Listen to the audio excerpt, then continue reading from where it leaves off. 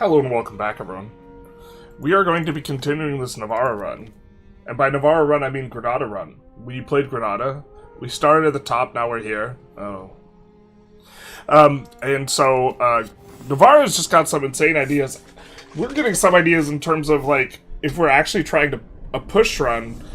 Aragon into Navarra actually is pretty hot. I think Castile into Navarra might be better. Castile can form Navarra. Navarra's tier 2, Castile's tier 1, Aragon's tier 1. Granada's tier 1, but Granada into Navarra into having your capital in North Africa for the slave raiding, like, all together seems quite strong, and that's what we did. So, yeah. Thank you. You're welcome. You're welcome. We will be doing some stuff. Now, I did a lot of construction in the interim, stuff like that's really tedious, like putting settlements everywhere, because that's a lot of clicking, and you can't shift-click the settlements into your subjects, even though we would love to be able to. Adding a couple of merchant quarters in the subjects. We put down a whole bunch of forts. Didn't click the button for this, because I wanted to show it on stream, but we will be clicking defensive stance on this. Probably not the best. Was taking a look at fort maintenance just in general, and the numbers aren't really that high, but we have stacked an enormous amount of the modifier, and this means that we pay basically nothing on maintenance. We have minus 81% because we went theocracy, and this seems to be one of potentially the super upsides of going theocracy if you can find a way to leverage this into a big advantage. We're building 61 forts, and we have no business building this many forts to try and do the things. And so, why don't we click through on some of these buttons? Here, we're going to go defensive stance. But just to point something out, belligerent stance is very strong. Source of war score cost reduction, which is not always a good or easy modifier to get. And earlier on, conciliatory stance is probably pretty strong as well. Not a huge fan of offensive stance, but it's maybe reasonable in some circumstances, but we're going to go defensive just because we've been stacking this modifier. We want to go to the moon. You can see we are adding forts. Specifically, we are adding castles not in the places that are important for us to defend, which is kind of an amusing way to play here. We are adding castles because they add 20 nobles, and these nobles consume more goods when they are in locations that have higher development. We're just putting castles down where we have higher development. Possible nobles plus 20. Love you guys too.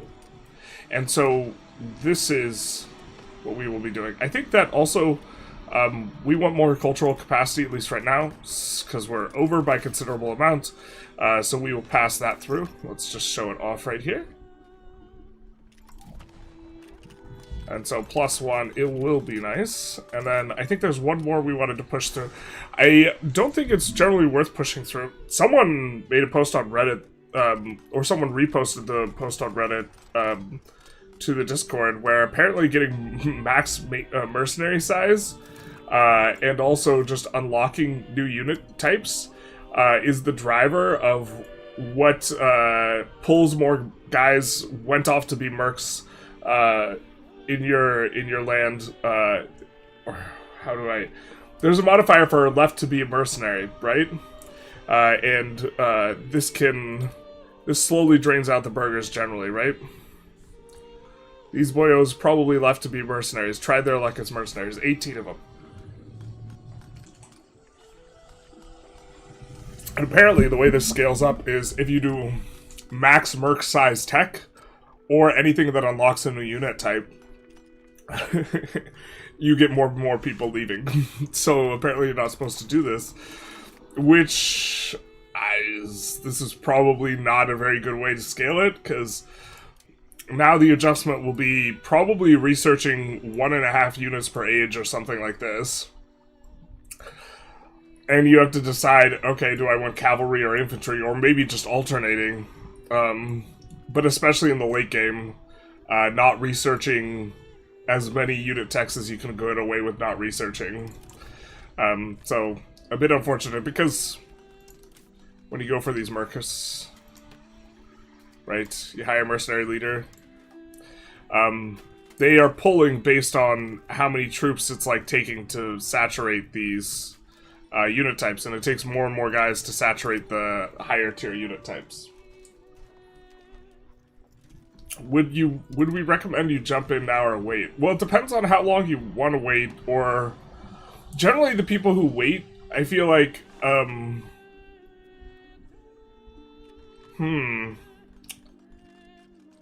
the motivations of the people who wait are, like, not my motivations, so it's difficult for me to give them good answers. I think we prefer noble estate satisfaction equilibrium, though, so I think we're gonna go this, as long as that's not going to break our free subjects. It doesn't look like it will.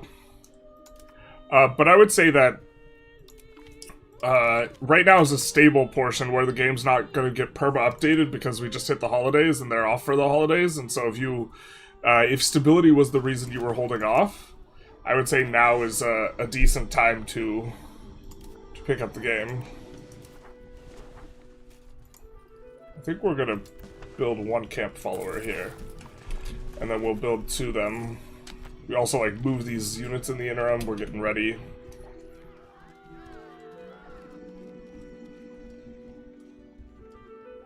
Enact the common language and language of pleading. I don't think we want that. We also don't want to lose stab. We don't want to make Basque the court language, though. I guess we just click that. Also, we stopped paying for this. I don't know why we were paying for it at all at this point, once we had done our flippy floppies. But now we're making over 1k ducats a month, which is a very nice breakpoint. Hey, this guy stays put. He doesn't auto-maneuver towards someone else. Woohoo. So, I think we're going to hire into this guy. Wait. Can you not hire a unit? Or is my brain completely turned off?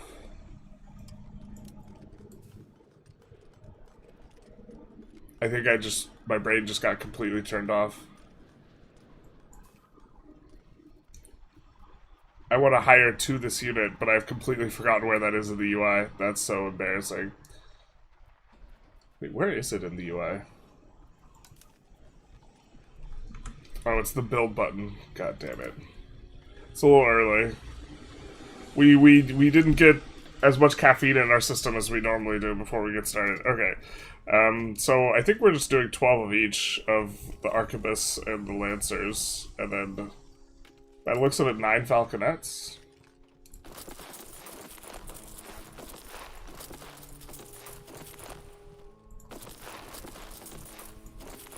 So let's do that. And this will give us a full unit that has all its fronts saturated. Which, to be fair, we would maybe want to recruit a little bit more, because that way we won't have cannons being part of the saturation. But I think this is going to be fine enough. And we're recruiting a little bit more because we're getting ready for war. Because Crown Castile has made this mega alliance, but the alliance is a little bit busy. They're a little bit busy getting bodied by France, and I'm kind of excited for the eventual raid boss that's France, and us maybe feeling a little bit pressured. So we could take Lugo or Tras os Montes as the war goal. I think we're fine with Lugo. I guess we should take a look at where's Tras. Tras os Montes. Tras os Montes is a little bit closer. Both have forts. I guess we'll go for Tras os Montes. These is, of course, using our subjects' war goals. We will call Tunis and be slightly stronger. But England has an absolutely massive navy. They have like 60 heavies, I think, if I recall correctly. How many heavies do we got? Probably less. Oh, just kidding. We built up the heavies just for this. Alright, so we'll do this. I think that we will also hide our navy.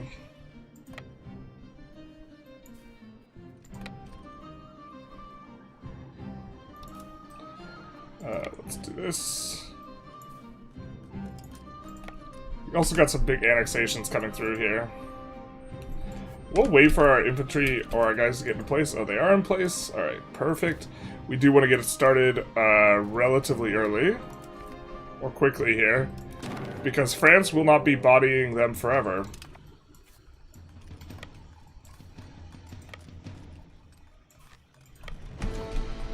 Oh, we should have decked on the 1st of the next month, but that's fine. Alright, so I think we... Do we assault here? Oh, they already have everything all raised. That's true. That's true.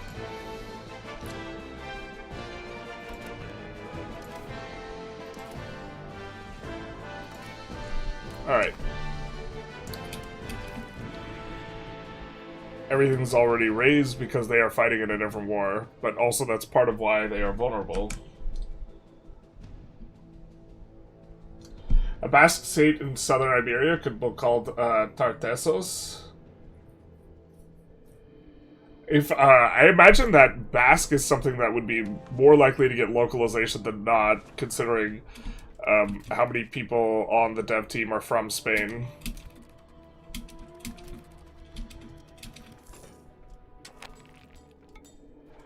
But we will get a quick little siege on all these territories and then start pushing up.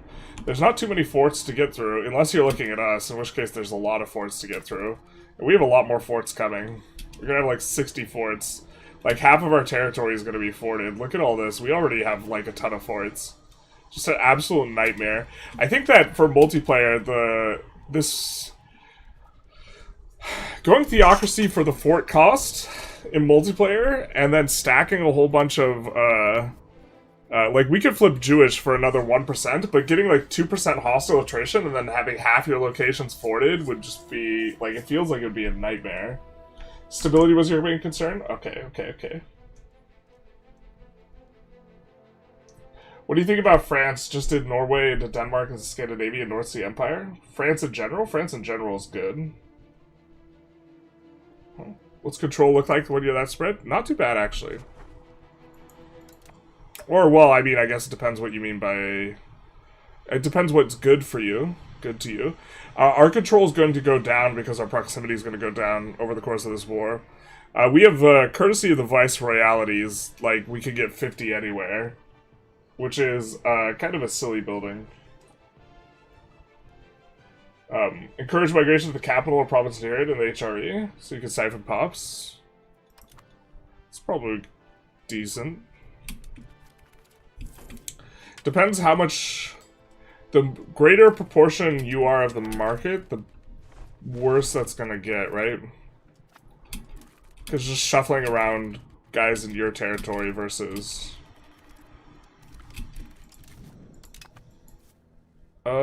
I think we'll just push towards Toledo.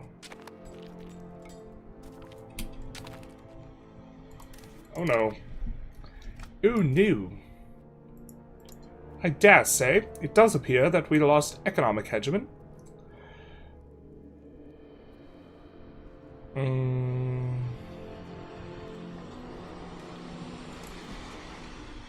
think we'll just dev province up Fez some more.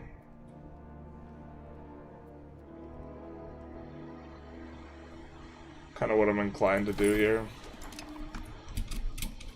Until we get some better stuff. We're gonna get some better actions. Actually, are we still Diplo Hedge? I don't think we're using that.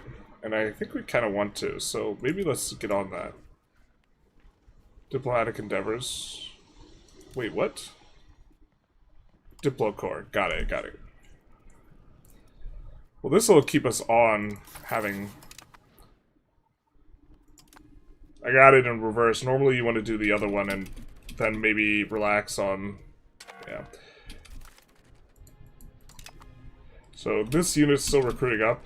We do have to be careful and not let our subjects get occupied that are disloyal. We do have some disloyal subjects because they can get separate pieced. And that would be a little bit nasty for us. But most of them are kind of in this like bottomish scrum, so... I think we're advancing in the right direction here. We're gonna bring this guy, shift this guy over actually instead of going to Toledo so we can free up the siege down to the right. Probably shouldn't have researched that tech because we're actually thinking of culture or religion switching. after we go Al-Andalus.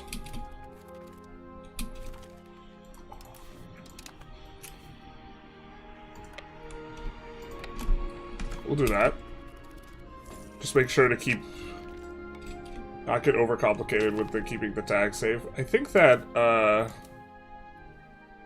we actually maybe could do this, and then set this guy to patrol.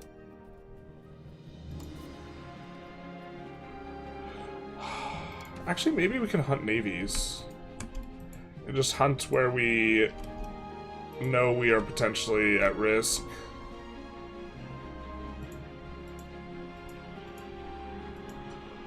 We'll try it. I think this is a little bit risky, but I really do want to have our boats getting us this stuff. The maritime presence. And so...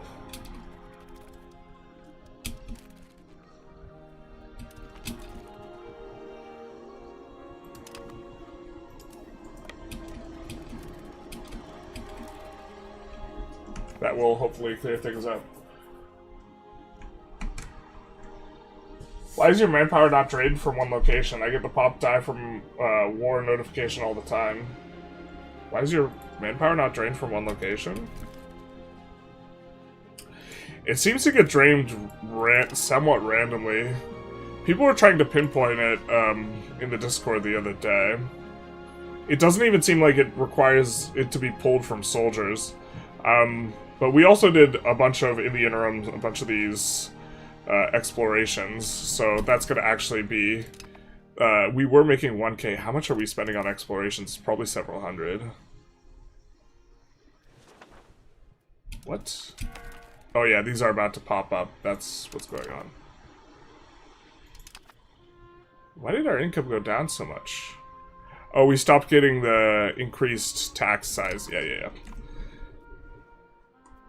Increased taxes on the burgers or whatever. Or on the everyone. And, yeah, these guys are just too occupied with France. And by occupied with, I mean occupied by the Truth Hurts. Has it ever happened that, has ever happened you that being in a mountain with forest in defense? Yes. Another levy army about 10% bigger than you attacks you, and AI wins without problem. Well, professionals, relative to levies, especially in the early ages, are actually kind of just worse in rough terrain. Because one of their advantages is, like, per guy. And when you say 10% bigger, I'm not sure if you mean 10% more units or 10% more guys. I assume you mean guys. And I assume you maybe had a somewhat professional army. And so if you have a professional army, then it can't really properly saturate the fronts when the combat width is smaller, or the frontage max cap is smaller. So that's kind of typical. If you have a mainly professional army with a lot more units than the enemy, you do not actually want to fight on like a +3, because the limitations to the frontage are more significant than the benefits of the die roll. Yeah. That's what we were afraid of. That's what we didn't want. That's that shit we don't like. But we are clipping navies. We could have... yeah, that's that shit I don't like. I guess maybe we could let the guy patrol a little bit first. Maybe that's the issue.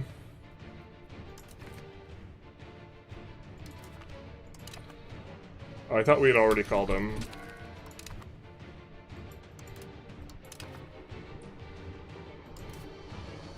Not sure we told this guy to venture this far out. Oh, didn't need to call him in versus this, I don't think.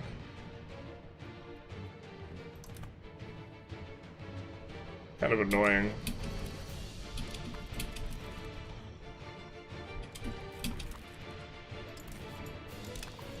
Alright.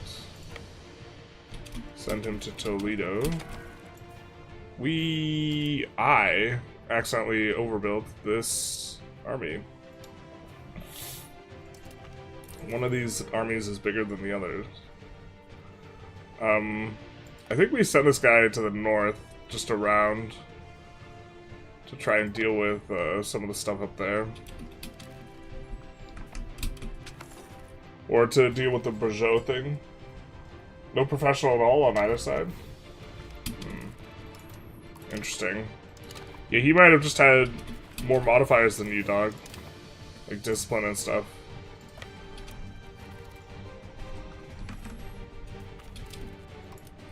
That would be my guess.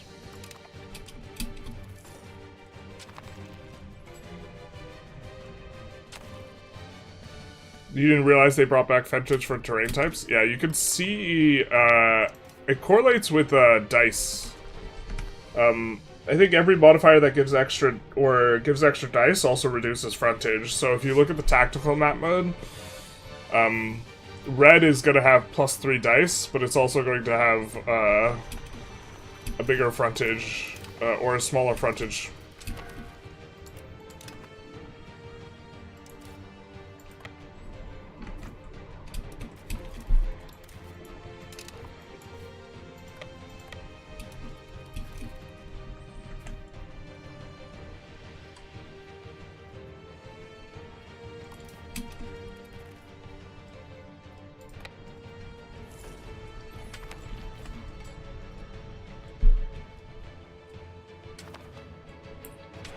That is kind of coming on up.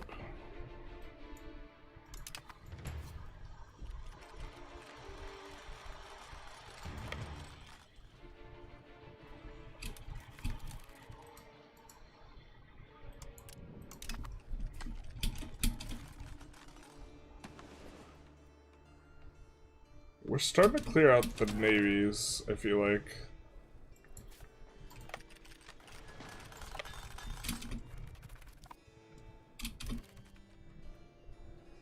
Alright.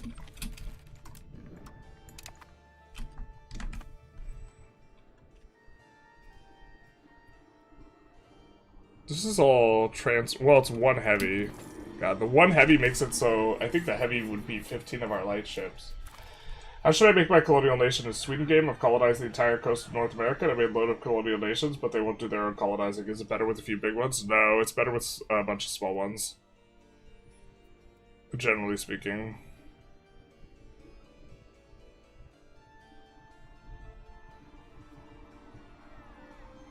So, research progress on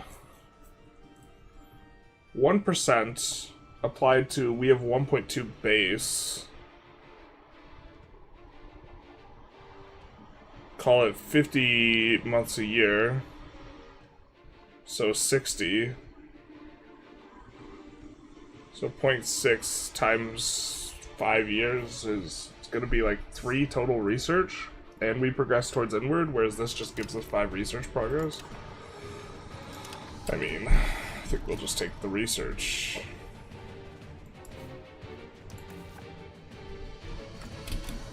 Of course, the place is well fortified because it's our fort. I feel like I'd like to see the fact that rebels get control over your forts immediately, like, but simultaneously are just really, really weak militarily, I feel like is... You'd ideally want it, like, the other way. You know, where rebels are really strong militarily, they get a ton of units. They get a portion of your army, but they don't necessarily get to control your forts. Maybe that's just, like, maybe that just doesn't make sense for some reason.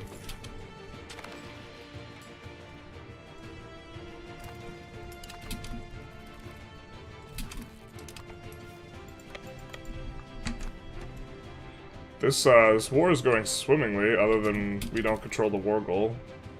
Other than it's not. Well, let's repair up. Yikes. I feel like, there's 33 stack, man.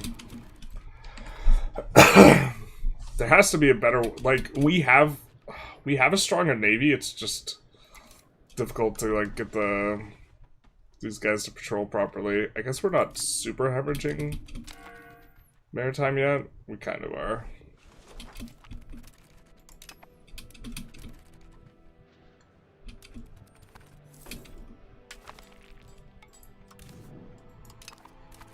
Getting some maps, brothers.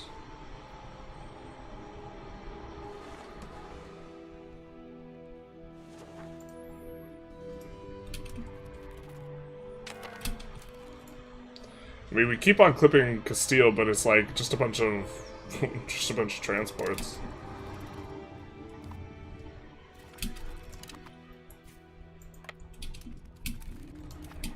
I still need to think through that like mercenary revelation, but that leads to like some gameplay patterns that are just like really counterintuitive. Personally, I'm not going to play Flanders for that fine cloth and production efficiency. Are there other nations with that type of thing? Yeah, I mean, we're playing... We got some good stuff from both Granada and Andalusia. I mean, if you're asking about just actual production efficiency bonuses, I think Netherlands just starts out with 5 all prod. Or Holland.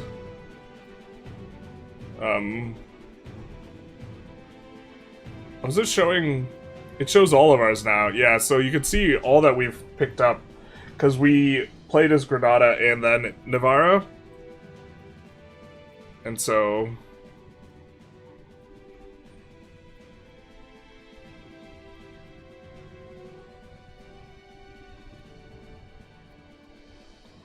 It's going to show all of our Granadan tech. Yeah, it's going to show all of our Granadan tech. We actually have 2 monthly literacy techs, and then here, now we have Navarra.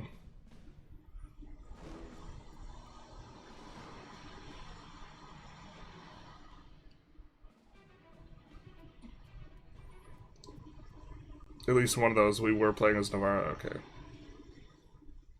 That's interesting that you could get all the... You could play as Spain and then swap your primary culture to Basque to get all this.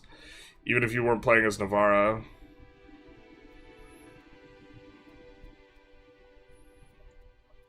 But... Very excited for getting more monthly development. We're gonna have 0.004 monthly development, not from prosperity, flat.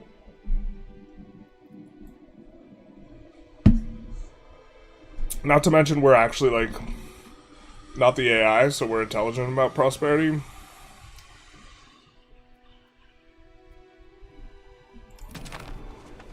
So if we take a look, we haven't researched the tech yet because we're not in the age. The age is coming up though, but Marinidad Division 0.001, Urban Development Grants 0.001, and then Sunni Maliki 0.001. Very strong.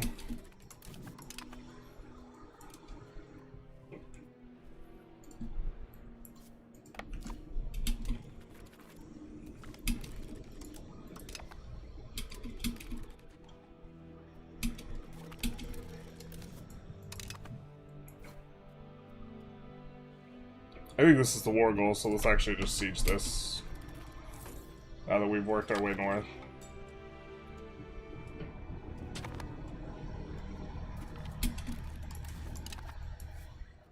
Let's work our way towards this guy, I guess.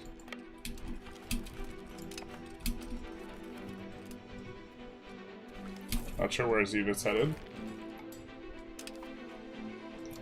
If you're asking about cloth and fine cloth specifically, though, I think there's some India tags that get the bonus. Also, some of it's on the Indian culture, so like Bengali culture gets a bonus towards either cloth or fine cloth or both. I can't remember.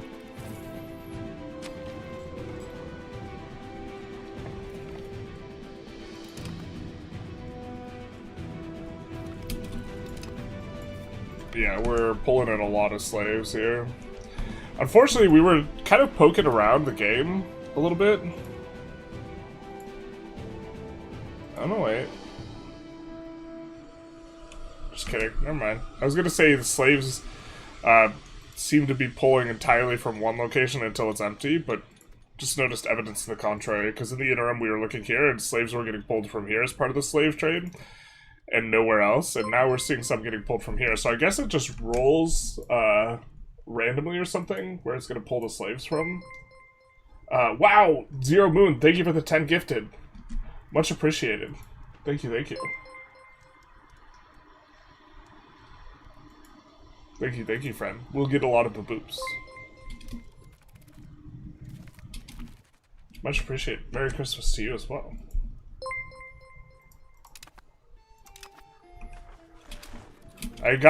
Someone gave me a code for EU5. I gotta set up, I don't know how to set it up. I gotta set up a giveaway for it for Christmas.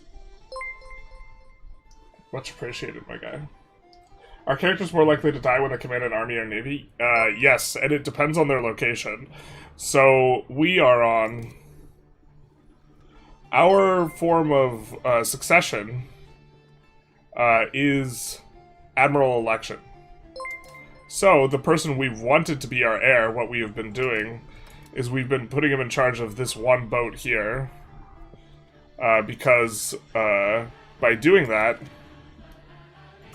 we make it so that he is an admiral, but by keeping the boat here, he is inside the Malaga location, and this Malaga location has a hospital. It has the building that it has Lazaretto, so he's less likely to die from disease, and he also is the hospital. I think gives where's the hospital? Gives extra life expectancy. And so this will also help out. A lot of your locations, when you get the tech for life expectancy, it goes on your locations. And so if your guys aren't at home, you won't actually get the life expectancy. So if you're generals and then you're like tromping through whereverville, you're not going to have the modifiers.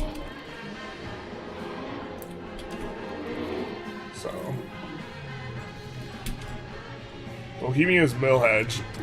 We were looking at the interim. Nice. Alright. We're starting to pull away from using some of these dev province interactions. I think we're going to go for Suez, because this is one of the few places where we control... There's also maybe like a world where we flip back Andalusi. The thing is, if we flip back Andalusi, we lose this. And this is just so insane.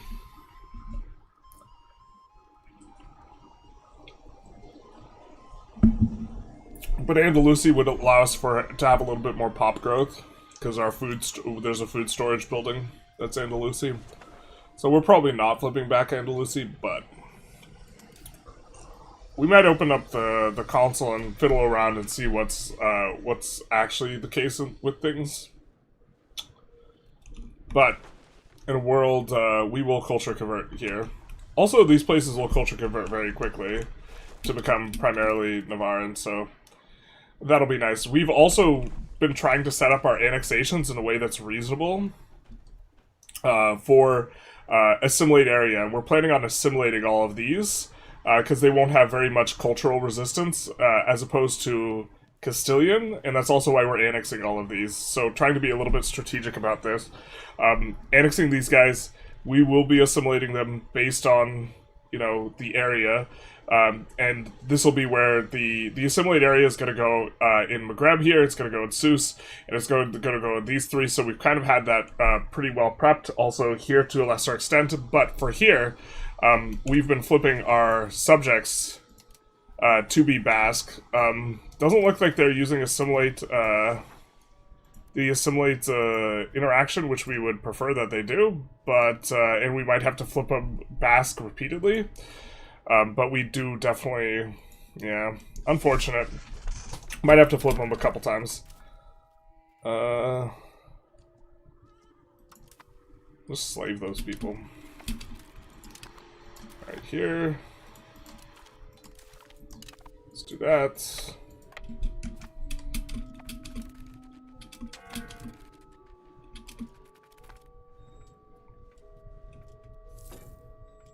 I think we haven't, like, fought, like, one battle. He's just been Castile running around, going after our subjects. Maybe we can help him here. Does look like that's what's going on here. Yeah.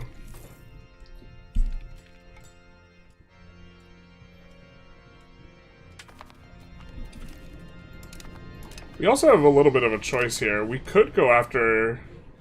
I think that we just want to form Al-Andalus as quickly as possible, but we could go after, like, two Sicilies and stuff like this a little bit more, and separate piece them and do all this type of thing. I didn't even realize where it was, Boho. The thing that we were going to show off is Bohemia just has way more guys than the next guy, except for we actually recruited a bunch more troops since then. But interesting to see them have way more guys than France. And so curious how this kind of works out. How do slaves work? My slave center doesn't produce slaves. So in order to enslave people, they have to be not an accepted culture and not religion, or not your religion or a heretical religion. I think no, you can enslave some heretical religions, but not if you're Christian. And so there's that. But also, if you build slave centers, they're foreign buildings. They build over in other people's locations. The AI will just close them. They'll say, you know what? Forget about this. We're just going to close the building. And in fact, they'll even delete them, because we had built some slave centers. I think we built slave centers? No, we conquered the land the slave centers were on. But they just close them because they're not profitable. And they're basically impossible to get profitable because all the demand for slaves is from trades from somewhere else. And when the demand is from somewhere else, it counts for less, so the price of slaves stays low. And then all the supply, or often a lot of the supply of like the arms and weapons and the inputs for the slave centers is going to be what is it? Here, let's open it. Often a lot of the supply for this stuff is going to be... Oh my god, my brain. The supply for this stuff is often going to be coming from somewhere else, like it's going to be an import. And because that is the case, that will also often make the building less profitable because the prices will be high. Because supply that is from outside the market is not going to push price as much. And so what this means is the building's often not profitable, and when it's not profitable, the AI just closes the building. And so what you could do is you could subsidize it and it'll reopen it, but only for a few months. But also, if they don't have any eligible pops to grab, then the slave center still won't be able to enslave people, I don't think. I'm not 100% sure on that. But very often there are eligible pops over here. I think they actually will enslave people of their own faith, though. The slave center building. But often it's not functioning for other reasons. What determines how far you can push a value with a cabinet member? I see the number, but I don't know what determines it. So whatever your trend is, so you see here 0.29, you can push 100 times that before you hit a wall. And so we have, we could push towards 19 quality, but beyond that we need events and stuff like that. I stop using my rulers in general once they go past 40. Yep, makes sense. Because they are very likely to die because they will be traveling through territory where you do not have a good bonus. It's bugged. Subjects shouldn't flip culture after enforce. You want addressed it? It wasn't bugged for the Kilwa run.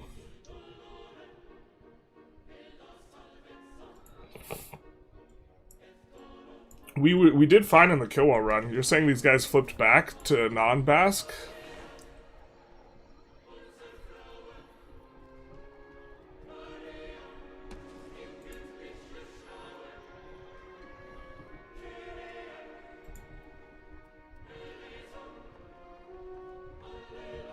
This guy went Lutheran.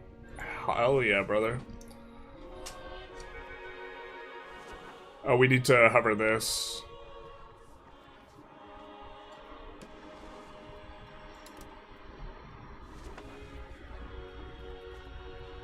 He's still Basque. Basque.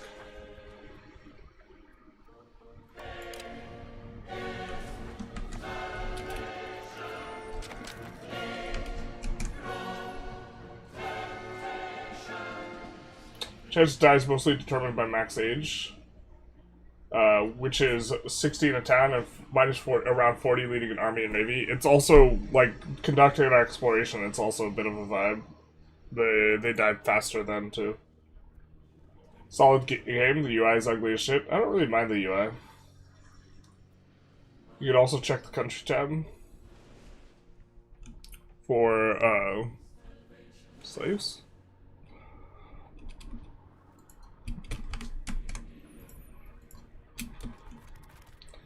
Alright, this will be done soon.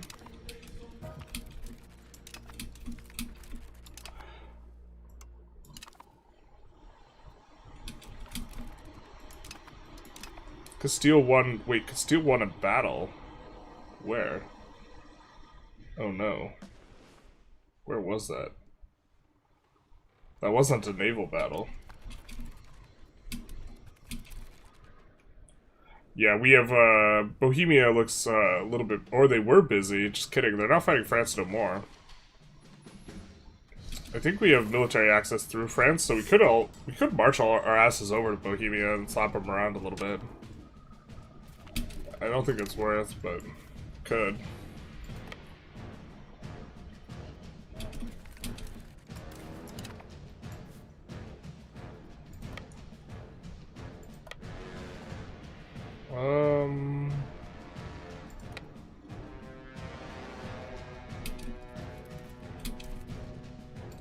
Let's go after the army, I think.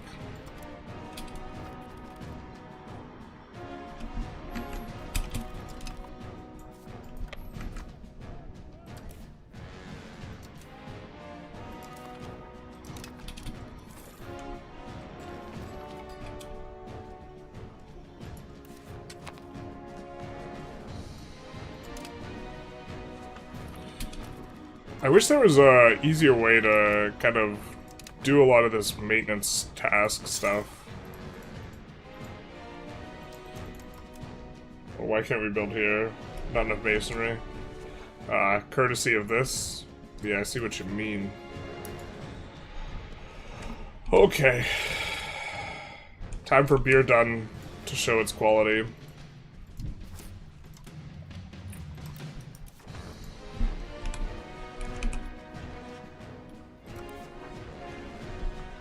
Help this brother out. It's clay, you say? Let's build more masonry here. We are going to start supplying other markets out of here as needed to try and make sure we can, you know, build stuff. Kind of a typical pattern. Pleased to see the AI be a lot better at kind of resolving issues in their market, but I guess maybe not. We saw them doing this before. A lot of our most valuable trades are actually just Chile right now. You can see here in Fez. We're importing a whole bunch of chili. We have one massive import route from Chile. It might not be local, but importing 29 chilies. And then all of our most profitable routes are arbitraging it. And it's the AI doing it, which is kind of neat. We also are importing it to Granada. I don't think we have too much going through... Yeah, we don't have too much going through, Lisbon. But that's okay.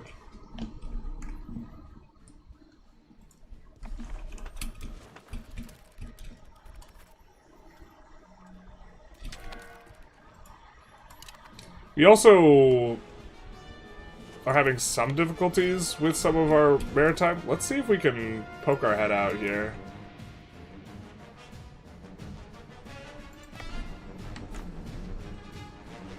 Because I think we clipped a lot of the navies.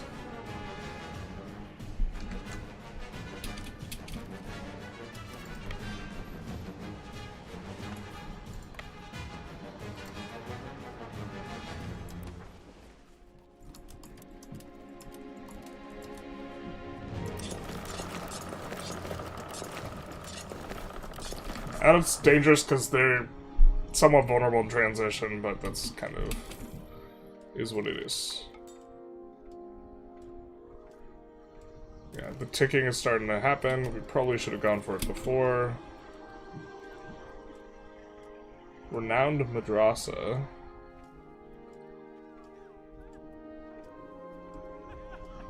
Sure. We're not scared of that one location.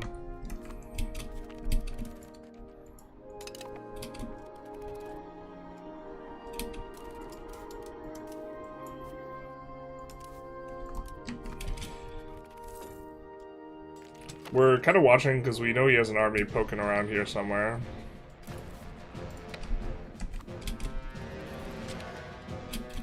There it is. We ask it where it's going. Where you going? Nowhere. Because we're gonna attack it. Yep. It's going nowhere.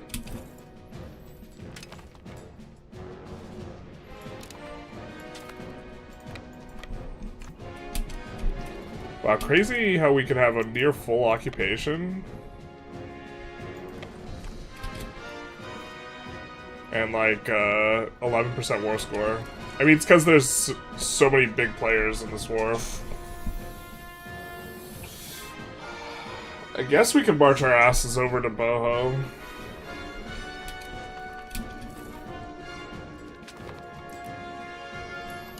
The Pale.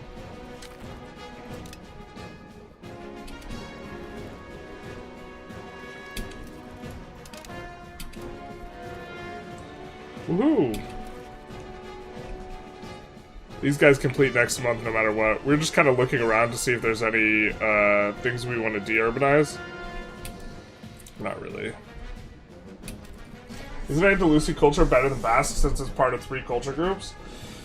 It depends what you mean by better. In the sense of culture groups, yeah, but we need to be Basque in order to get this.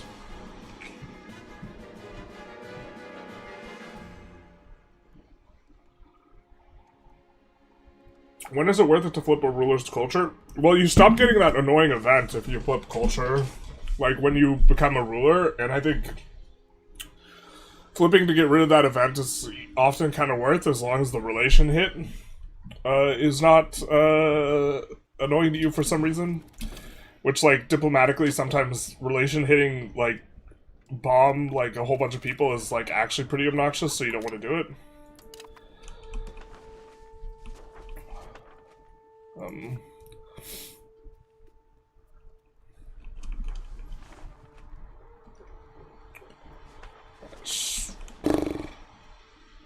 The farmlands, coastal, flatland sugar is probably okay enough to keep as an urban location. Having difficulty with masonry in this market though. Tortosa. Alright, well.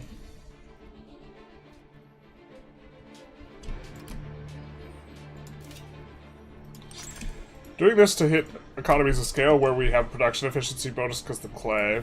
Let's double check that these guys are on clay, because very often they're...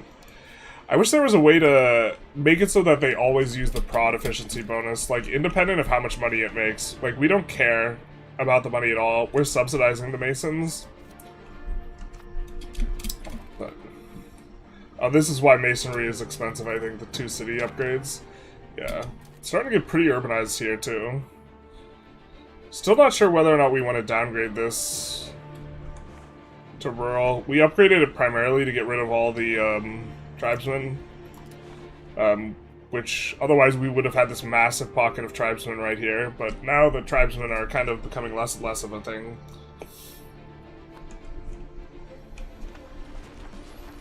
Let's see, culture conversion's starting to come through. A lot of these places have really low pops, so they should be able to flip to majority Basque pretty quick. And if they're majority Basque and also majority our faith, that should help out a little bit. Stop assimilating Suez. Alright, so that means we're no longer the hegemon. We'll just go back to deving the capital province.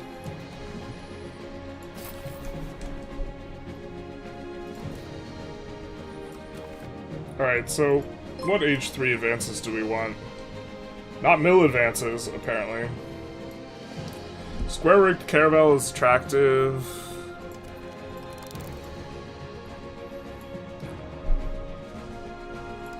That's actually a nice one. Well, actually, is this just more cannons? It's only that they move faster? Bro, do we care? I'm not entirely sure we care.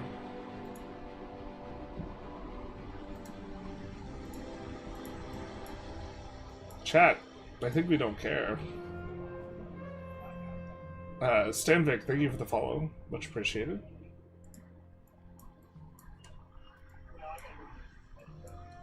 We do want this eventually, but we don't have... Well, actually, no, we do have gold and silver production now. Yeah. And the disease resistance is nice when the slaves go to Morocco, actually.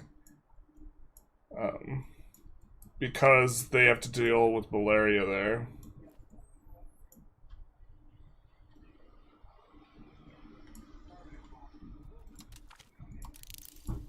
Just picking up some text that we know we want.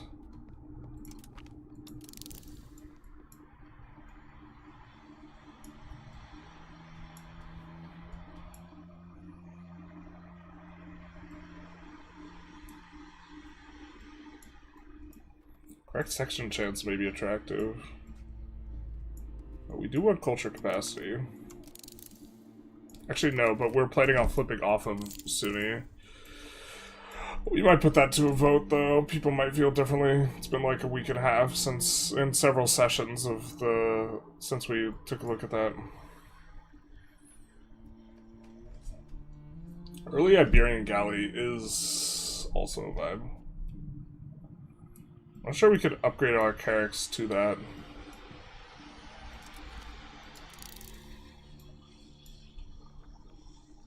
Okay.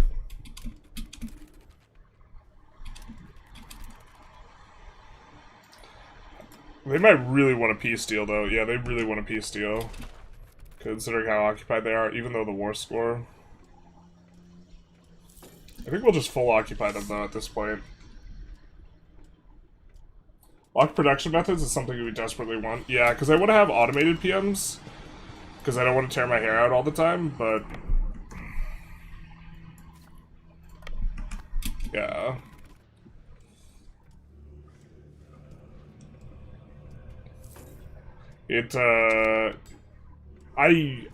Or like a logic where, like, I could say, look, I don't care about the money on this one at all. I don't know.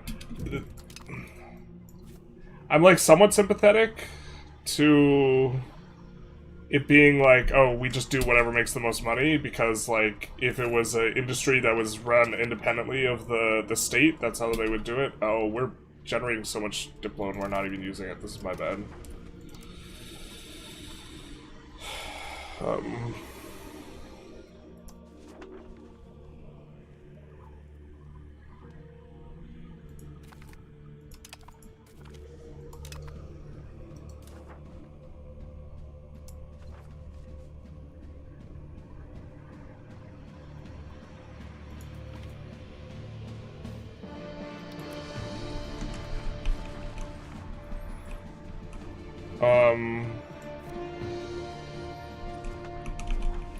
We're just thinking to ourselves, what do we maybe want to leave unupgraded? So we're gonna shift over whatever it is. I don't think we're really using enough horses to want the stud farms. So, kind of just considering the wheat, de-urbanizing the wheat. Specifically yeah, I mean, let's de-urbanize the wheat. I'm not 100% sure we want it de-urbanized, but I think it's close enough. And this will decrease the cost of urbanization, or of annexation. Basque is the dominant culture, though, because we flipped them Basque, so we will annex these guys relatively fast. 6 years. They are using Dev Province, so it'll be a shame to see him go, but at this point, we are getting an additional 0.2. And it's just going to be very valuable considering where our capital is. Like, some of the most valuable territory we can annex. I think we're annexing this guy soon, too. He's not Basque, but we don't necessarily need to flip him.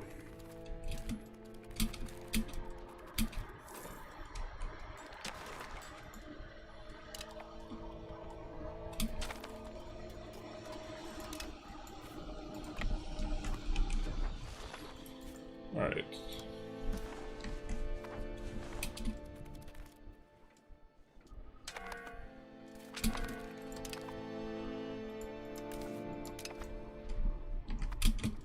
I don't think we need to wait for these sieges.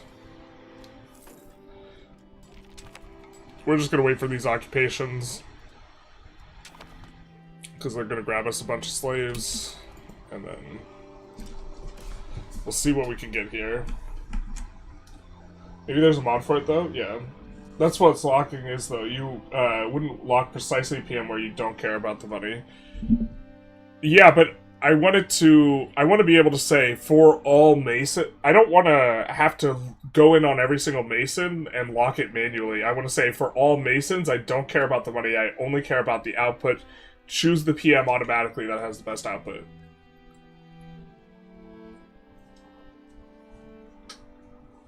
Coastal wheat because fishing villages? Yeah, if we stack fishing village and farming villages here, that's a lot of food. That's kind of what I was thinking. We also might start urbanizing cotton a little bit more aggressively. In theory, we can get a lot of cotton from the New World, but in practice, we tear our hair out because the slaves don't work properly. We have 2,000 slaves. The slaves end up working in the RGO.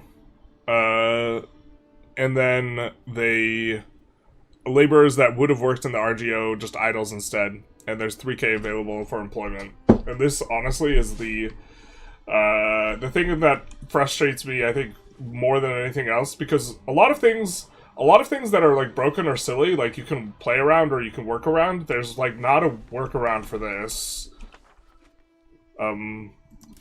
Except you can swap off of, like, infrastructure that most profitable, I think, and then that will change the way the slaves choose to be employed.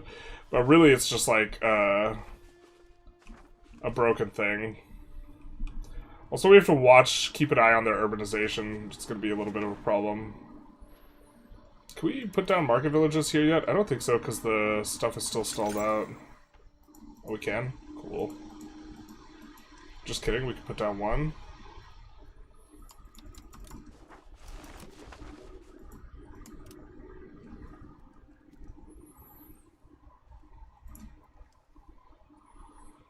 You can see a little bit where the AI is adding colonies themselves. Oh, looks like they're deleting maybe some of these market villages. We don't like that either. That's the shit we don't like.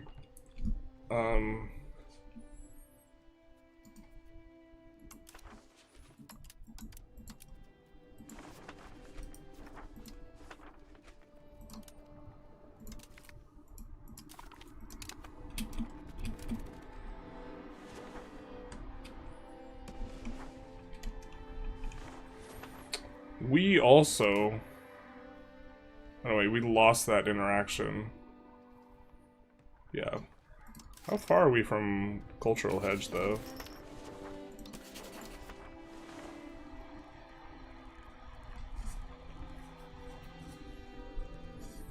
Not that far off. We're gaining influence at a pretty good clip, too. We'll probably have it back soon. I wonder what Goryo's up to. Korea's gonna be caked up this round. Let's take a little bit of a peek. Yeah, Japan's getting their Sengoku. Chen got it done. Slaves don't work properly is definitely a vibe, yeah. In what situations is it better to urbanize the food RGO? fairly often if it is not an 8+ food RGO. But also, food effectively buys you urbanization. All other things equal, generally you prefer urbanization, but if you don't have the food to support it, then you don't want the urbanization, right?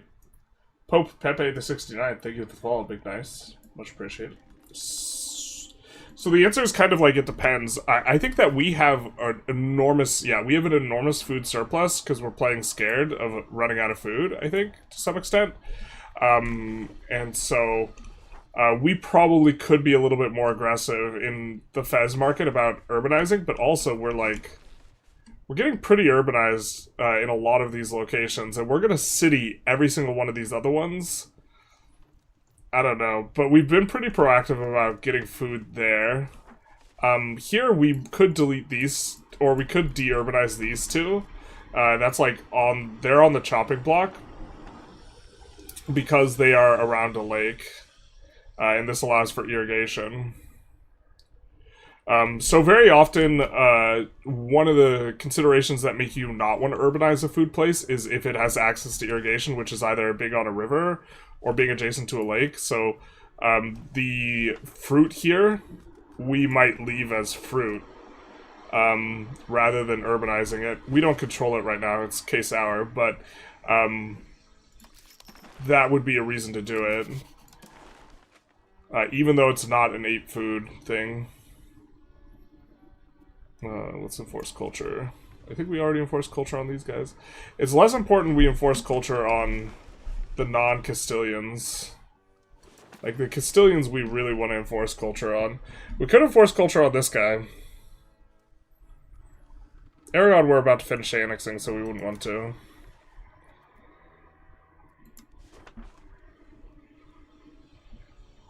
Cadiz, I think we do want to annex. And then, is there anyone with whom we have bad relations that's a subject? There is. Yeah.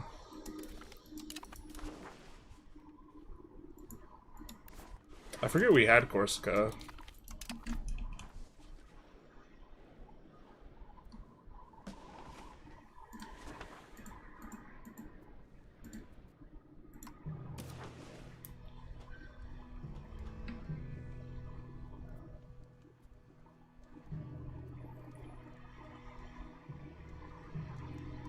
I think we take this to deny it to France, potentially.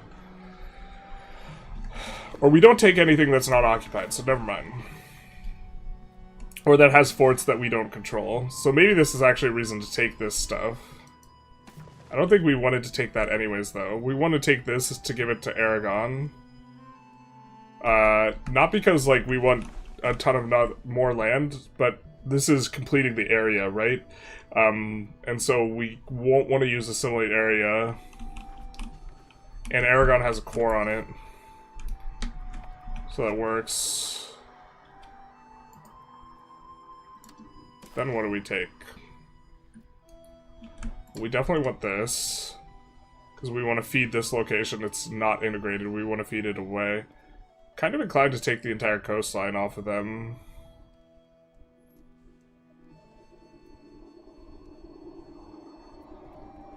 What's the tag look like for us? We're in pretty good shape on the antagonism front. Just in general. Is OPM Vassals the most efficient in regards to Diplo/speed? Yeah, because you annex them way faster. Or, sorry. If you have a lot of Diplo, having smaller subjects pressures your Diplo more, your diplomats, but gives you more cabinet actions effective. Shouldn't the size of the vassal be based on cabinet size for integration? Yeah, if the vassal has the much smaller modifier, you annex them much faster. Same if they're your culture.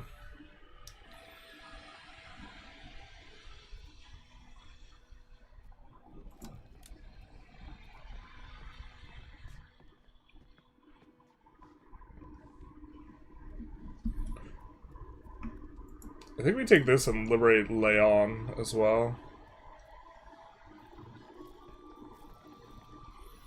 Gascony is attractive to give us claims on France. It's less attractive if France attacks us.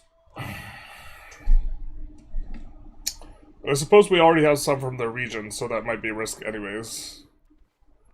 And we can also release Toulouse. These will cost us a lot more war score, but if we don't want to run up the Antag as much, those are decent grabs.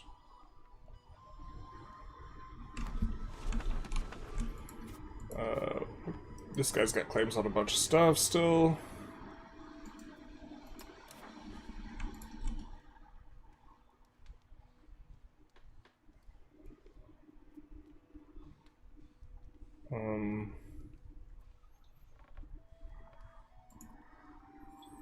Yeah, I don't mind moving us. Well, it's so much.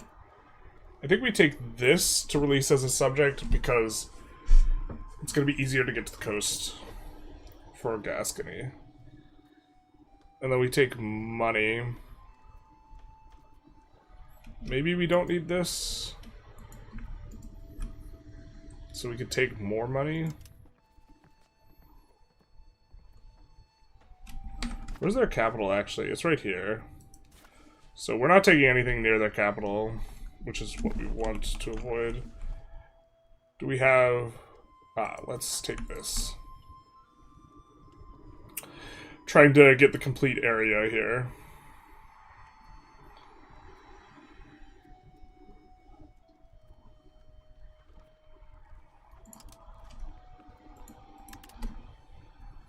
And we can force them to pay war reps here. I think this looks good. Probably not like perfectly optimal, but nice for trying to go Al-Andalus faster.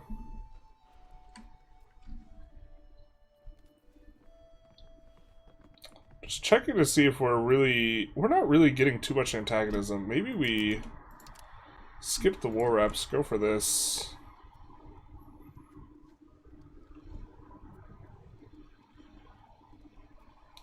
You know what we could also do is release West and East Asturias as independent nations. Yeah, and then release Leon as the historic. That way we have the coastal guys easier to annex. And we still get to do Leon, and we also give them the province of Leon, which feels good, and we get to completely encircle. Yeah, I think I like this. In which case, we do have to wait another little tidbit to grab a little bit more stuff. What have you done? Uh-oh. Uh-oh. What have you done? Alright. Yeah. We'll wait for the enslavement to happen here.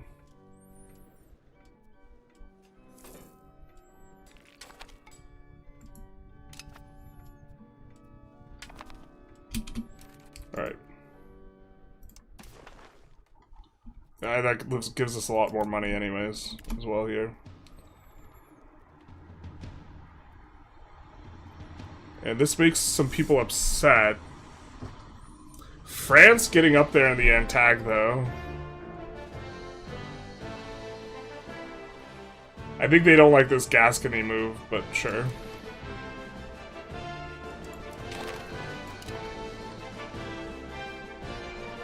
It's a hug. Alright, we have a lot of housekeeping to do. I think we'll look to park some on Granada. It increases our control when we park an army in a spot. We also don't want to park too much of the army.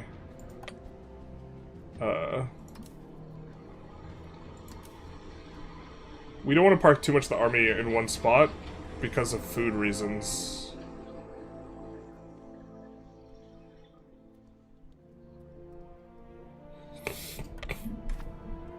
And then I think all of our ships are doing their thing, but this is our weakest spot.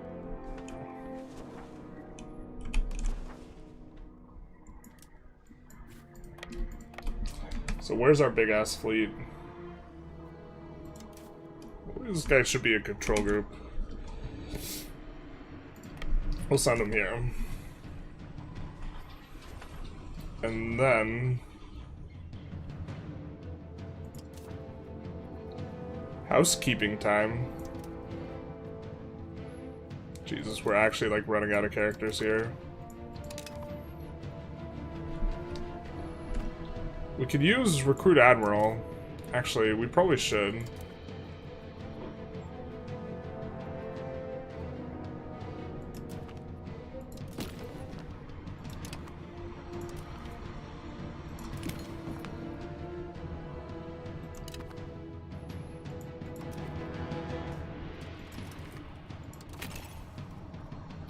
God, their stats suck ass, man.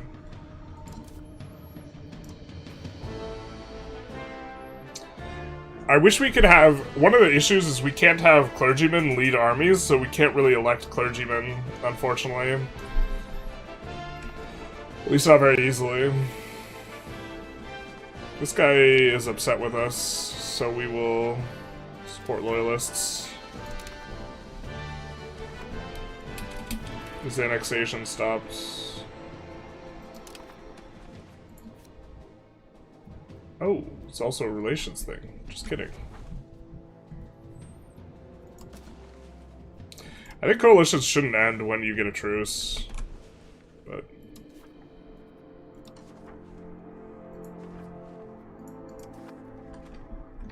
Toulouse there?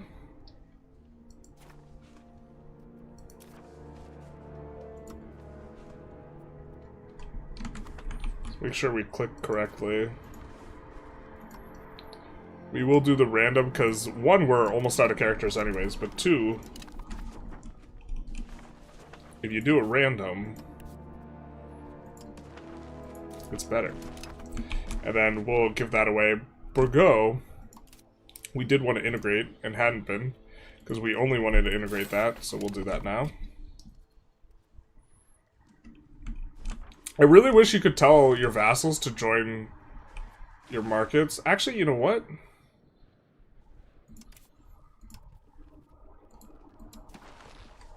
We won't do this. We're gonna give away this location. We're just gonna move the market off of it for now.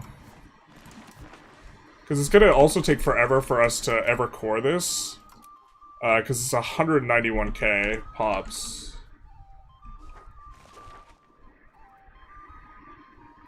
So, so we would have to culture convert. Even if we integrated, the culture conversion would take forever, so we could just not do that. And instead we will feed this guy the province. And we'll just relocate it to... I guess here is the closest that we have. Not exactly the ideal place for the market. We'll get to see the market kind of rework itself a little bit.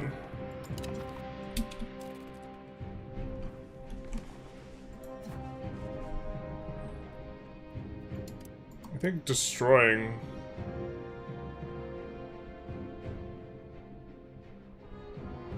Does this scale? Why is this smaller?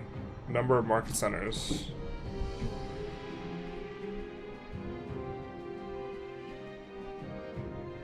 Oh, this has like a floor. Nice that this scales down. So actually we want more market centers to make that cheaper. Although we have the cost to destroy it right now. It's kind of a little bit annoying. No, we don't want to... Alright. But now we can just give this up. Although, we should have probably made this the capital, if we were going to do that. But okay.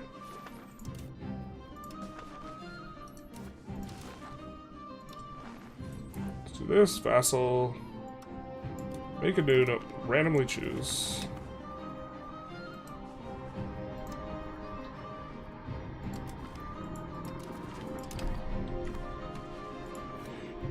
Seed province. I find generally they're usually a little bit more active about dev provincing and stuff, if it's a historic one.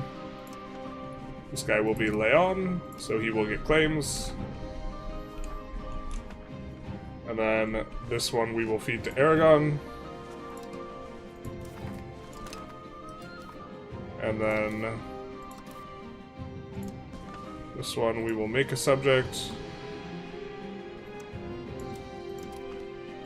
Making them randomly is also an exploit. Because when we make them randomly, they can roll fiefdom, even though we can't create fiefdoms. So you see how we have a bunch of fiefdoms? That's because we used random. Oh, hey, Tarkus. The antax scales with control? I think so, yes. I'm not 100% sure.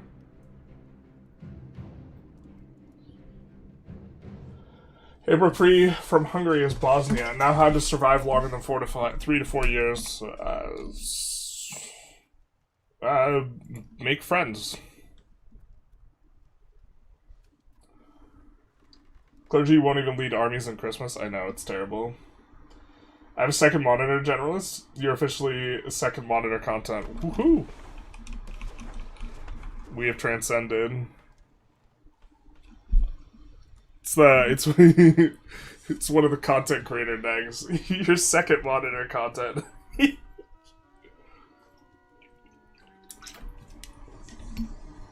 Got him. That's referring to. We had an extended conversation on chat about nags.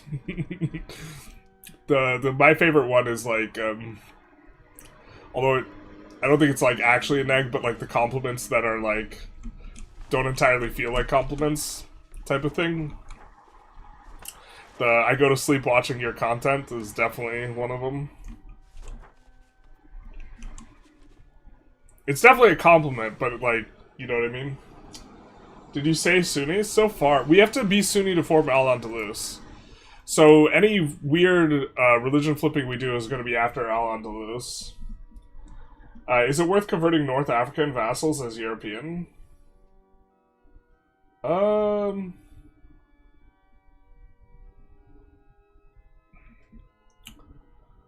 Probably not, unless you're annexing them. How do you feel about every country being able to colonize? I don't think I hate it, really. The thing is, they, like, kind of... We played an earlier version of the game where India would just go on an absolute rampage and colonize everywhere, and the reason they don't now is because they don't actually get the maps. There's, like, a game setting.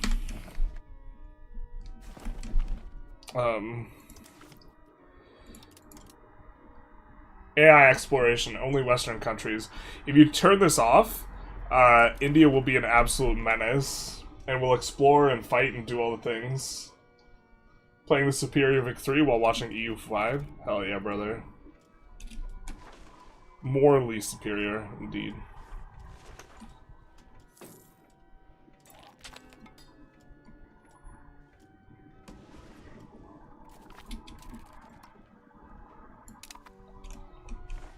We could also maybe take a little bit of a look at what we could do with some of this new land.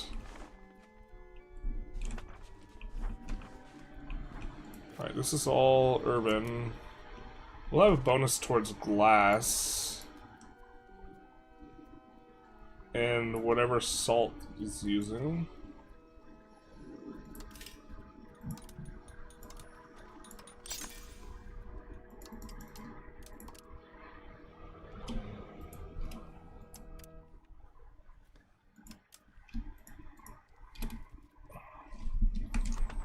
Did I see... Yeah, we're having food problems. So... I think we're going to set this to auto-expand using our mod.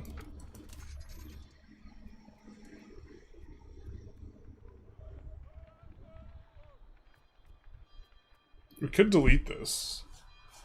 Can recruit regiments. Monthly manpower. No, this is just a good building. I thought that this was... No, yeah.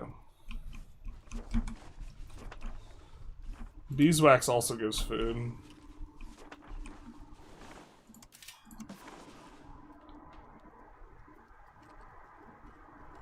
We do have the food price collapse. So... let's grab the rice.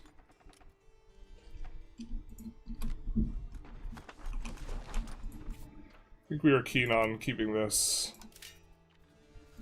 Let's do this. We're already auto-expanding the farm there. Olives we're very likely to upgrade. Looks like AI has also deleted some of our fishing villages. Or sorry, market villages that we'd built up. AI doesn't appreciate that you get more dev.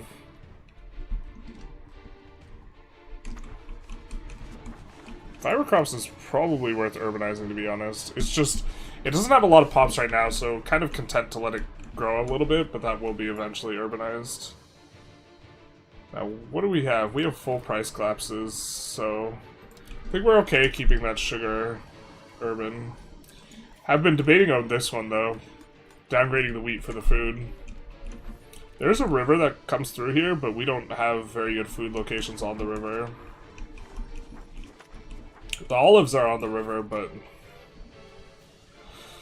olives we might replace with a different food RGO, but then this Tortosa into Caspe into over here probably want this urban. So I think we're going to urbanize this at this point, which doesn't help us out with the food, but like we do want to make this a food place. This is a subject territory, but we're still going to add a little bit here, because we do want to try and right this ship in terms of the food. We're not that far off, though. We could also ship food from, like, Fez. I think I like that, actually.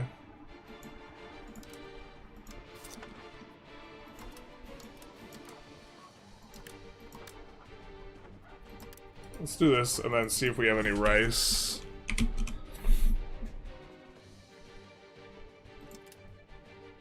We don't.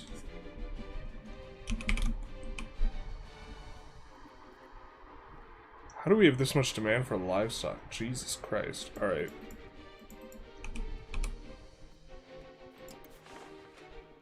We will ship livestock, or this way. So that'll be 24 more food heading this way.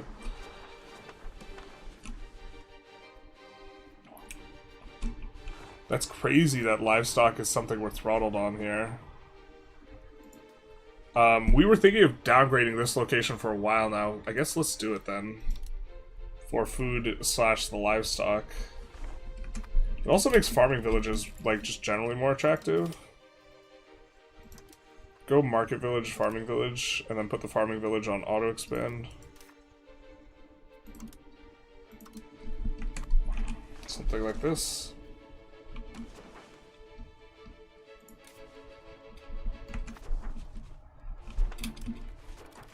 AI is gonna need to think for a second about the Biana market.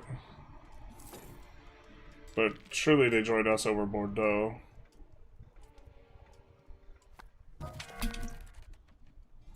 That's kind of not ideal. This guy doesn't have any kids either. God damn it. Why are these guys...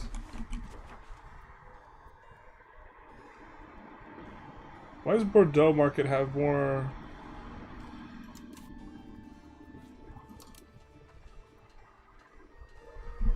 Okay, well, let's come in here and do some things.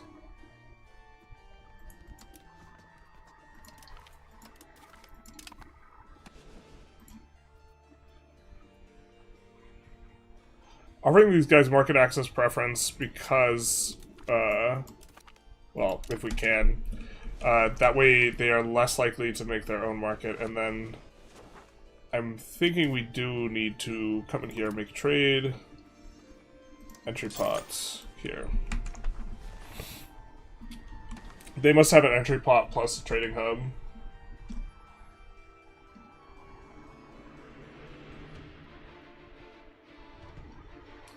AI loves to form markets around Valencia and that immediately starves to death. Yeah.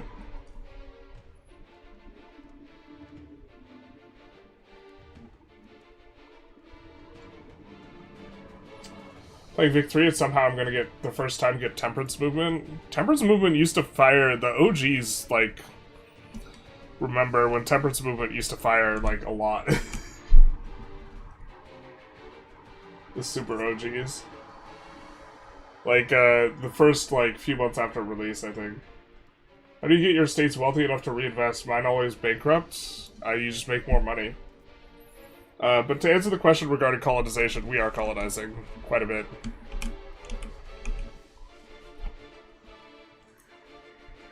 And right now we're doing a lot of exploration. We will also get Castile's colonies when we conquer them.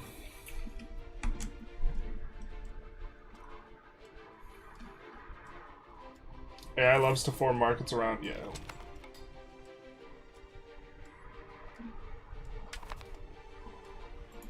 I think there's multiple auto-expand mods. I forget which one we're using. What exactly crashes a personal union? So if you have a different... Generally, it's if you fight them, it'll crash it, but if you have a different succession law, that will also break it sometimes. Sometimes you can have different succession laws and it gets the same ruler, but when it doesn't, then that, yeah, breaks the union. Alright, are we still okay with food in Granada? Yeah, we are. Despite having soldiers there, and now, okay, we're way more okay with the food. Is this market okay with food? It is. Just needs a minute. I think the Prosperity's got some issues from being occupied. After having collapsed price of goods, could you explain what you would choose to urbanize good high control candidates versus place down gravel roads? Well, the gravel roads is force multiplier for stuff you already have. If you don't have stuff, then it's not going to, like, force multiply. So it depends on what you have downstream.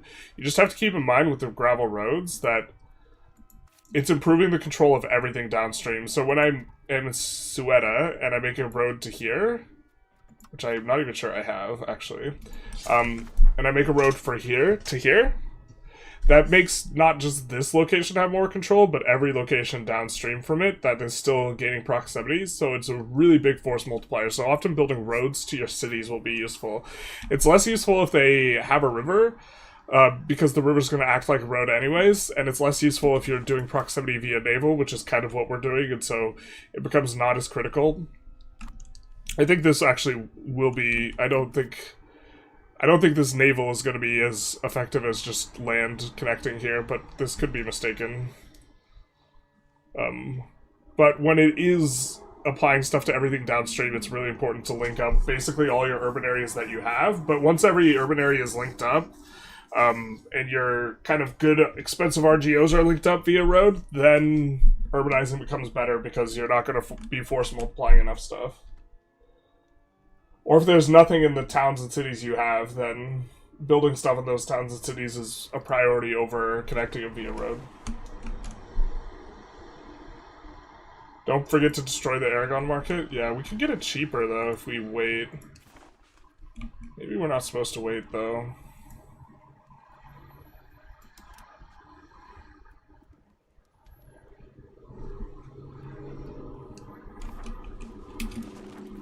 Also would really get super annoyed if they joined the Bordeaux market or something.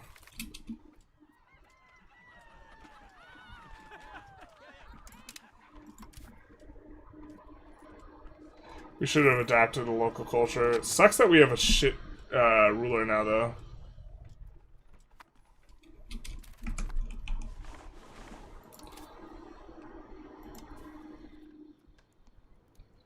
Our successor looks kind of the same. So I think that we're going to put our ruler in charge of the navy here. Just because our successor looks like shit. For the little bit of extra crown power. So it should go up from 21% to like 23 or 24. Bueller. Did it get applied immediately? No. Alright. Cadiz is disloyal.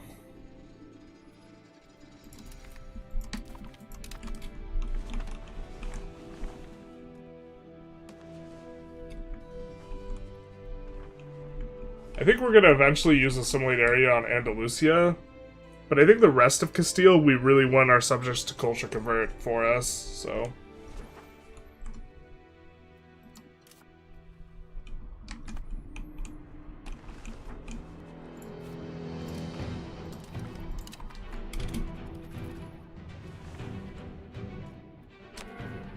European pops eat more wheat than normal, so North Africa should always have spare wheat for export. You've theoretically beaten the game since you placed null era ducat count.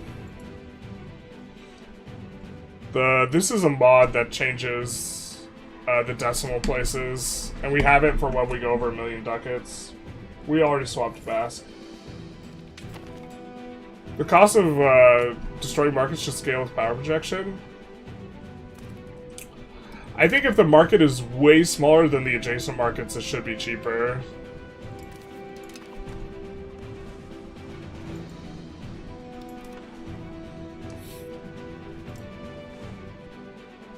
God, it sucks because we have so many priest characters that are decent, but we don't have a succession law that allows for them. Maybe we should get off of this admiral election.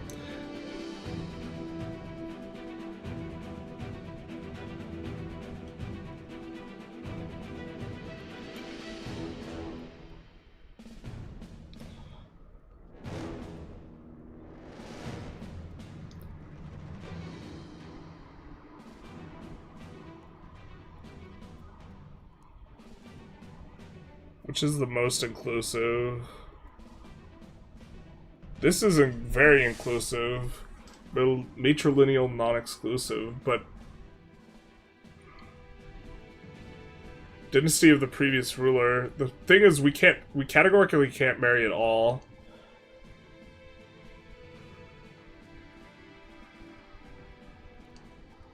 I suppose that's fine though. We don't necessarily like that it's super rewarding military traits. Grandmaster Elective is more heavily weighted effectively towards ability, but it wouldn't be able to consider other estate types. Or the burghers, rather.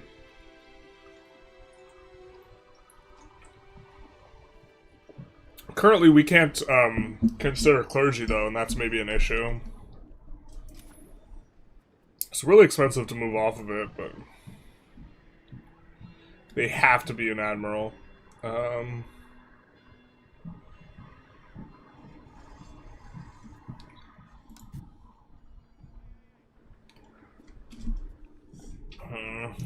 I think this is one of the terrible admirals we made as well.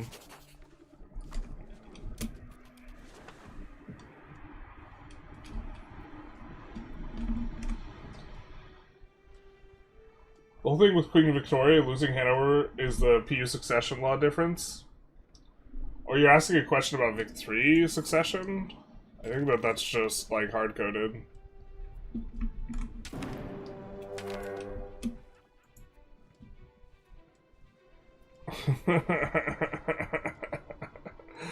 What type of war is this, my guy?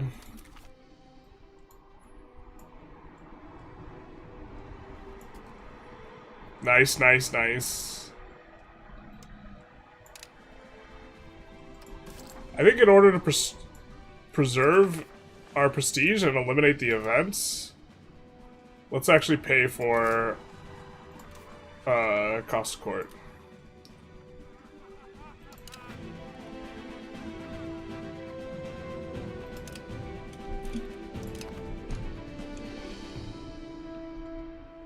Oh ho ho ho ho!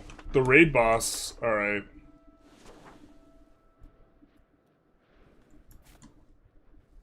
Our time has come.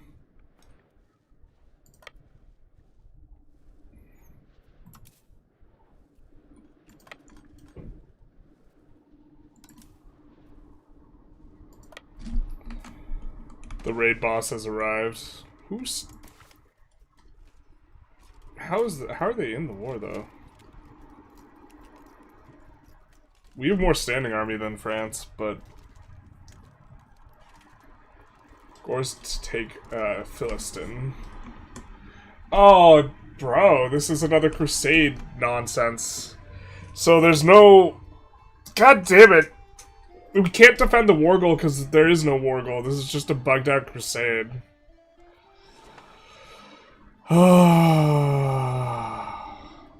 And a whole bunch of Catholics are very likely to join here. Alright. He had me at hello, I guess. I don't know. But we do have to get to 50 prestige in order to upgrade to kingdom, which we kind of want to. Oh, now we have to hide our navy everywhere again. Maybe...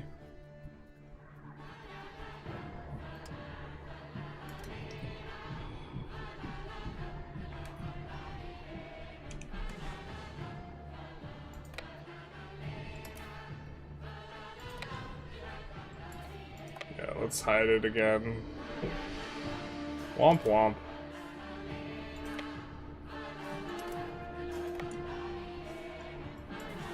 Maybe that'll mess with the ones in Lisbon in here. It's kind of far back, considering who's in the war. Maybe France messes with them. We'll see. I also think more people can join here, so...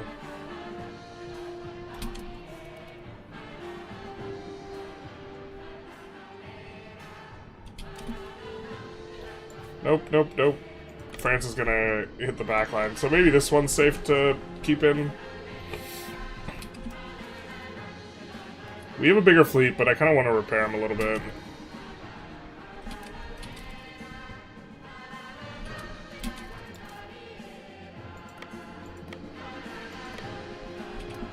Have fun getting through all these forts, bro. What do you think about law literacy in England? Is it worth the trouble of converting the literacy buff? Well, getting off of Catholic is pretty good. Anglican, I think, is probably better. But hitting the Anglican requirements can be a little bit annoying.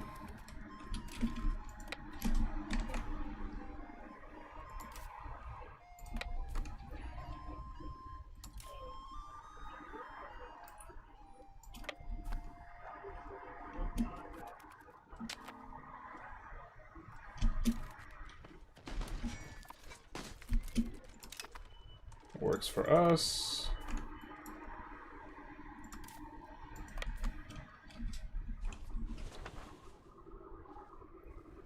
Fighting the raid boss. Wait, is the raid boss fighting Castile?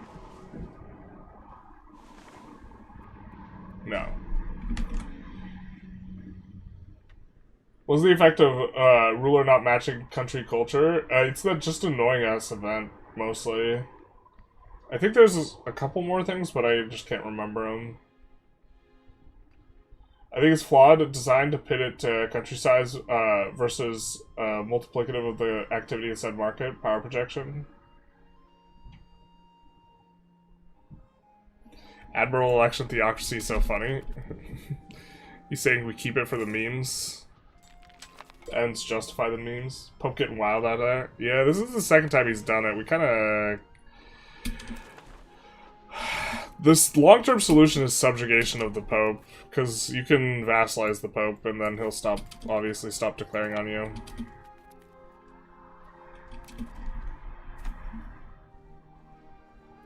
There's no shot that France gives us, or sorry, Castile gives us access through France. The Pope, man, should have, like, very low... Is there a way for us to check his stab? Is there stability map mode? I don't think there is. His stab should be god-awful, though.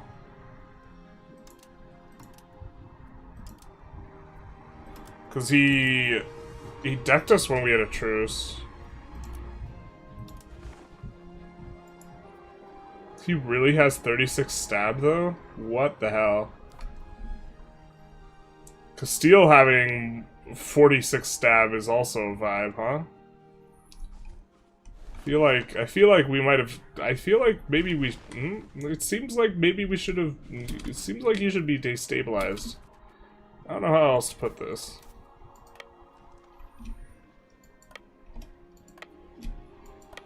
Let's do a little bit of this. Wow, 220 stacks.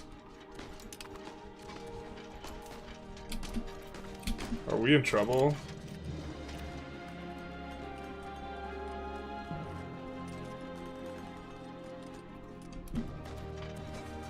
Oh, we're trading even.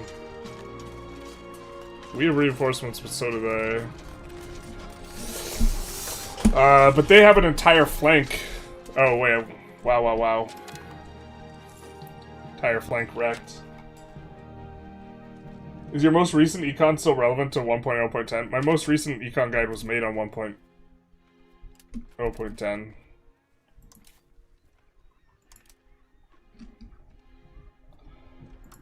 I mean...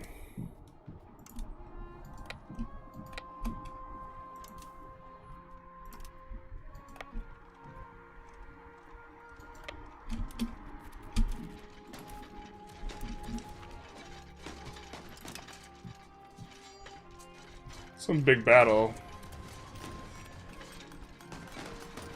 It's trading pretty even. We should have the advantage here. This is a lot of dudes, though.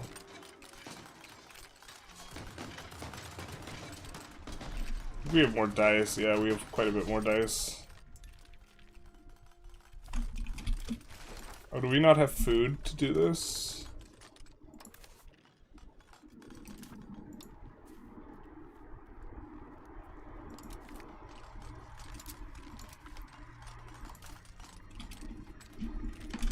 We don't have food to do this. Yikes.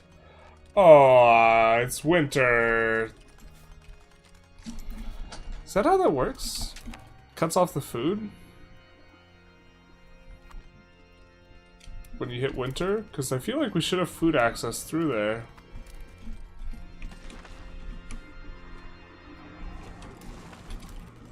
Okay, now we have food, so I'm just confused.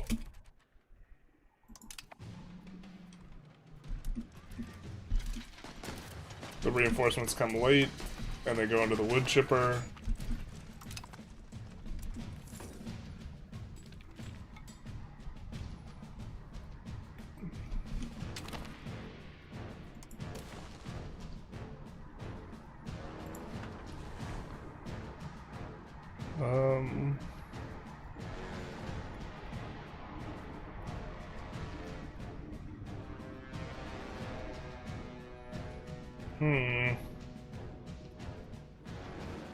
Trade efficiency is mildly nice. I think we don't want to pass this because it pushes us towards Aristo. I guess we just do support the state.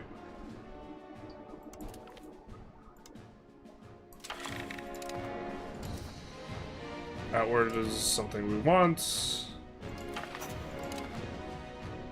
Naval support is something we want. 80 naval, very nice.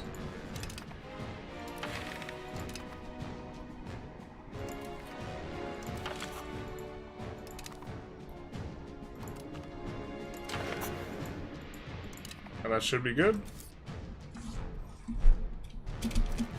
Oh, I forgot that Navarra, a little bit of extra minting is kicking in.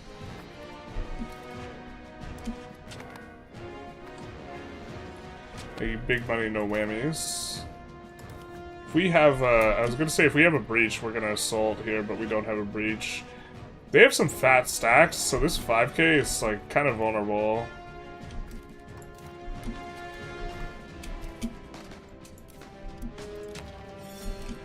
Yeah.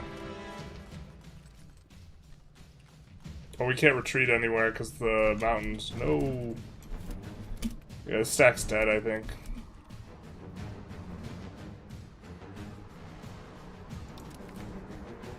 Unless...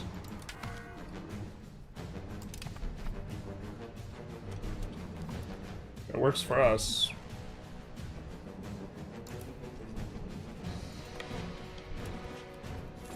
I wonder if our 5k stack for our 7k could take out their 27k here.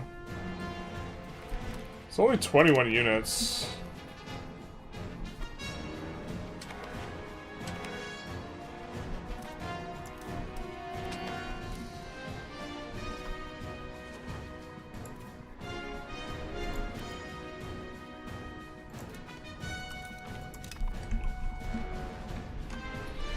Interesting to see these guys released as Catholic now.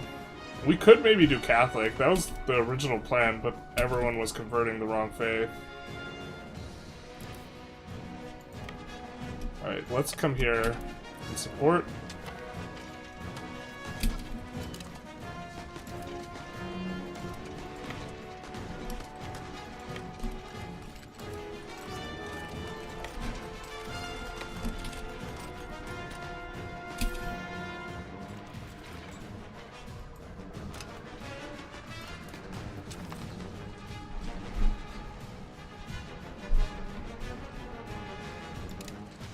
a raid boss action here.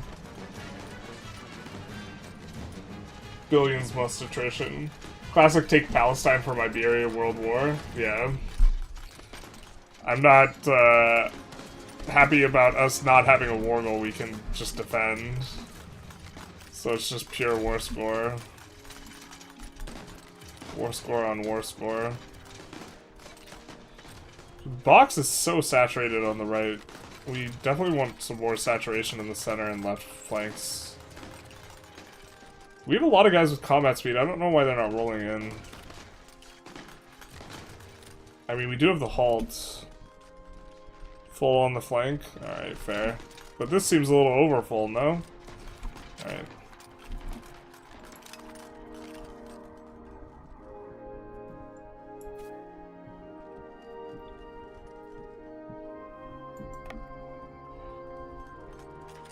I think we're gonna just park this army here.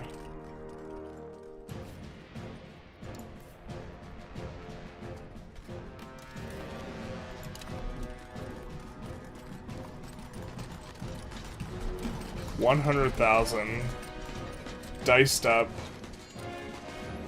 In theory, he should split, like, go after our small stacks that we have on the flanks. But the AI doesn't have an appreciation for that. Like, this guy shouldn't reinforce, he should just knock out the sieging stacks. Oh, do we lose? How do we lose? No way we lose.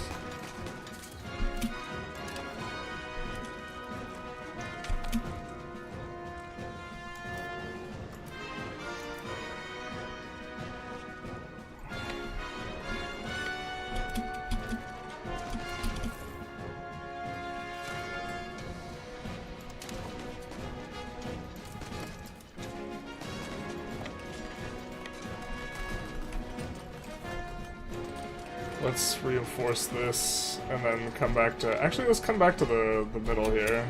So there's 4 armies. Absolute wood chipper fest. We're gonna lose so many troops, and then nothing's gonna happen because there's no war goal for us to take.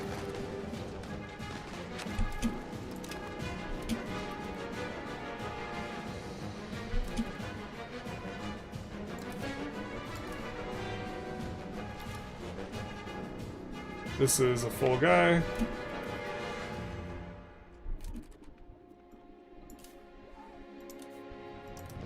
Actually, let's maybe cycle this guy out so that he can do a 5k stack so he can rest up.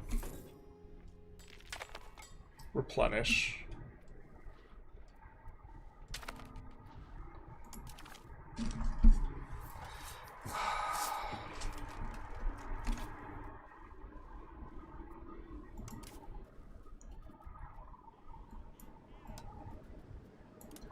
Alright.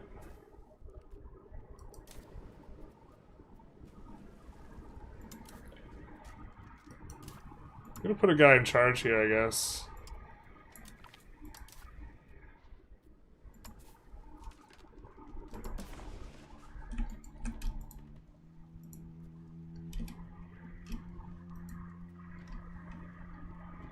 Do this. And maybe we can afford to come out here. Not really sure, but we're gonna try it.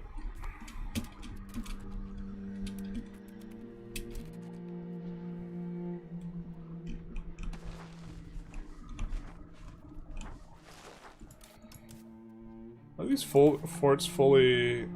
only 200 guys? 189 guys. We also have a breach here. Maybe assault could also just wait though. I don't know, this is probably gonna be like some insipid white piece nonsense, so. Where are you guys headed? Alright, to there. I'm glad we undetached the siege here.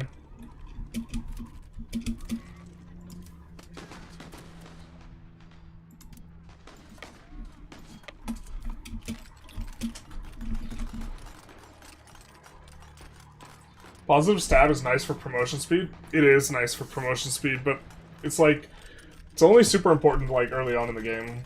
Crusade bug is brutal? Yeah. Perhaps we deserve it, though. Like, I would be super for them, like, all crusading and going after us, considering what we're doing to Iberia. I think this would be fine. So, the way this is working, it's very painful, but...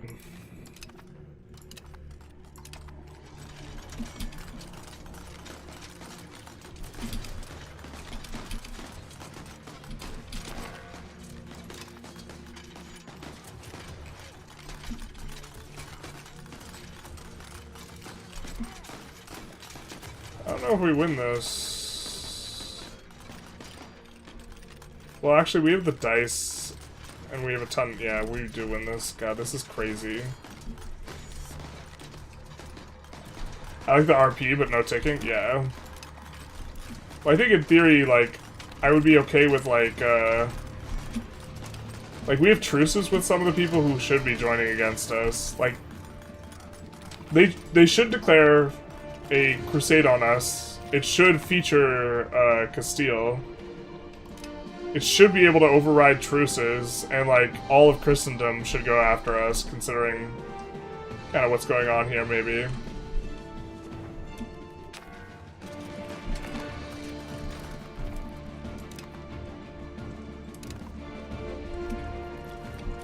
Alright.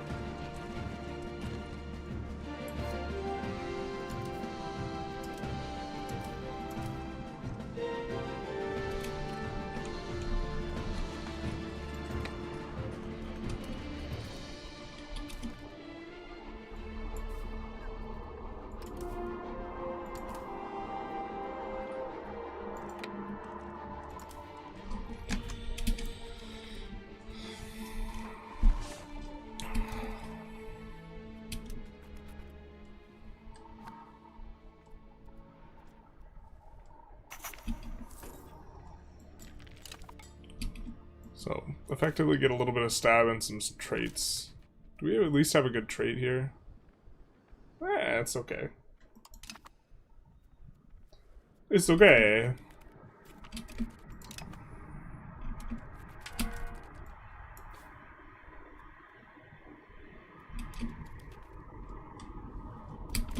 We gotta keep all these guys snug together.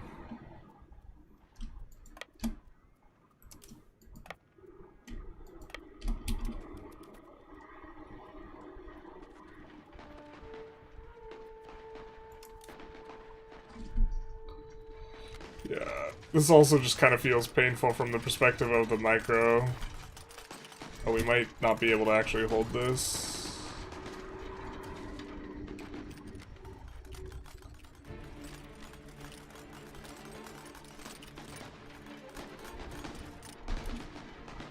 And we're kind of getting shredded.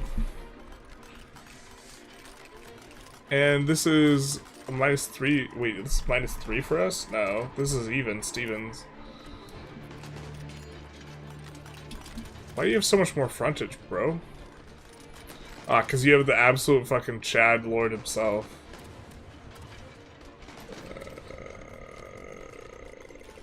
Let's retreat to here.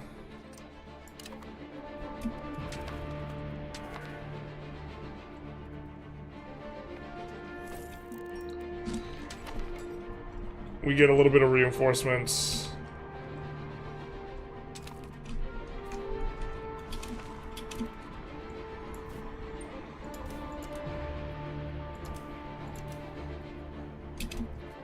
I'm gonna wait for a little bit more.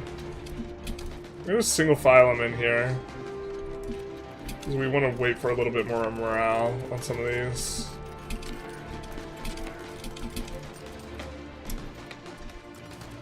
Hopefully, we kind of do okay here.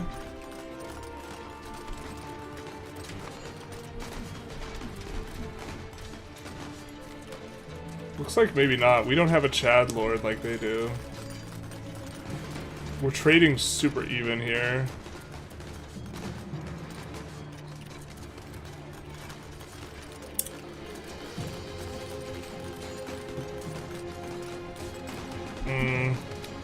Our right flank is failing.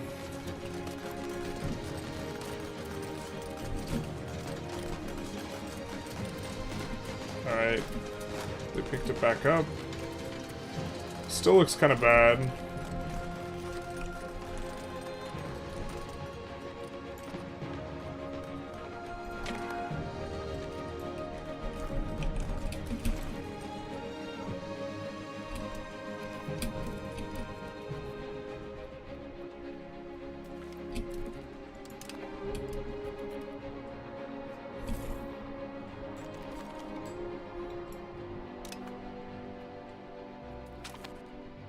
We can go for them on an even dice location, maybe.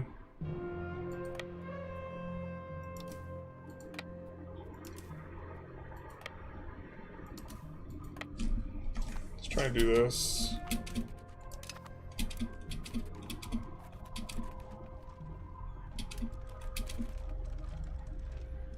We have to keep an eye. If they assault, we're gonna attack them.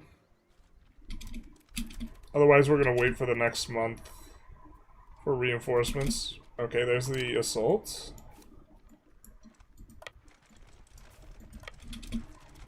God damn it.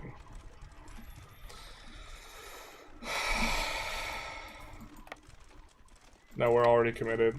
Son of a bitch. Well, at least this is on flat. So no dice penalty here.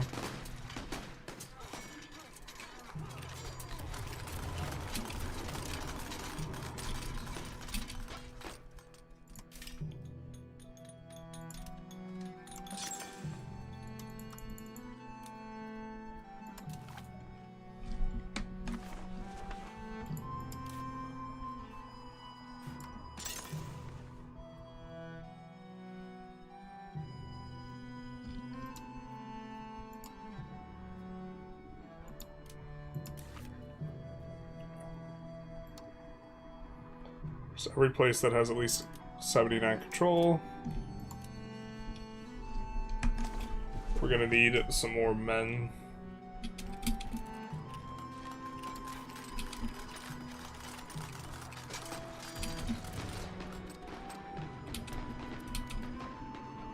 Might have to even mark up into this.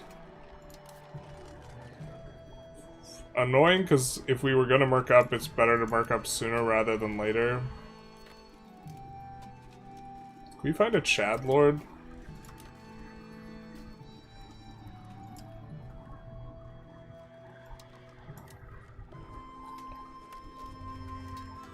And then we would like more light lancers, but that's not an option.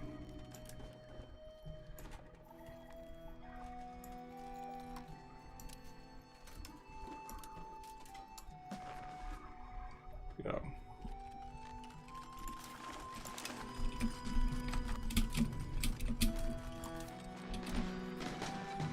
Well, they're failing on this flank.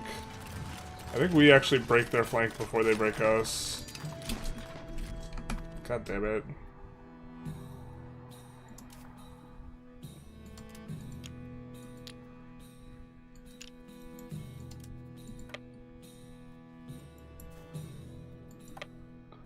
Yeah, the patrolling's not going very good. So, probably just looking for a white piece here, to be honest. France is doing most of the legwork. Yeah, their flank failed here. So we win that, but still losing ground.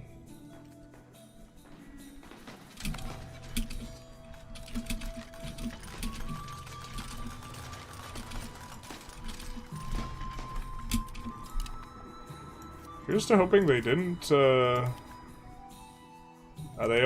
didn't whatever up in there. Alright, so we fill the garrison.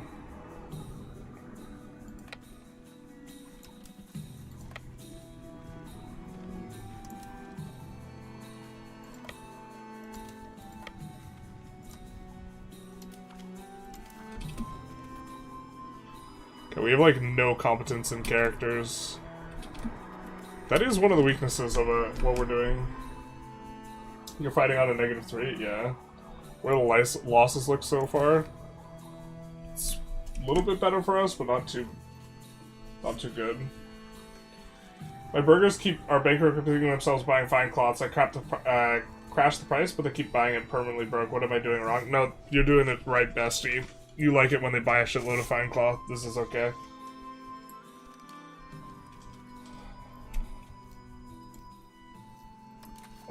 In theory, they're not supposed to continue to buy the fine cloth, but it's bugged right now. It doesn't work the way it's supposed to.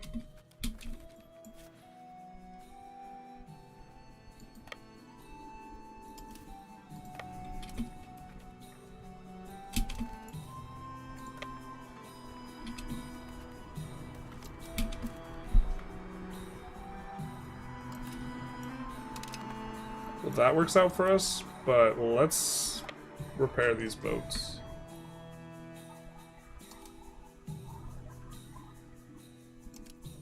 So we've just lost a bunch of heavies. Yeah.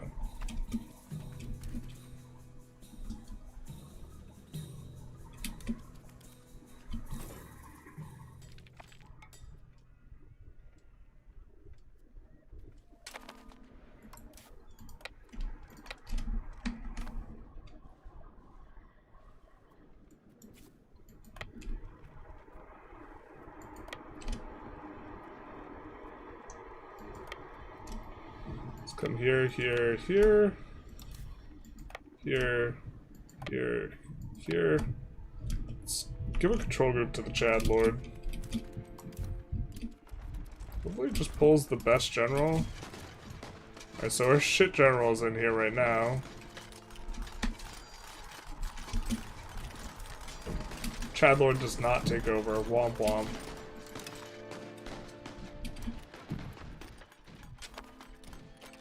Probably retreat with the shit general, but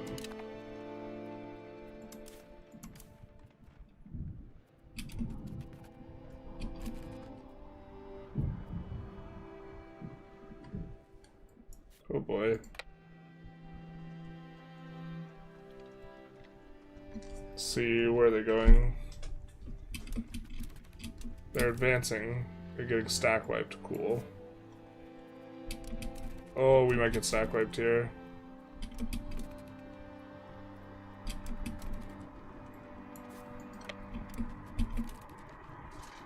Okay, no stack wipe.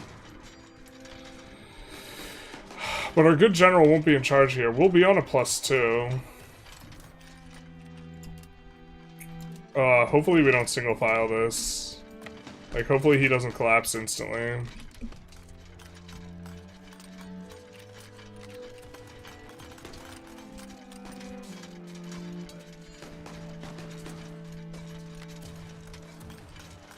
I think this is a +2. Yeah, it's a +2. They're repaying you everything they have, yeah. This is, not gonna lie, this is kind of a rough war. And the thing is like, there's no upside. Because we have to do so much to get war score, because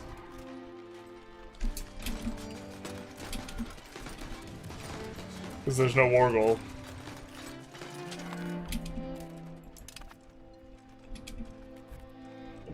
Alright, well this should have the Chad Lord in charge. Why is the Chad Lord not in charge? What the hell? He's there. He's the best general there. God damn it, dude.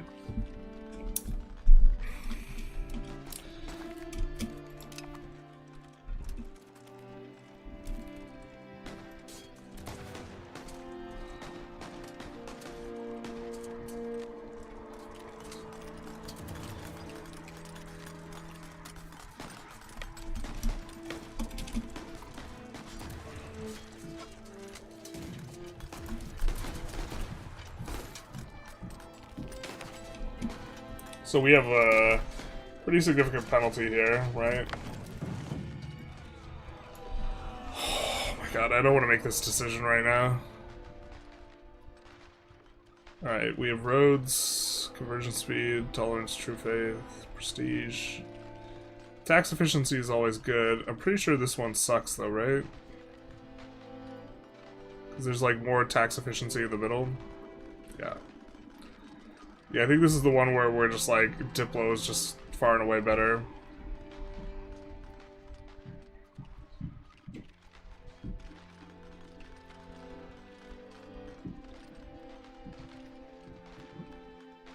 Don't mind fort defense, though.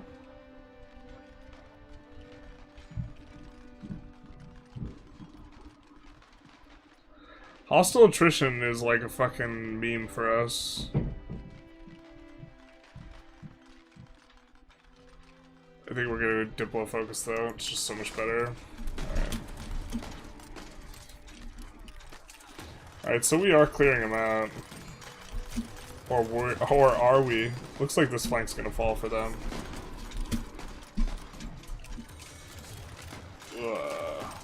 Now we get our flanking bonus on all of our cavalry.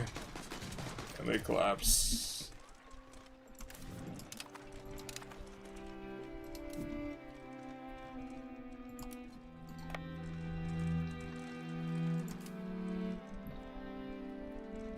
Oh no.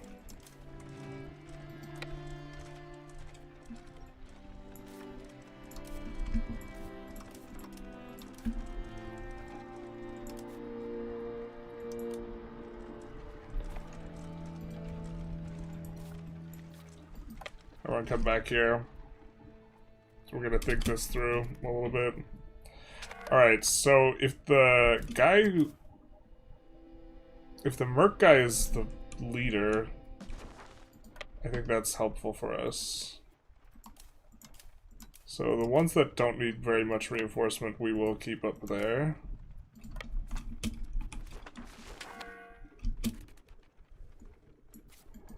Alright, let's stay put.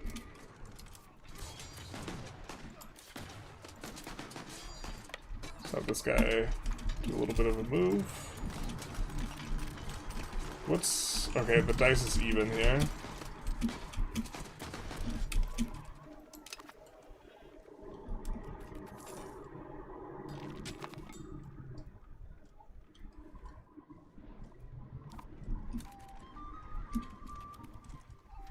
I guess we're maybe kind of prestige farming, huh?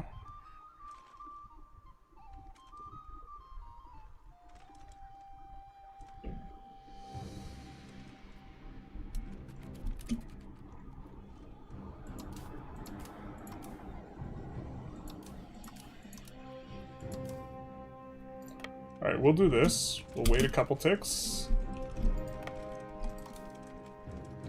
And we'll send the other guys in.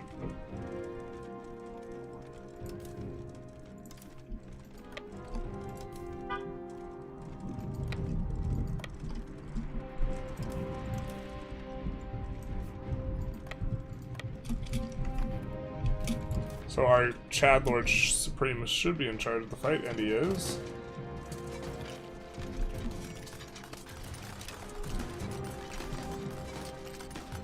I don't know why we're taking more damage, though. Now we're not, but...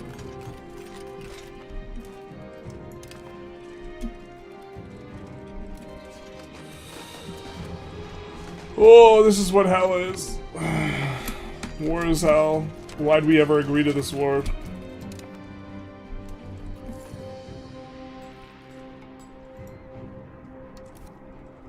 Oh, please stop going that way.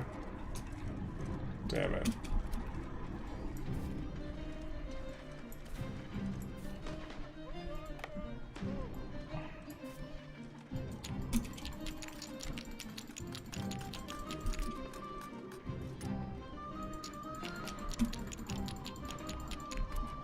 Oh, was that actually winnable?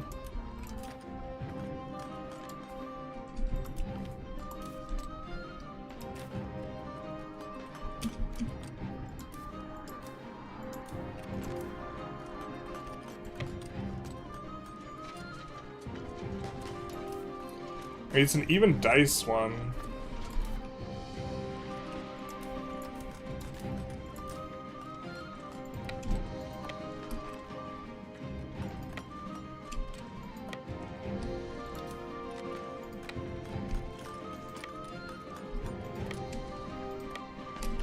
Well, I don't know why the shift button's not working there.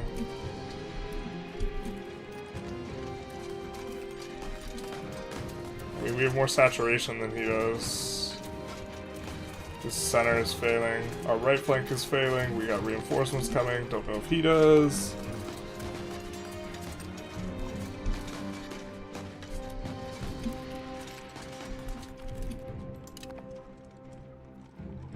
Absolute slogfest.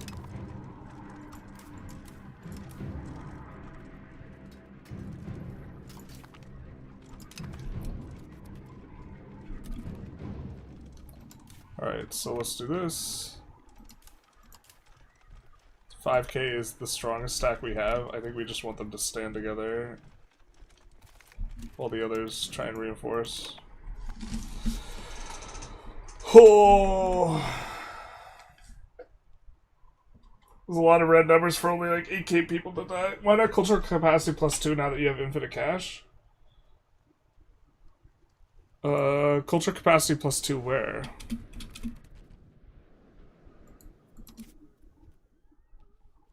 On the admin? Because this is a high score. This guy just gonna run it in.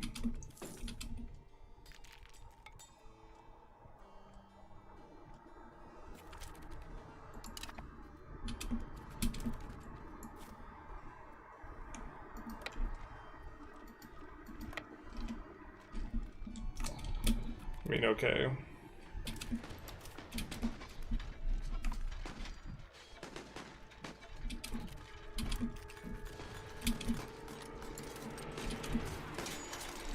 They're kind of semi-single filing us, but if they could saturate fast enough, we might be in trouble.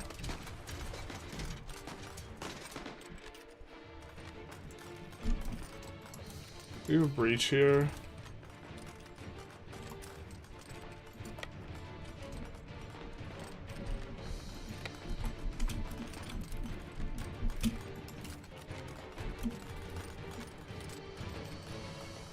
Our right flank is failing. Oh, pain. Their center's failing, though. I don't know if we get here in time. It looks like we do. Oh, Jesus Christ. Oh, we don't get the... Did we get the tick on... Looks like we might have gotten the tick for recovery.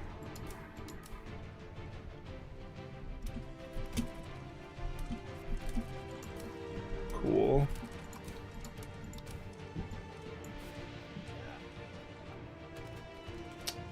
Let's do this. Let's unassign this general.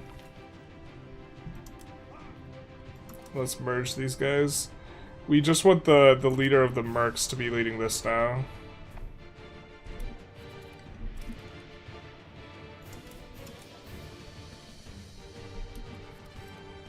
Okay, so we got 2 armies here.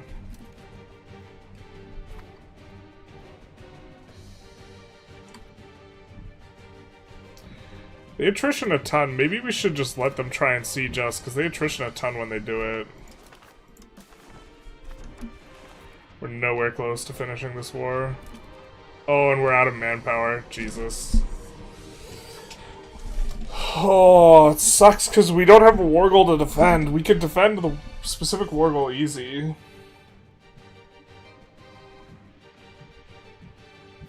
War is hell. Brief new EU5 video. Nice. Do mercs recover manpower? No, they just like... They just die.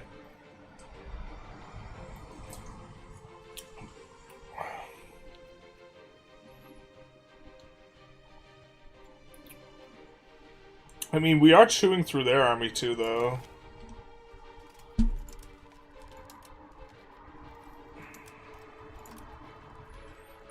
I guess, kind of.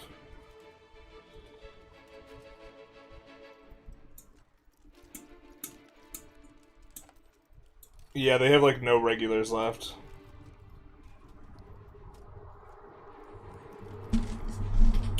And the conscripts are kind of weak. The thing is, like, yeah.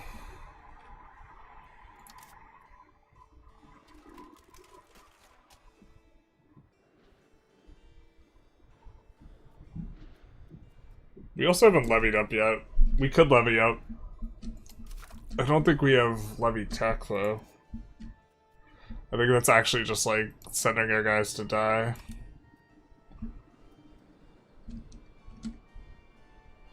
We have men-at-arms and feudal levies. I don't think that's gonna cut it.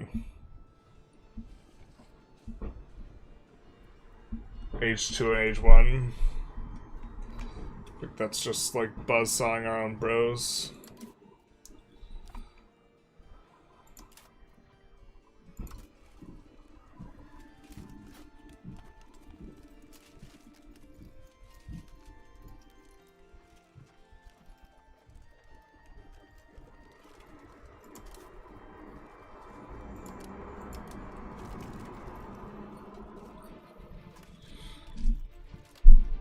God, I feel racist every single time I go to hire mercs. Because you can't tell where you can hire them in.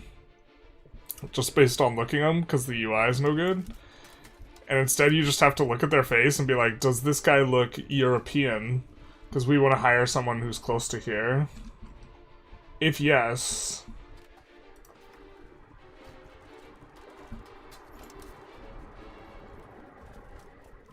Like, I didn't have what we were looking for, really.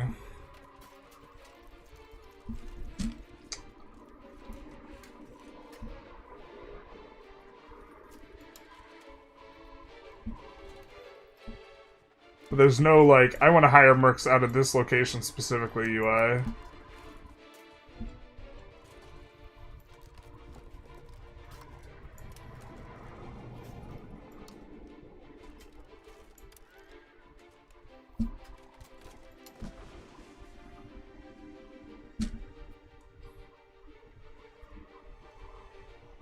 And then this guy's from Greece.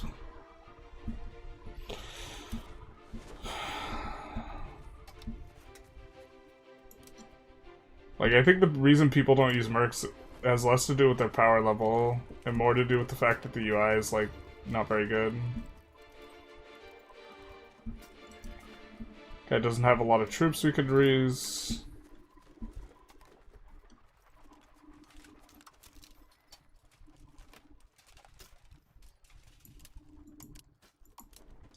Doesn't save our filter options or our spot, so... I think we already checked those top two. I think we checked Mr. Varga.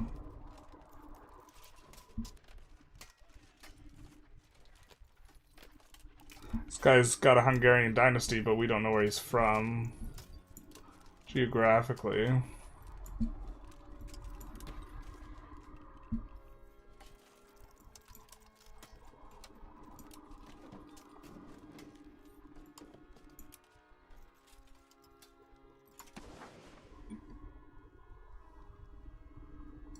He's another Greek guy.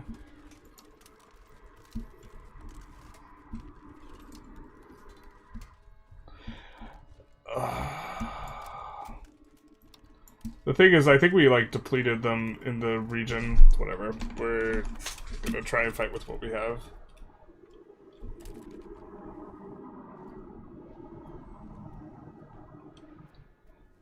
Maybe we don't need to try and siege forward anymore. Maybe we just are supposed to try and bleed them dry. Really would like to get another siege off. We're waiting for the month tick here. Doesn't look like they're going for a unit.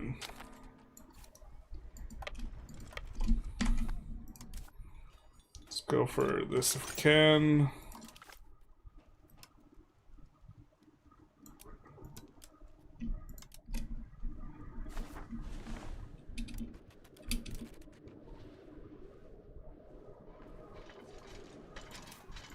Bro, didn't we send both? Alright, whatever. Yeah, I mean, we're kind of wood chippering them because they don't have any professionals left. A little bit.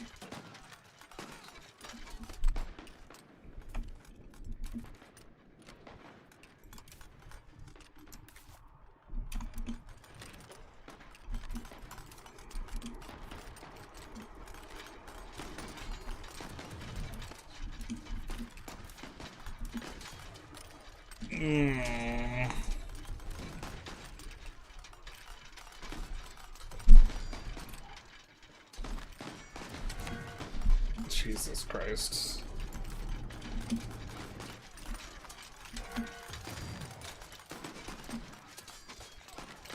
It looks like we win, but pretty narrowly here.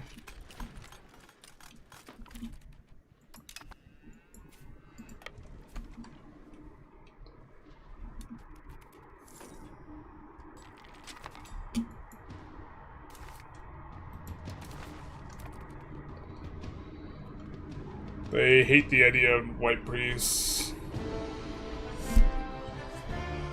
Two mercs. Paradox making you play lore accurate for the first time. I mean, I kind of think that this is like... Thematically, I think this is okay, but I think that this is not, like, what was intended design-wise.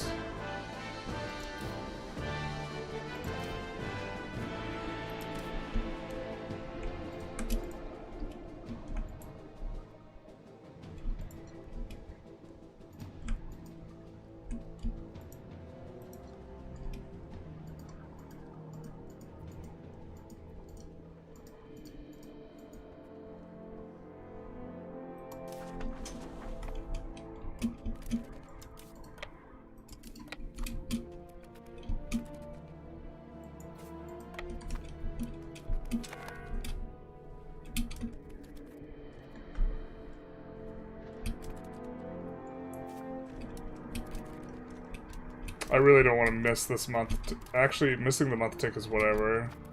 Because we're on 0 manpower. God.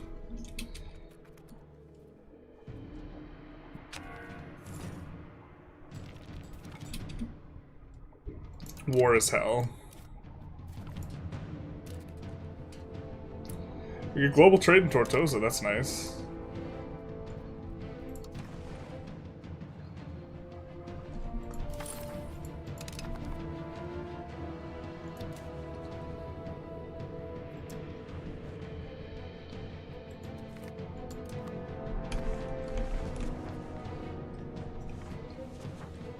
Annexation should be relatively quick.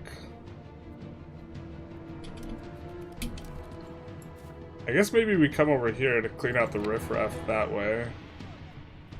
Thing is, we're gonna leave this super vulnerable if we, like, leave the area.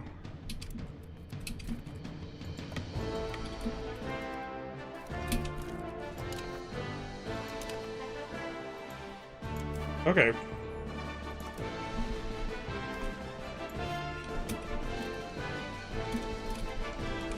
This is a +2.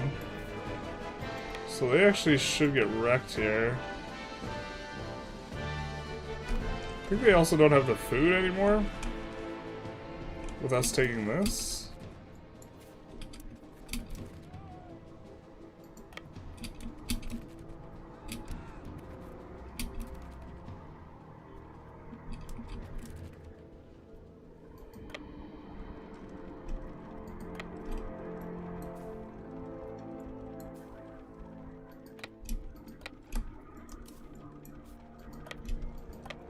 Let's do this. So now I think we actually will outnumber them. And be having a +2. So this is just pure unwinnable for them. Well, we don't outnumber them because they reinforce and move everyone off, but that works for us too. So we'll be +2ing them here.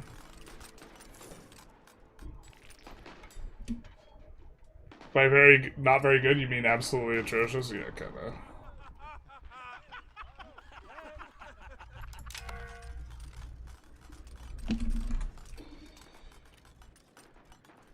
You can filter by control? Yeah. It's really important for the... You care a lot about control for manpower, so... for the buildings, so being able to just filter by the manpower buildings is, like, so nice. If you started on a desert island, would you bring 3 YouTube chatters or 3 Twitch chatters? Is that an entertaining question or who's more resourceful question? Not sure how much it affects the answer, but...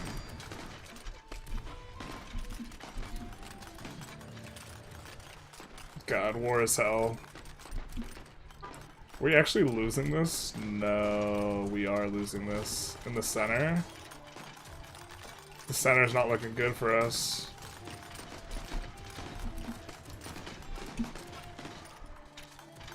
Oh, it's not looking good for them either. Oh, they get wrecked. Get it. Shit on idiot. As long as they don't have anyone else coming in, I think we win the center.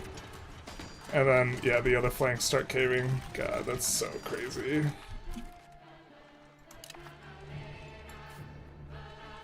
Just a massive war.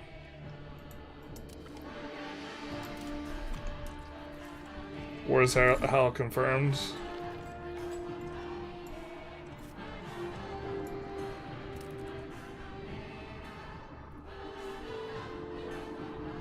It's October, so we can't really clear out this very easily, because we're just gonna get trapped in the mountains if we try. Let's come back.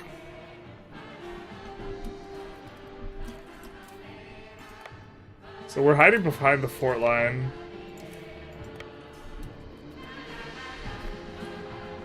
And waiting for them to make a move of some kind. God, how could they love the war so much?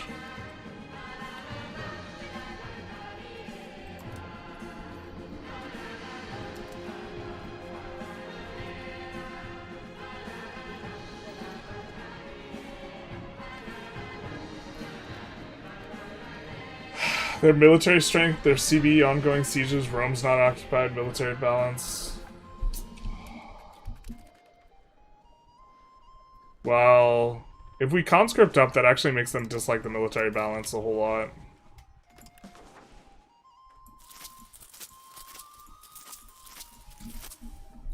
We're not gonna fight with our conscripts, but we're just gonna bring them up.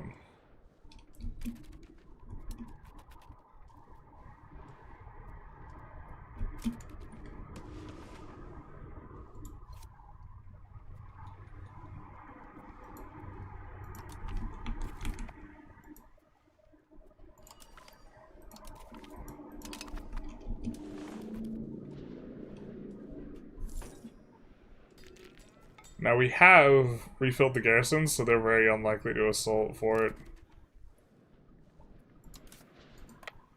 Let's swap these around.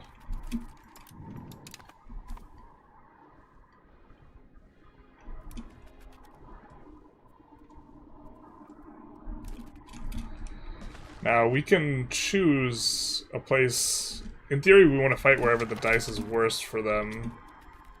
I think at this point. It's not very good here. We could also let them retake this stuff and then let them actually attrition on our land. Since they will... We have 1% attrition a month. Unfortunately, our subject here doesn't have it. Is this subject loyal? Subject's not loyal. Just do have to be a little bit careful.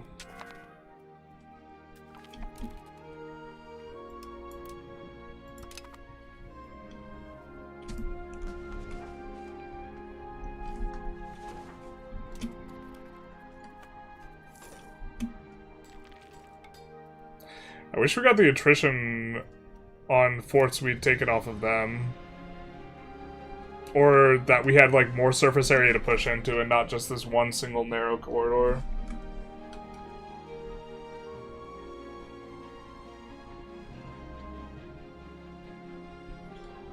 Yeah. Unless you were doing something specific values, I don't know, it would be better just in a general sense. Supply seems really wonky sometimes, food access. Yeah. Clearly 3 Twitch chatters would be better for the desert island. Says the Twitch chatter. War with France is hell. This war's been going on for a minute. What's the losses look like? We've lost 90k, they've lost 150. But, we're tapped on the manpower. But if we look at land strength, I'm pretty sure...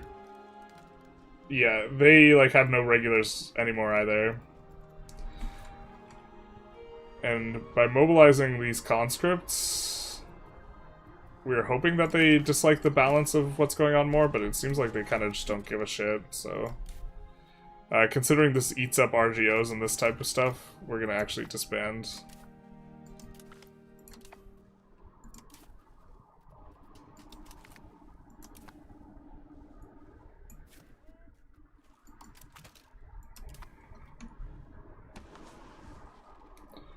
Hoping to see a little bit of a difference, but no.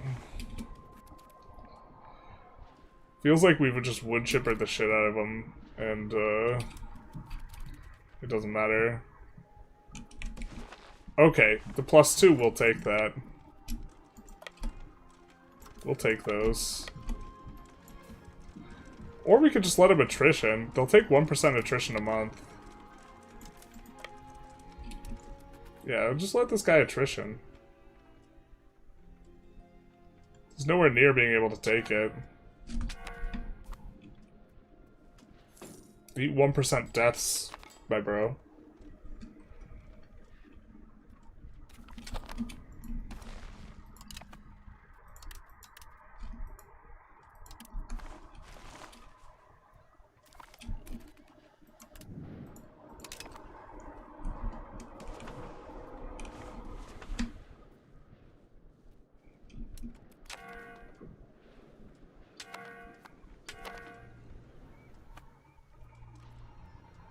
And then once it gets remotely close to, like, losing the siege, we can do something about it.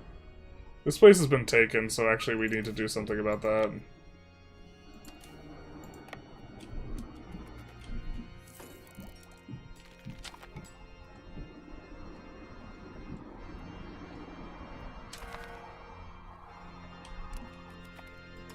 I don't think we're gonna fight without everyone, so might as well just move these guys over too. If these guys want to try and peep an assault with a whole bunch of levies, they can do that. We're not really worried about that. Levies suck at assaulting, so...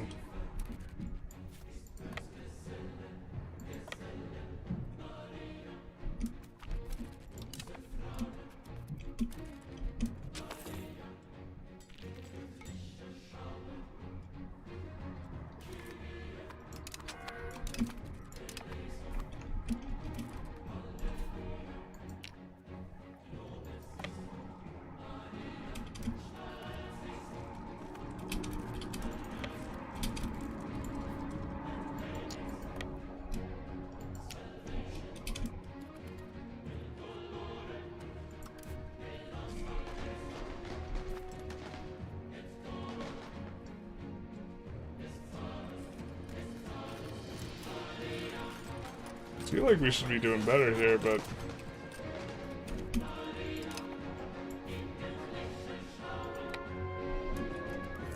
And this guy is disloyal, I think?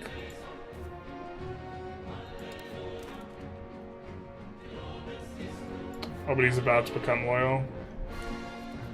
Still, we might want to... try and de-siege his stuff.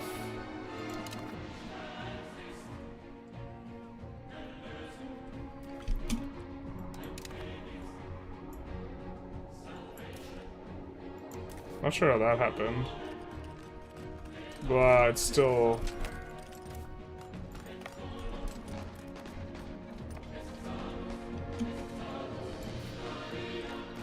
So we have a +3 here.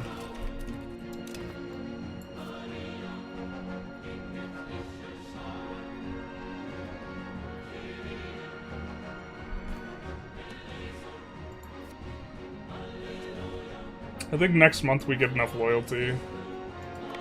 So I think we head back here.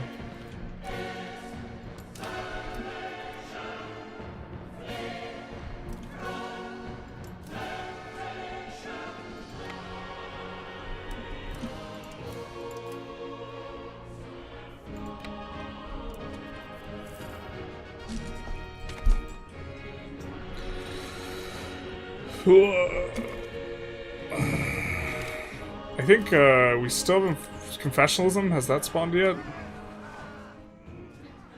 No. We have a decent chance of spawning it though. Because we are spiritualists for like the first time ever.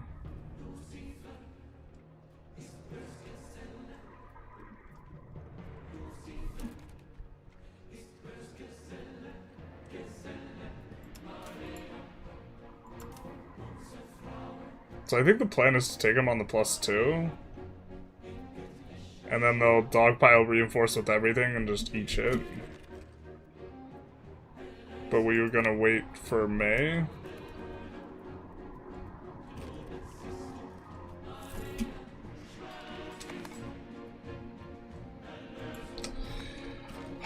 I wish the Merc UI was like not so freaking annoying.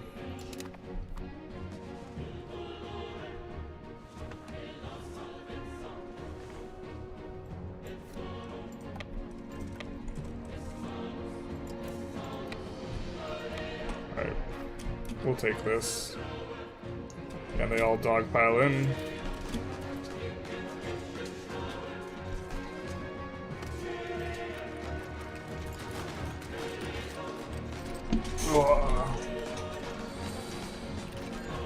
Taking probably supremacy for a crusade. What's the war goal? There is no war goal. This is, of course, a crusade where the war goal is Palestine. Neither of us own Palestine, so as such, there's no war goal for anyone.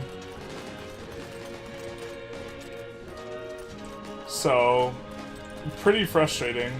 Or not, well, the reason why we're so strong and this war is simultaneously so hard is because they have a lot of troops and we can't get a war score ticking, so we have to just, like, raw dog this massive coalition, right? So we would have to occupy like half of this to like really get something done, and then we're just like gummed up in here for like all of eternity. So we're out of manpower at this point, but like they're out of like resources too, so this is just like a sloppy wet noodle fight that no one wants to concede because there's no war goal. Looks like he's finally over it, because he's having a revolution, so we're gonna raise the levies. Which is gonna make him think our army is bigger. Because it is bigger, but like...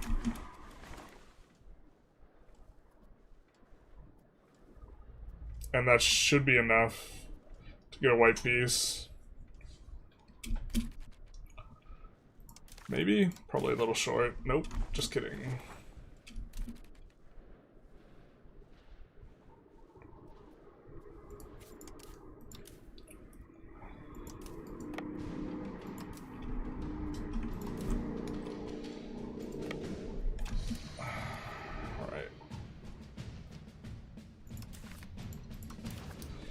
They care about the 10% threshold, but we're not that close to it.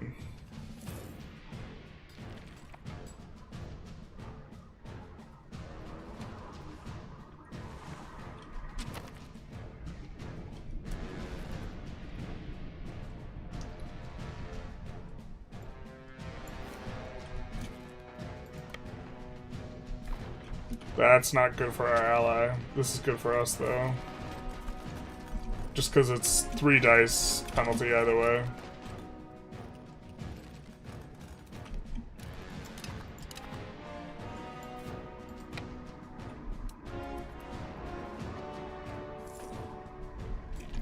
Is this white piece?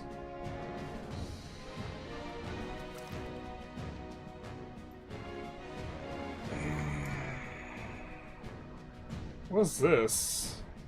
A little noble rebel action? Yeah, I think we want the white piece. We're gonna trend towards mercantilism either way. Eventually. So...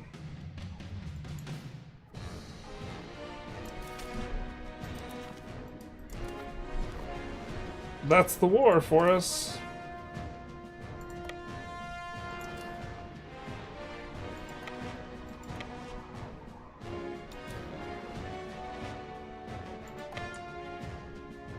That was it.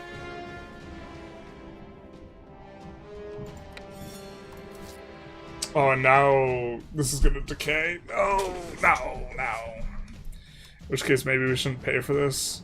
It's preventing us from spiking that event. That'll give us minus 20 prestige. We want to hit 50 prestige at some point.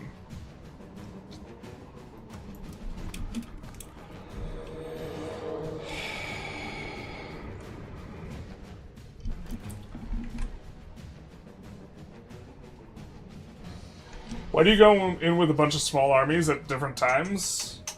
Because I don't want to reorganize all my armies. I don't want to, like, combine stacks and reorganize units into a whole bunch of, like, nonsense. Granada into Navarra, what are we doing? Well, the idea was we were going to do Christian Al-Andalus, so we have to fight Castile again, but man, do we feel bad about our current level of, I guess by the time our truce is up, we'll probably have some level of manpower, but we have a lot to reinforce. We need 10,000 to reinforce our regiments. That's actually not too bad. We're getting a margin of 600 a month, though. We're gonna do the thing where we sort by control.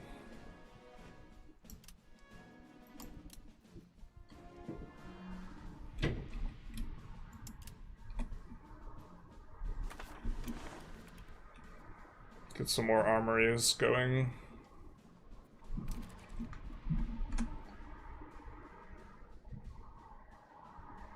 5% war score after killing half of Europe, basically. Pay them to leave. You know what? Honestly, we should have done that. We should have just given them some nonsense to get them to leave the war instead of fighting that, like, just like wood chipper. Yeah, you're right. That would have been better. Alright, what are we spreading here? We have trade, I guess. Global trade in a couple spots. It spawned in Tortosa.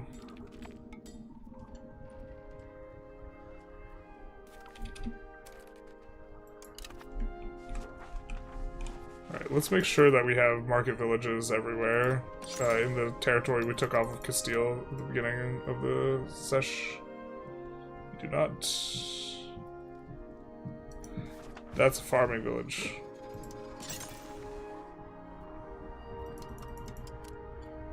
Yep. Yuppers. It's gonna make it so that there's burgers everywhere. The burgers literacy positively affects dev, so it's a way for us to get a little more dev edge. Also, I think subjects care if they have like dev modifiers in terms of them using dev province, so I do think it makes it more likely for them to use dev province. Some of our subjects have deleted some of these things though, so we won't like make them use it if they've deleted it.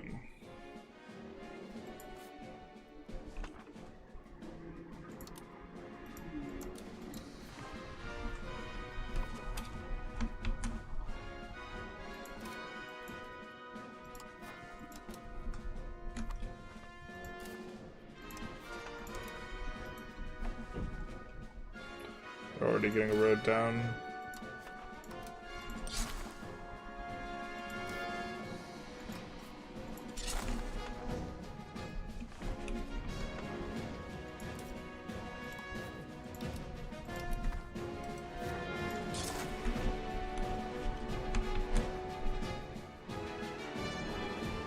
This guy has no roads.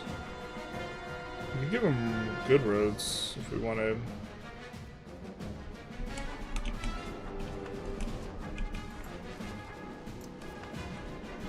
Just kidding, he hates our guts, so he won't let us build roads.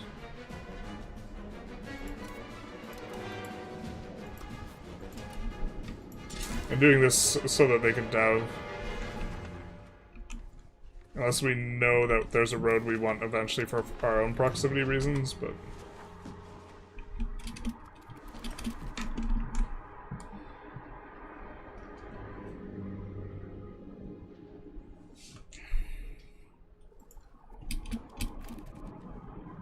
I wonder how many French pops we have. Or there's not much French down here, actually, right? Gascon would be what we're looking for.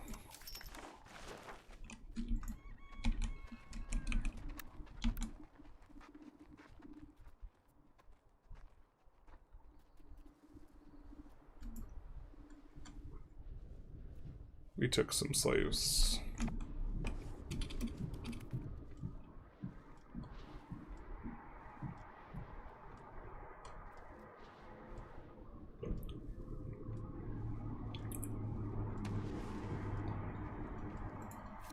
I mean, I guess we got a little bit of a shot at the raid boss there.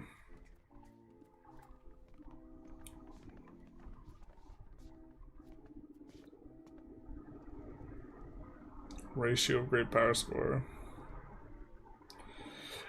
I feel like they should be more on board with that because they themselves are likely to be the target of a coalition.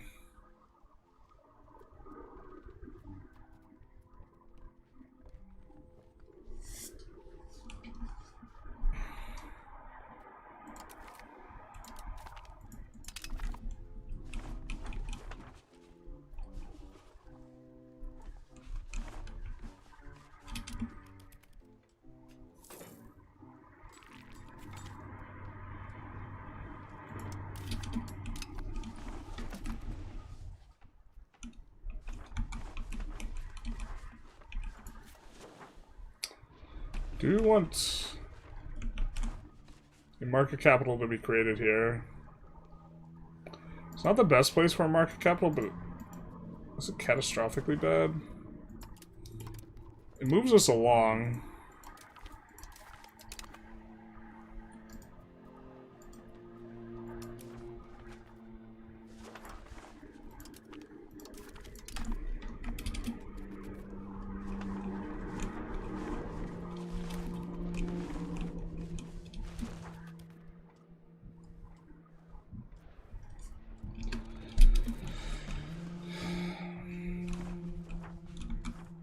I mean, technically we should actually have bailiffs down here. It's probably not too bad a decision. We were planning on releasing this to a subject, but we haven't done that, nor is it, like, impending, so...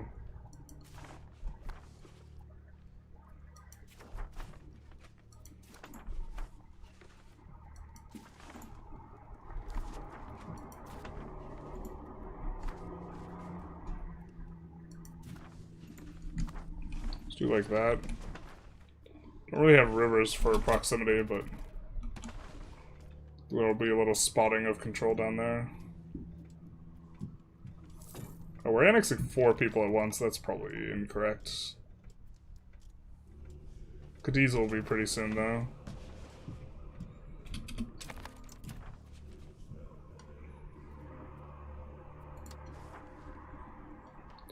Gonna enforce culture again on these guys. Hopefully... People have said that this is somehow bugged. I'm not sure exactly what the bug is. Them flipping... I don't know if them flipping back is supposed to be the bug, but what we want is for them to start culture converting after we culture convert them, and we haven't seen that. We observed plenty of that in our other game, though, our Kilwa game, so we know that they'll do it. They're just being stubborn or something. I'm not sure why they're not doing it here.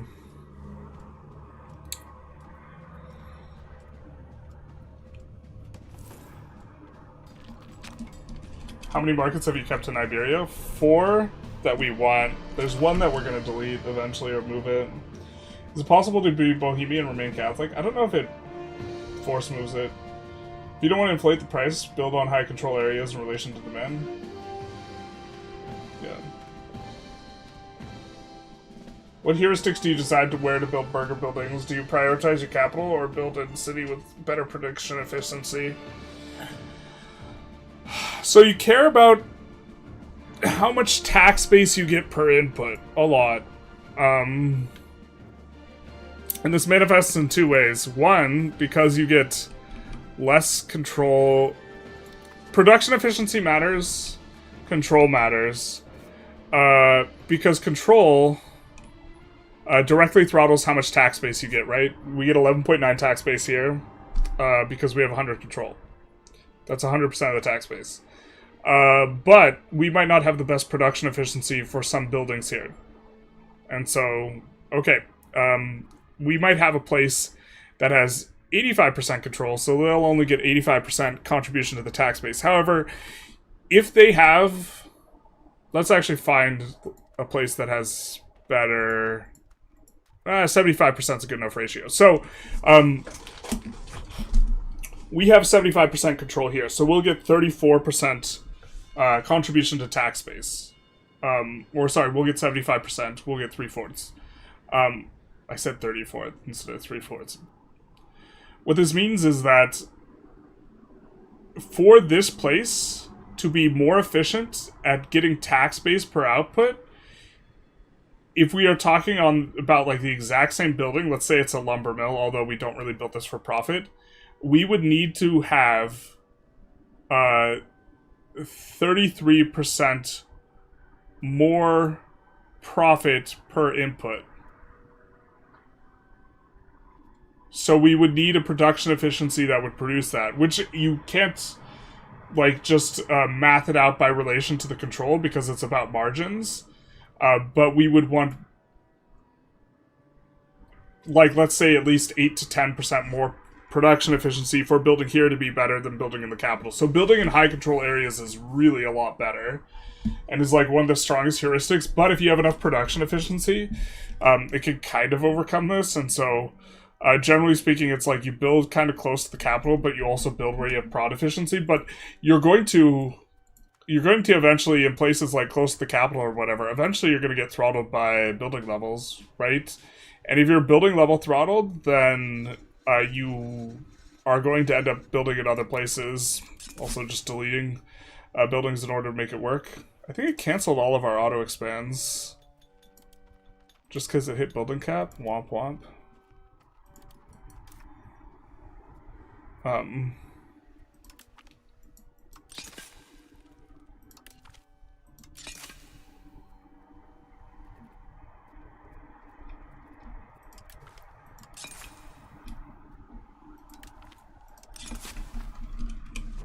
But it's a cross section of the two. It's tax base per input is like what you care about. Although control's even more important because if you have a high tax base per input, but you are producing more of the good, you're also going to collapse the price of the good and hurt the profit of all your other stuff. So then control becomes even more important. But like you saturate your max building level.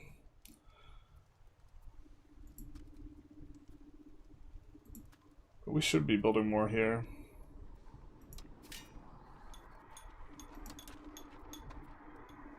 It's probably tools.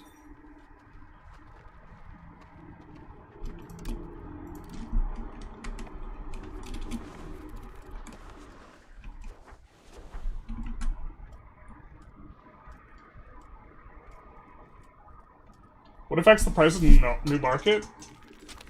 Costs you 3.1k. I believe it is affected by,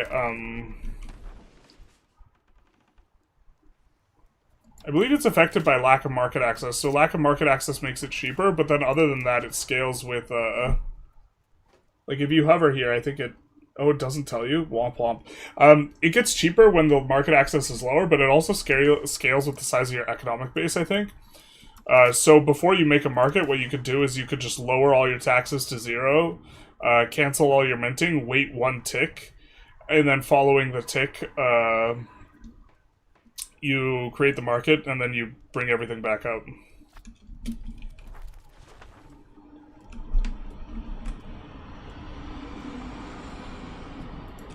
The bug that prevents culture conversion in subjects was introduced in 1.0.10 live and was not present in the beta.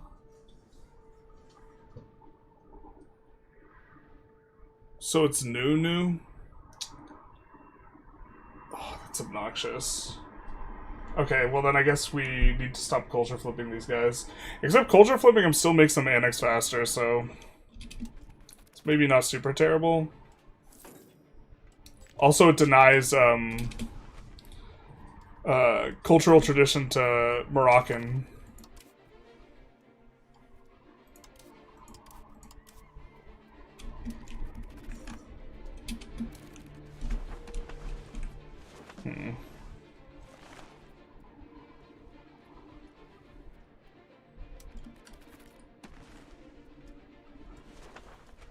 Like, once we can assimilate all these guys, we'll start... Or once we integrate all of our subjects here, we'll start assimilating. I'm surprised our money's not in a better shape here, a little bit.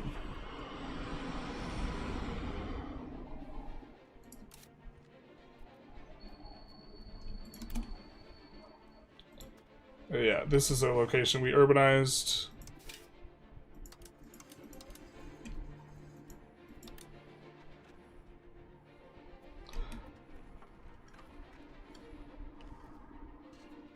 So building more tools here, by the way, will make the tools that we're building over here make less money because it's going to push down the price.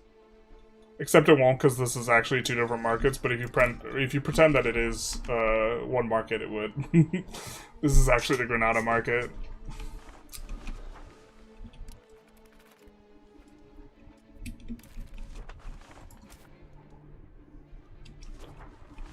Alright, you gotta figure something else out here.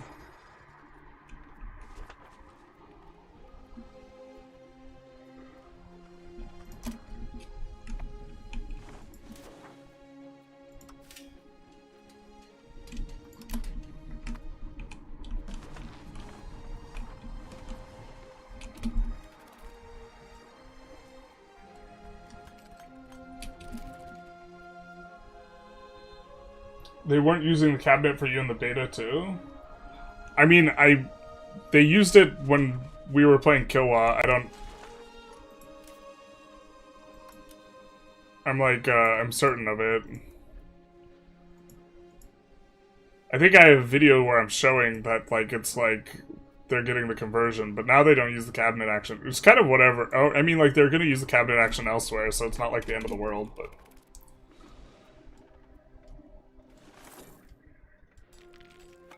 I think this is primarily Basque now? Yeah.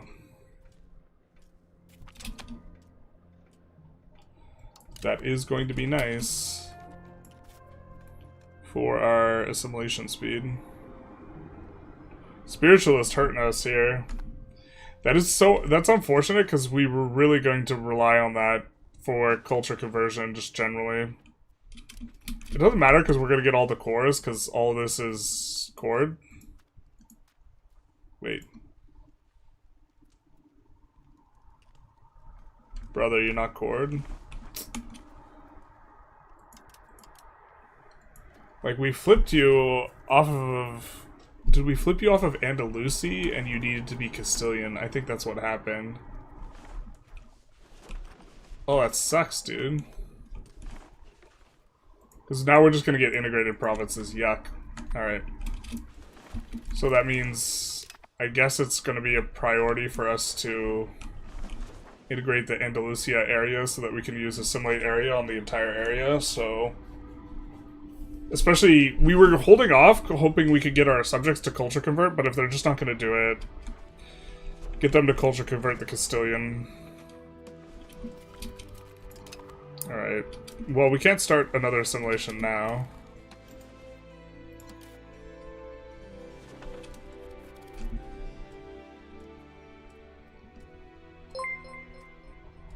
Looks like they lost some allies here.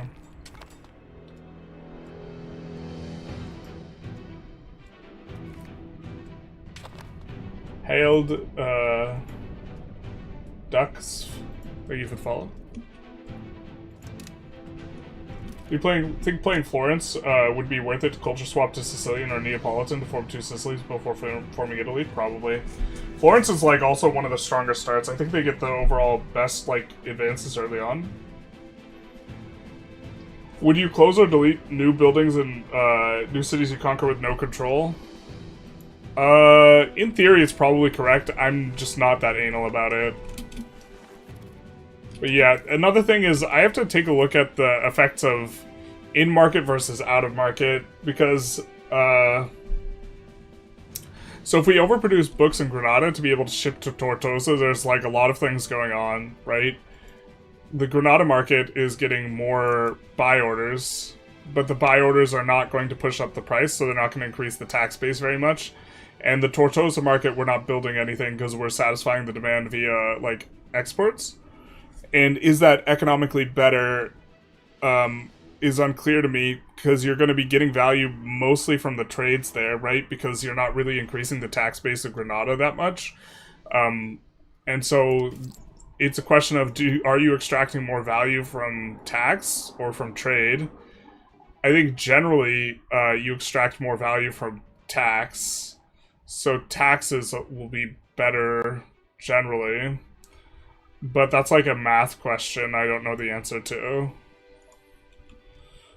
I'm not 100% sure whether you're supposed to like super lead into one market, but I do think like we're splitting like a market effectively with our capital. So this is, we effectively have two main markets in both Granada and Fez. The further and further you get away from your capital, though, the less and less you actually want production buildings there.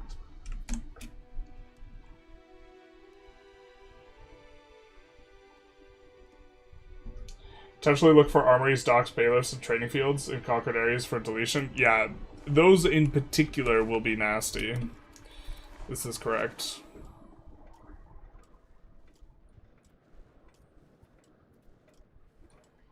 Yeah, these annexations should be like kind of like dominoes falling. We'll have over 10k pops pretty soon here. Trying to preserve our prestige a little bit. Would really like to get another plus 20. We could go for some humiliation wars. Decking on the Ottomans is kind of an interesting idea. Why are they so weak? What the fuck?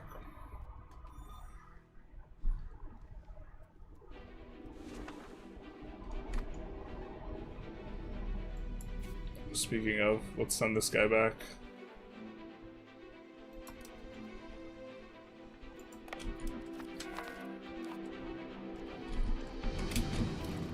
And also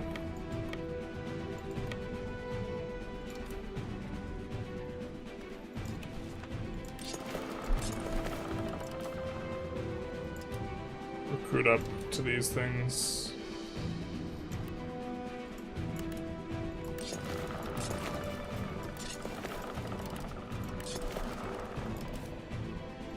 Auto reinforce would be a nice feature with the boats. Like reinforce this amount of boats.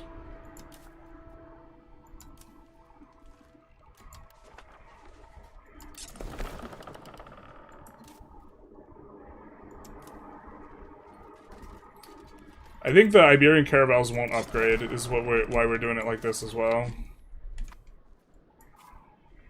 This guy's in the ocean. This guy's in the ocean.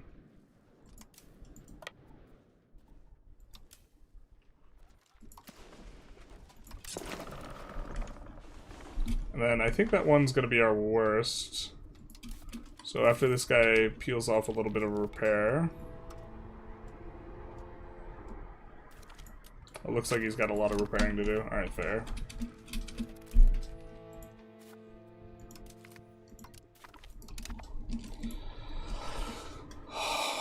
Papal State's just being so annoying.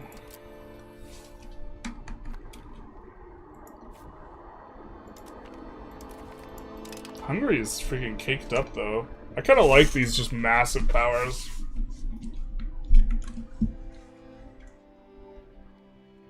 When will you destroy the Aragon market? I want to hit Kingdom first. If possible. And need to have more prestige. Would like to get the culture capacity, really. The Max Diplomats is also really nice QOL.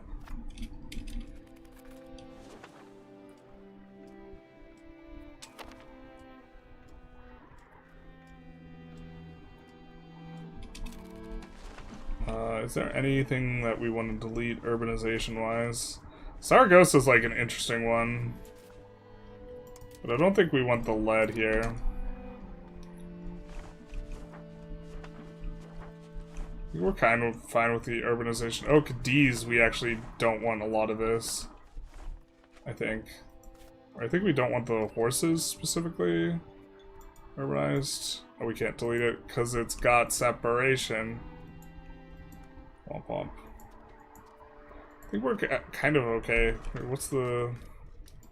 I'm gonna de-urbanize this because it's low pop.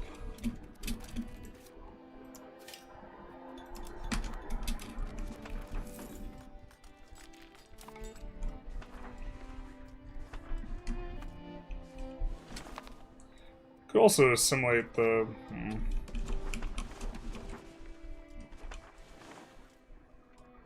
Yeah, this makes a lot of sense for us to assimilate some of these areas too.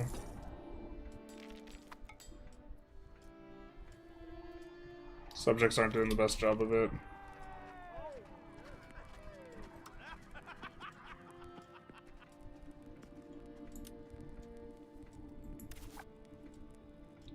Now that this is a Nervinese rural settlement, it reaches its full potential. What?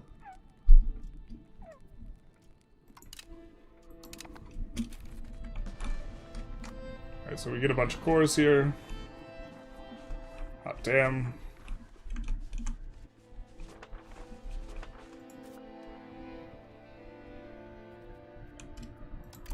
Let's set this on auto expand.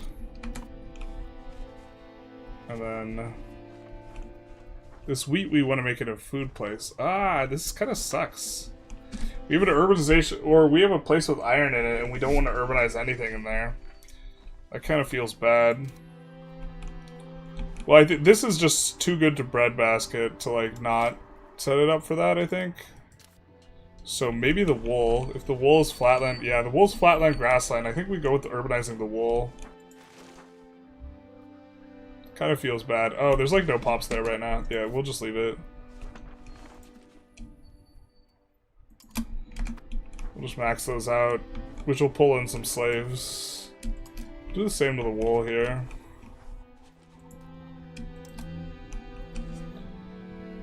Just gotta kind of look through this one province at a time. I think we're gonna max out the irrigation here too, though. And that. Okay. So now we have this place with coal and fiber crops. It does have a lum. Generally like doing dye makers where we have a lum. The coal is also nice if we have, I think it inputs to weapons.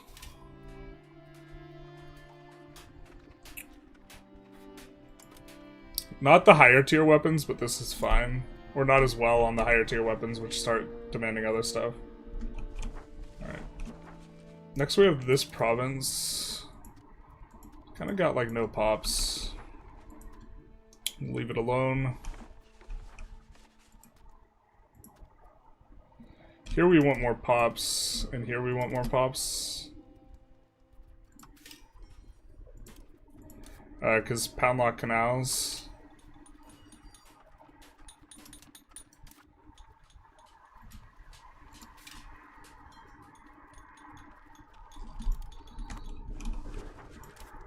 Doing that because there's silk in the province.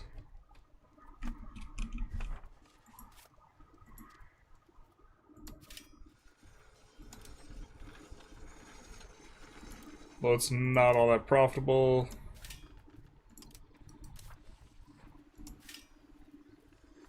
It is the thing we have inputs for. And we also got this place with the wine. No, we had that before. Alright. Do we want to urbanize anything in here?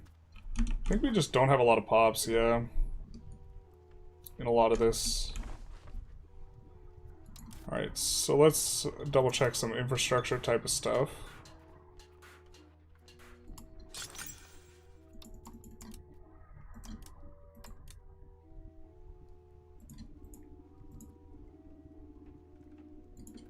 There we go.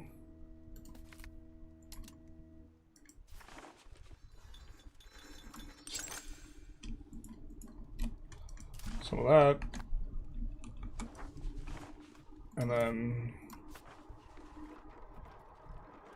We just look at this market.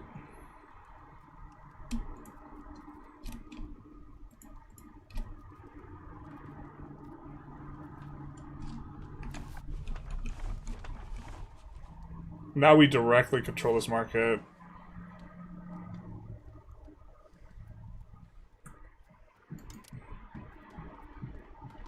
It's only 5 prestige. I think we're just gonna go for destroying the market here.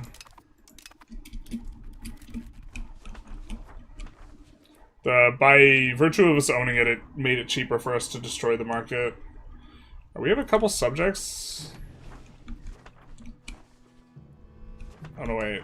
That's not our subject. That's Castile, which prefers the Bordeaux market here.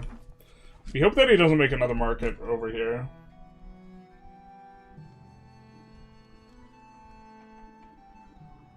So, evening, Slava Ukraina. Welcome, welcome. I saw someone say that it makes the game harder to make, is that it starts in 1337 with a lot of empires that need to collapse and another that need to rise, with 1444 more focused on rising instead.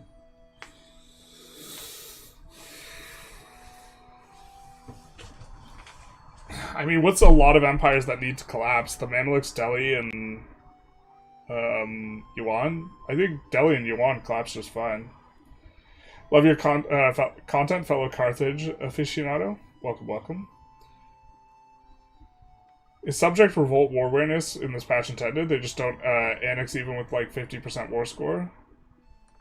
Well, they won't. Your subjects won't get annexed, or they won't annex something else? Subjects have always been fiddly in their wars. It's like really obnoxious.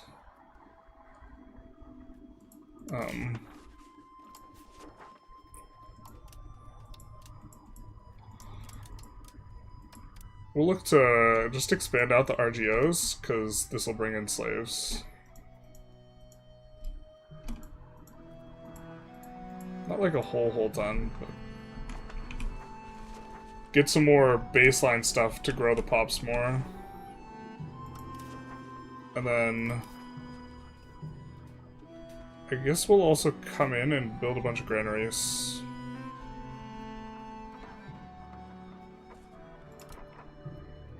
Ooh, let's make sure we have bridges.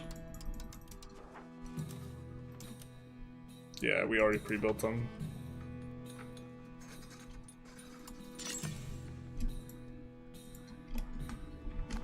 That should be good.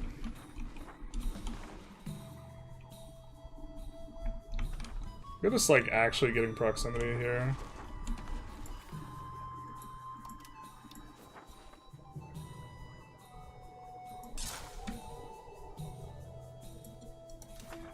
And then I think we might have already pre-built pound lock canals, but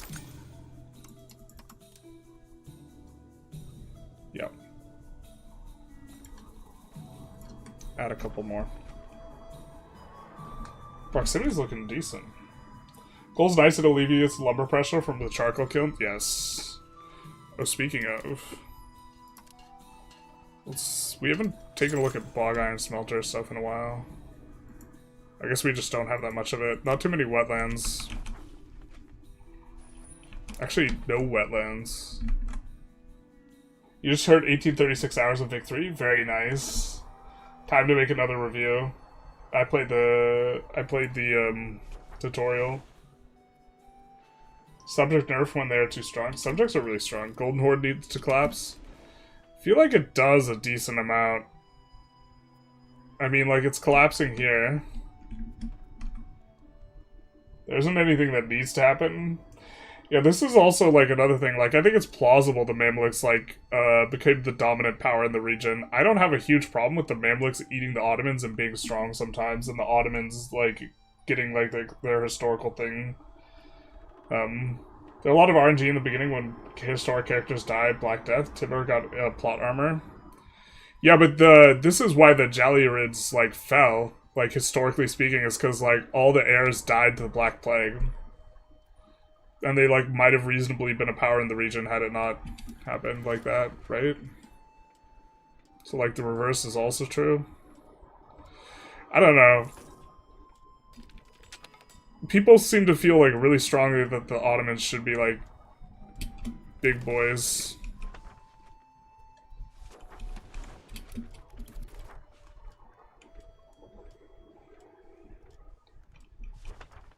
But that's a pretty big annex for us. That guy had like 3 or 4 provinces. I think it was 4 provinces there, so for us to take a look through. And now this speeds up all our other annexations, so Cadiz, this one and the other one will be faster.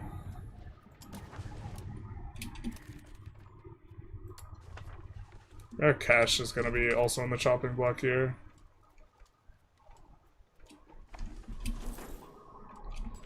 Let's see if which one of these guys is maybe not using Dev Province, or is like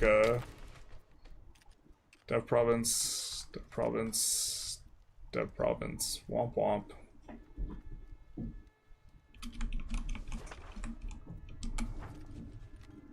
They're all using it. 0.29 from Prosperity, 0.3 from Prosperity, 0.3 from Prosperity, 0.31 from Prosperity. Jesus. So maybe we go after Marrakesh here. The word sometimes did a lot of heavy lifting, the statement about the Mamluks Ottomans, because it's not sometimes, it's every time. Ottomans must dominate the world. The divine mandate from Allah. You might be onto something.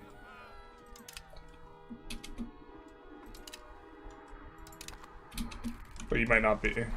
Sometimes you're onto something. Boom, got him. Let's go. What's our fort maintenance cost right now? I think we built right up to the... Oh, we can build 22 more forts. It's costing us 0.1 gold per fort. Let's go. There's cotton here, right? And that's like all this here? Yeah.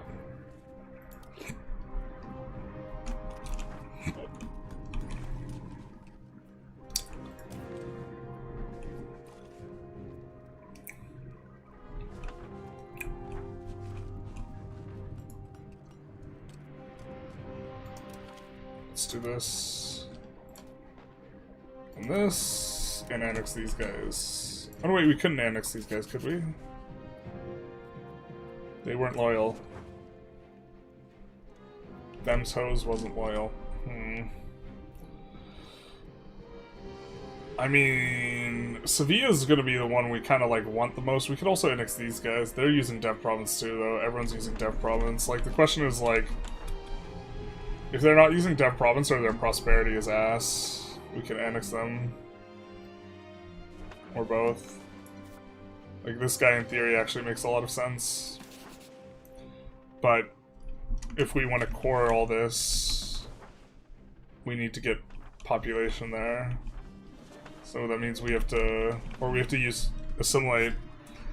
And we could either go for all of Andalusia and then use assimilate area, or we could just assimilate this individual location, but that's overall not as efficient. So we have to be acquiring more efficiency by not going after these guys. At the same time, this guy is not using Dev Province everywhere. But he's using it in a couple places. I think this guy is too. Yeah, you know what? We're just gonna... Let's go for Sevilla. That's where a ton of the value is as well.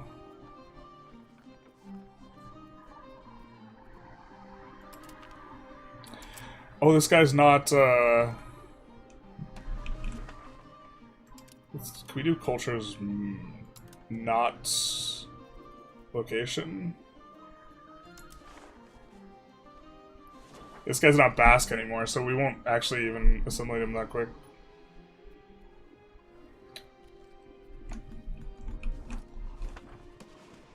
We were thinking of even moving the market capital over to Cordoba, so let's start annexing this guy.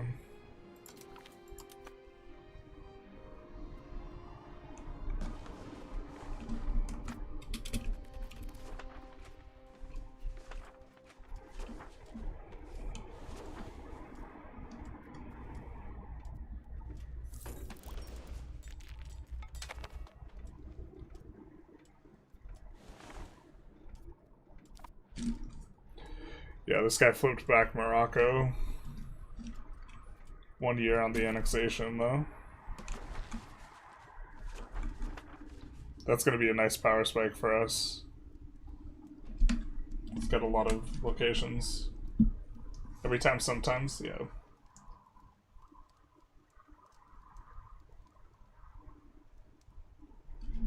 I have a much harder time playing OPMs compared to EU5, but maybe that's because having more experience in EU4. I mean, like, right now, OPMs are a little bit vulnerable to this hyper aggro, but, like, I think it's kind of easy to expand. You need mechanics to encourage people to collapse, combined with the mechanics to make other people rise. A bit more mechanics helps big countries more. Well, I mean, I think in general, like, I think countries should be aggro to want to do this, and they should try to do this, but that there should be more mechanics when they get overextended that, like, are punishing. Or that there should be more mechanics, like, right now coalitions just honestly feel, like, hyper-effectless. Like, they don't do anything. They, like, don't really stop people from blobbing, and, like, people don't care if you're regionally getting strong where they, like, should care a lot, and there's just, like, yeah. And the Mamluks specifically, I think, should have a disaster, but the disaster shouldn't necessarily cripple them every single time. Like, it's very easy, yeah. The Mamluks, like, decline was like 100 years. They were at their peak at game start, so the notion that they have to fall is, like, I think a little bit silly. Right, history definitely can diverge, and, like, the more far you get away from the start date in terms of the effect you're trying to produce, the less consistent it should happen, even if it's something that happened historically, you know what I mean?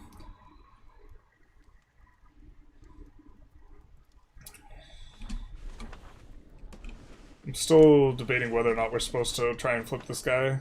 The thing is I think he's already has a relations bop with us. Or a loyalty bop.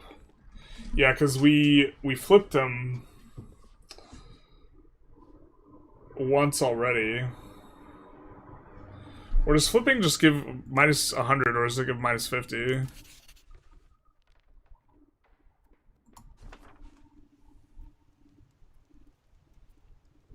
Oh, it gives minus 100, so it's not a big deal for us to enforce culture on him. Alright. Let's enforce on some of these guys then. Sucks that they don't convert anyone, or assimilate, or try to. Oh, mistake was made here. I shouldn't have done that on this guy because he needs to be Castilian to core everything. Oh well, he'll flip back Castilian. We're not planning on annexing them anytime soon. More importantly than all this EU5 talk, what's your thoughts on 6-7? I think 7, 8, 9. Why are you hemorrhaging pops? What do you mean? In Granada? Probably slaves. Yeah. Probably moved as part of slave trade.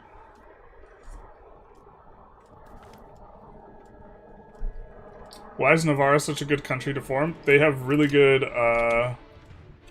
they have a lot of really strong texts. I think if we look through it right now... That's our Granadan tech. Here's our Navarran tech. They have a lot of really strong texts. Just in general. And they get access to some other stuff too. And they're tier 2, more importantly. Like, you can't form Castile, but, like, this is gonna be super nice for us.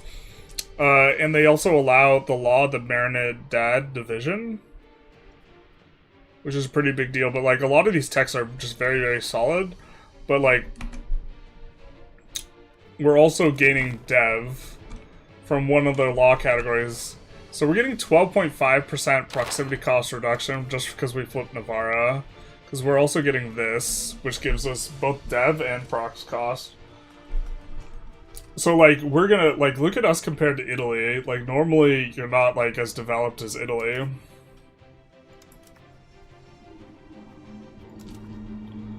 I think we were gonna swap off of... some of these multiples when we hit the new age, and we have hit the new age.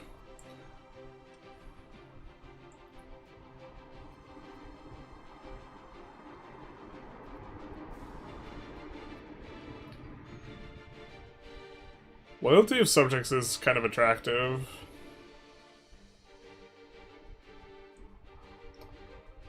I don't think we're like that pressed for it. Prox cost through port and harbor capacity would be decent for us. Administration of clerical lands is kind of also super interesting, considering normally you don't have a lot of tax from the clerics, but we actually have a lot of tax from the clerics. And we would up this by 33%-ish, right? So we would get around 80 more in tax income with that. Are we taxing them into a deficit? No.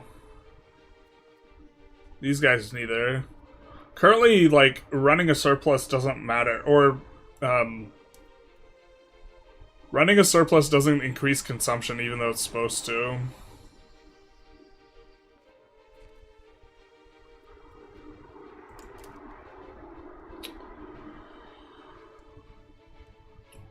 Looks like we also unlocked federal state, which we would not use by virtue of hitting the next age. Increased trade regulations also unlocked. I think we should probably swap to strong guilds if we can remember it for the prod efficiency.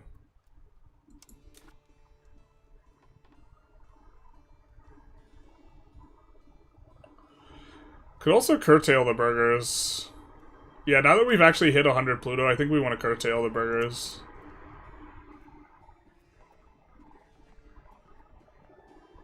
Because that'll give us another, like, third tax on them.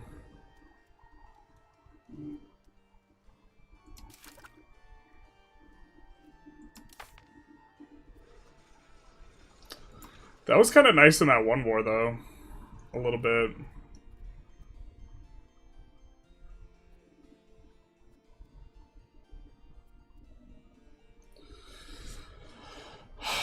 Max tax for clergy. Is it worth? Raw materials output's also kind of nice, though. I've been wanting to experiment with this one a little bit more. I think it's really good. It doesn't affect RGO buildings, from what I understand, as a modifier, but the thing is you just, like, don't have RGO output on most of your guys anyways.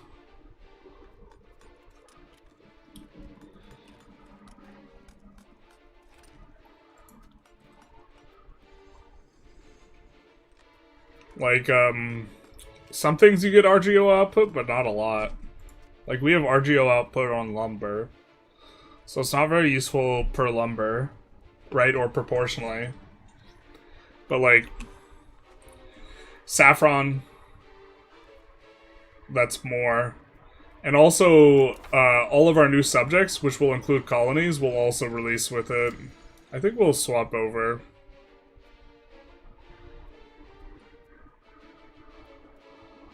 Our old ruler had it, but now he's dead. Terrible. I don't think the progress towards traditional economy is going to break our cap economy. No, it's not, but we do have to keep an eye on it.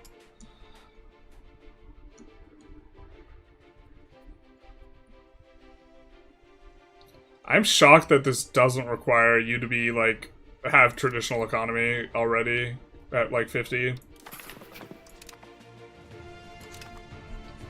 So that'll be nice. And then, like, if we take a look now, it's gonna go up to 10%, but it's already kicking in.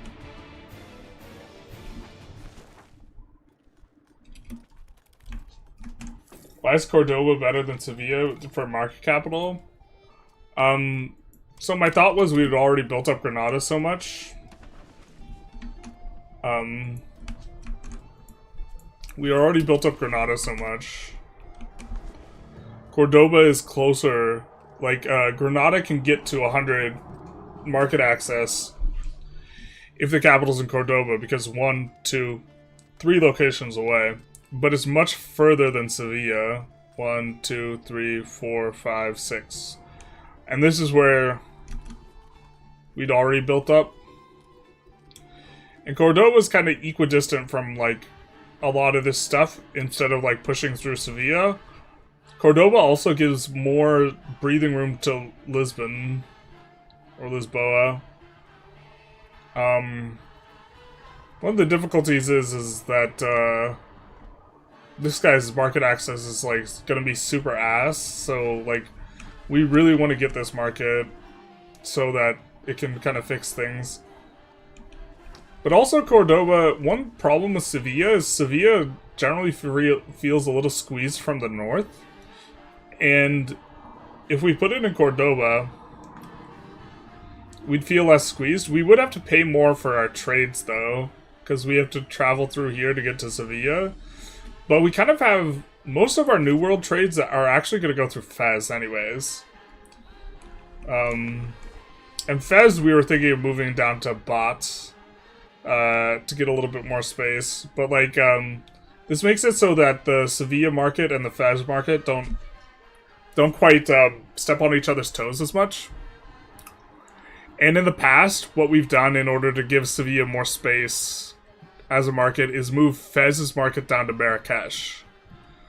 But the problem with that is then the Marrakesh market has a really hard time getting wood. It's like impossible to get wood because you need to have Farmlands Plus on the vegetation. And there's like not enough. There's farmlands here and there's some woods here, but there's not enough to get a full price collapse on a lot of this stuff, so it's too difficult to get enough lumber mills and stuff. Whereas, like, you could do it with the Fez market, so we don't want... a lot of it's not wanting the market that's here, whether it's Granada, Sevilla, or Cordoba, to get squeezed. And it also gives a little bit more space to Lisboa. I think just overall market access in its entirety is a little bit higher. This I'm not sure where we want it. We might move it back to Burgos.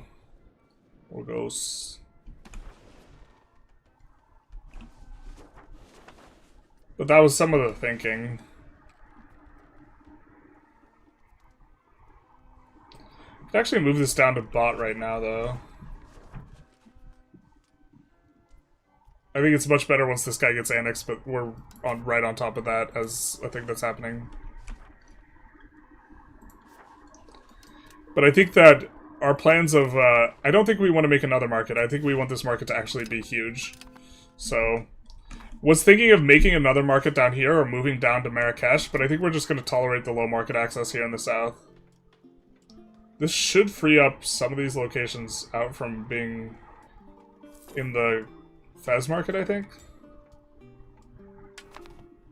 Maybe not? Yeah, there we go. A few left.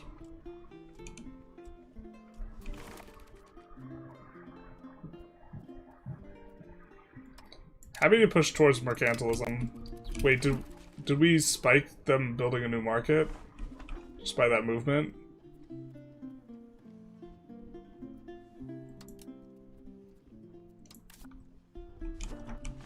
No, okay, that wasn't... we don't want extra markets. But what's the market access here now? Less...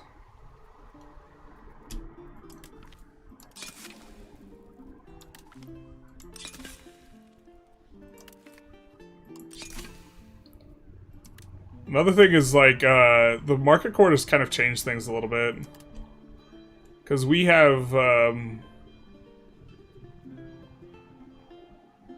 so, we're getting 2.5 from marketplaces, right? So the amount of market quarters we will need to pick up... if we consider this 91%, right, by subtracting out the 2.5%... then we will need 19 market quarters to get 100% access. We can get 100% access on Fez here. I haven't really thought out the full ramifications of being able to do this, but it does seem pretty nice.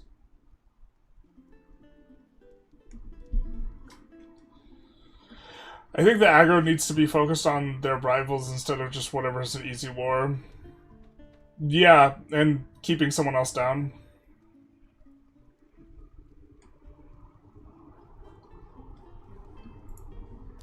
What does it mean when trade capacity is not used but automated? Sometimes there's nothing that's profitable. Sometimes it can be a little bit fiddly. Like, turning the automation all the way down and then back up again can sometimes make it fix itself. So just swinging it back and then swinging it up. We don't want to cancel all of our trades, so I'm not going to show it. What are your thoughts on granaries?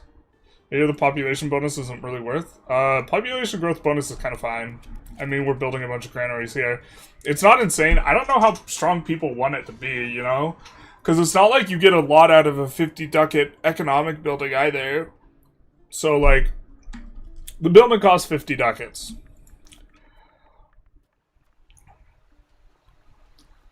This is getting us 0.13 ducats to the tax base per building. That is almost nothing. Whereas the granary will give us some pop growth. To be fair, maybe that's not a fair example. Let's take a look at the tools here. The tools here, not even a good example because they're really not making money. Okay, so this is making less than half a ducat, yeah?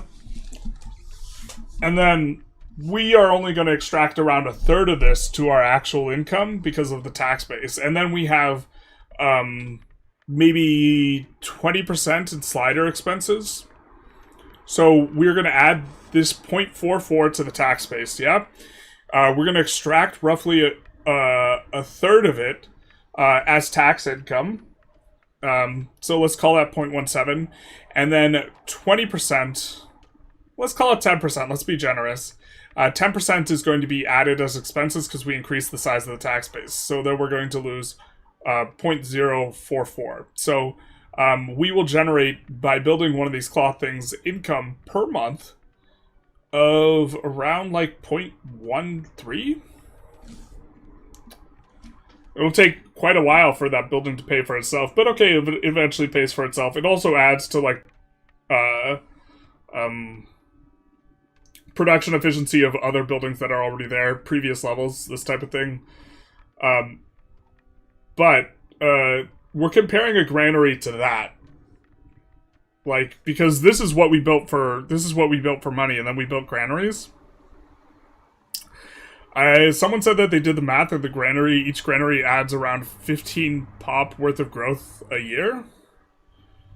And I don't think that this factors compounding effects and stuff like this. And I'm not sure if their analysis is correct, but like 0.13 ducats, like 0.13 ducats, let's times that by 12, so what is that, like,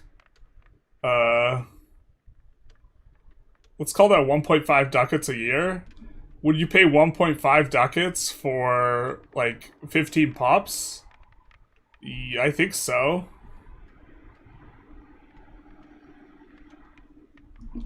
Right?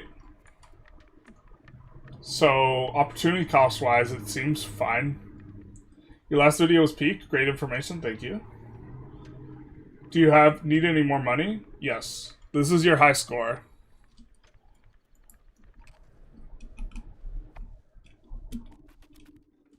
Surplus of cash and increase in consumption sounds like victory. Everything points back to victory. I mean, the economics, like, strategies, I think, are very similar to victory. Or, like, the framework for understanding it. A lot changes because of control, and there's a lot of different ways money's, like, created and destroyed. Or at least a lot more than Vic 3.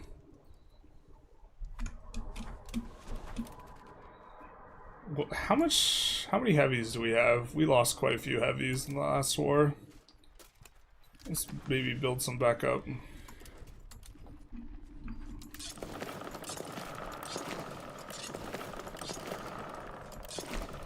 $30 more heavies. Victory once proven to be the better game because it has extra consumption from surplus income. Shake my head. I really wish that there was like an equivalent of SOL. I don't think it's performative enough. Figured a route to get 100 plus RGO output modifiers, but it requires playing Granada, going Republic, flipping to Mayan, and forming Aztlan. I'm not sure we want to go there.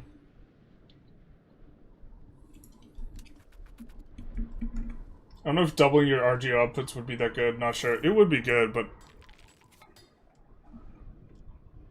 I think there are stronger things you could do if you're like going that deep in the tank, probably.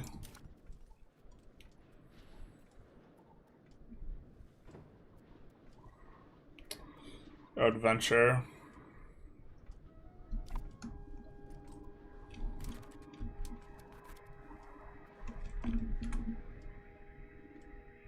Are high initiative units with debuffs on morale better than units with no debuff? Not really. Initiative is kind of weak right now. There have been phases in the game's development where initiative's really good, though. But initiative lets you get on the front faster. Currently, it's not like a lot of damage gets done while units are sitting waiting to get onto the fronts, and unless that's the case, initiative won't be that good.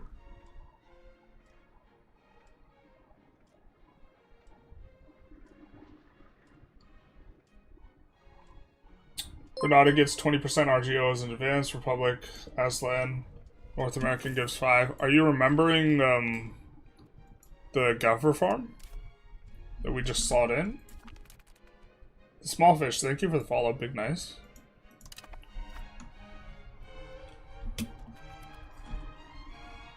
You form Sweden first. Sweden gives it as well. Are you gonna ever not play a Muslim nation?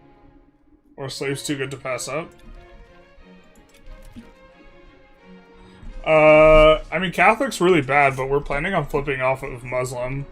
The initial plan was to form Catholic Al-Andalus. To be fair, we could still do that. But we have to... we can't... we need to be Muslim to form Al-Andalus, so... The issue with the granary is the amount of food stockpile they give per level is very low relative to the amount of food consumed, which determines the pop growth bonus.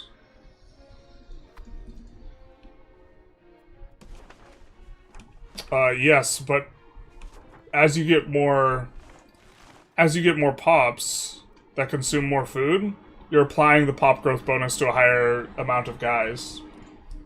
Right? So the bonus will shrink as time goes on. The pop growth bonus, but it's being applied to an increasingly larger amount of people. So we have large food stores in the province 0.06, and it was like 0.08 before, and it's like, oh no, it's gone down, but also our pop levels have gone up, so that means we're growing more pops here as well. I would build them if they give 10x the food storage. I think they would be super cracked if they give 10x. I don't know, like, the thing is like, your other options aren't necessarily all that great, although we do need more paper in this market, I think.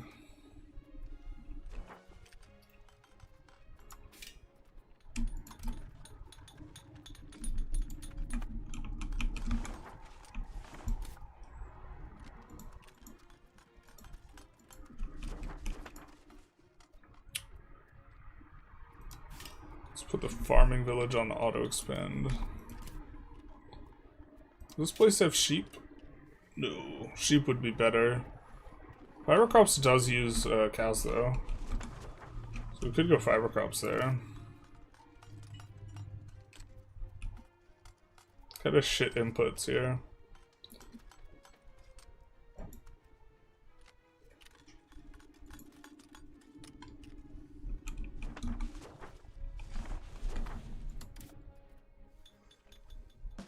But like, for example, here in Granada, we have 25 granaries, right? And okay, we could do things a little bit differently. Why do you not want to auto expand? Curious.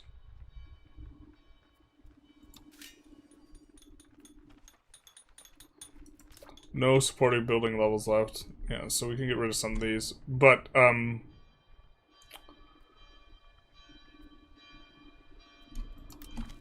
we could, for example, build paper here, and that would be profitable. But other than that, there's really not a lot of things for profit. But we could just build paper in like some of these other urban areas. And once we do that, like you exhaust the efficiency of your building slots pretty quickly. And then once that's done, the issue is like creating demand. You create demand from props. So like it is like marginal, but like it's also what you have is like just adding granaries.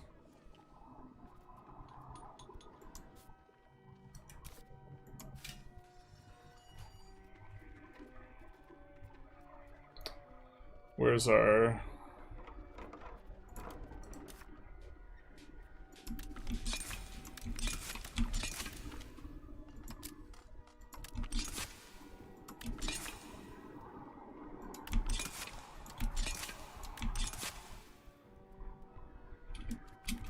Oh, we weren't even pressed on levels. I thought we were pressed on levels here. We're not.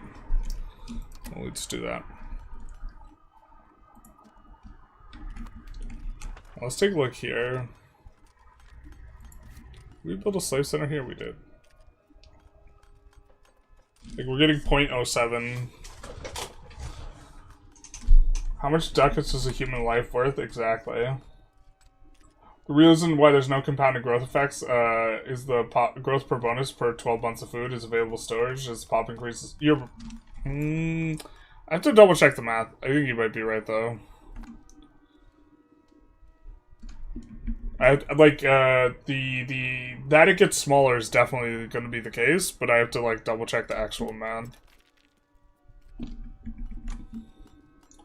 I've been spamming them. Everyone was really annoying is how they gobble up masonry. Yeah, so that's maybe the bigger deal, right? Because they require a commensurate amount of masonry, but like them stimulating masonry is like not the end of the world.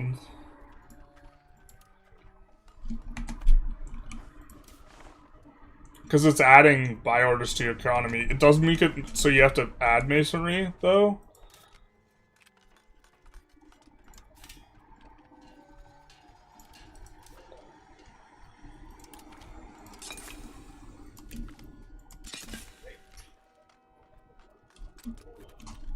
And that part's a little bit annoying. But we're talking about, like, theoretically. Is it, like, necessary to, like, do it to, like, beat the AI? Absolutely not. Christianity feels bad to play compared to Eastern/Muslim religions, especially if you're doing colonization. If you're doing colonization, getting slaves as a Christian is, like, is kind of a huge pain in the ass.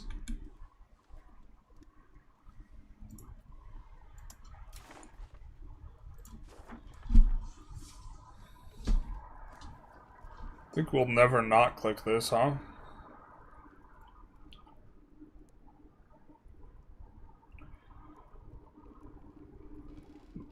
Duck to census is kind of attractive, but...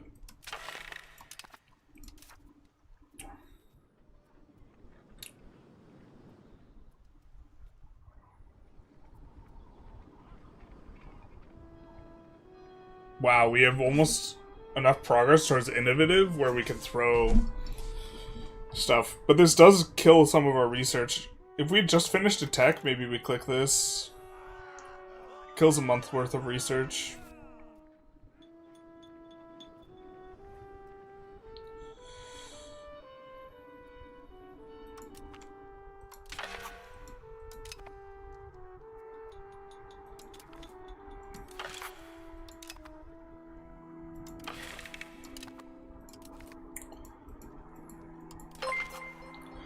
And we were making 1K before we clicked the button. We're gonna be so rich. Mean Wolf 78, thanks for the follow. Yeah, 1,700 ducats.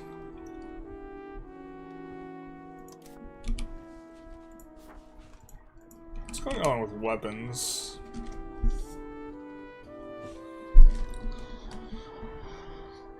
Castle maintenance is so low, but we haven't gotten bastions yet. Bastions don't require nobles, though. It's kind of something a little bit annoyed about.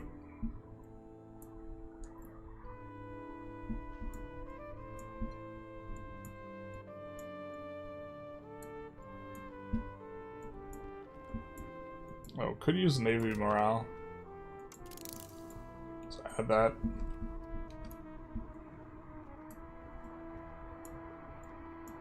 Was Bastions age 4?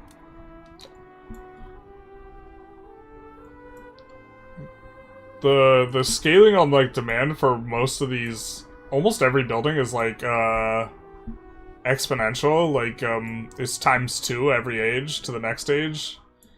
And castles are age 2, I think, and then Age of Reformation gives Bastion. So the Bastion like demands like 4 or 5 times as much goods. Like yeah, you can see stone is X5.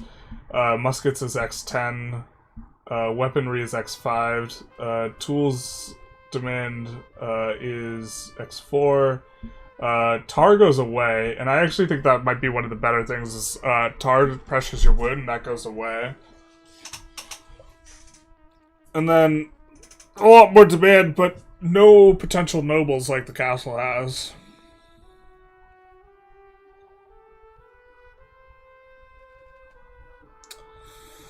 So I'm not sure how much better it is for stimulating the economy. I'm pretty sure it's better because I don't think 20 nobles is eating anywhere near as much as the additional things. We're kind of far off that though.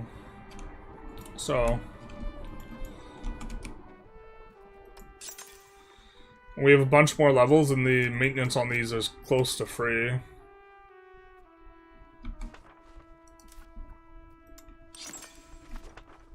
So we're just gonna come in and if it has high development, we're gonna add a castle. We're doing this because the nobles in high development areas will consume more goods.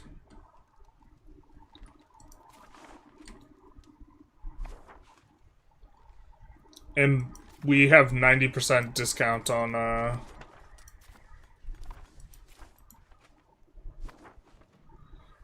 the upkeep of castles. Which, to be fair, seems kind of marginal, but... And this is going to create demand. In theory, we also have a preference for it, specifically in our 2 main markets are the Granada market and the Bot market.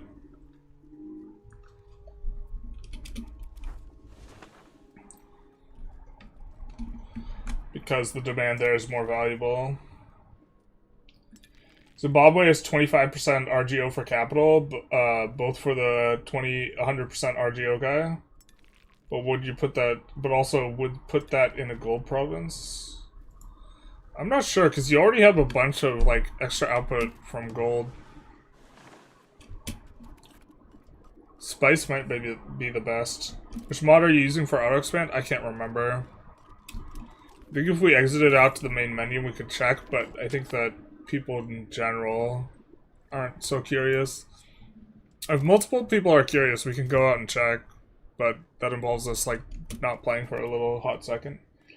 Merry Christmas, Mean Wolf.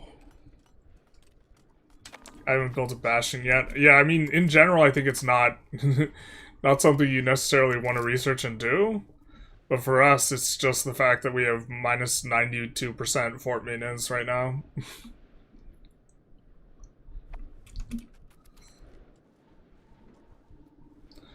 No, I mean, in general, the AI is not very aggressive about assaulting, even when they get, you have, like, these low-tier forts and it's late in the game and they have higher-tier units and they can actually just run over it. They don't do it as much as they should. What are we using our cabinet for?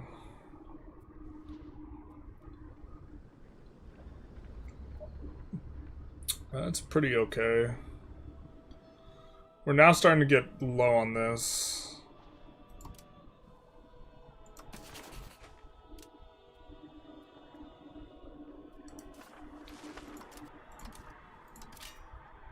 Also not being very effective with diplomats here.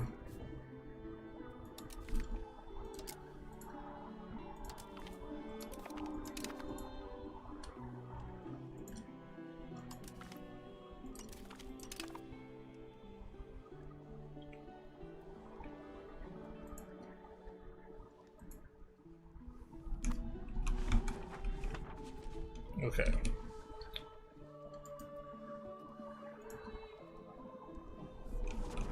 Yeah, I think this is the place that makes for a good market capital.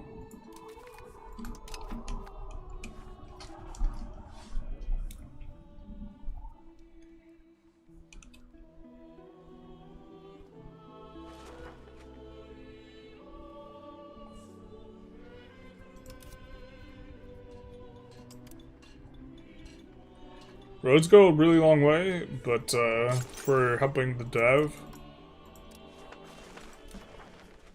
The market villages are cheaper. I think this guy might be deleting some of them though.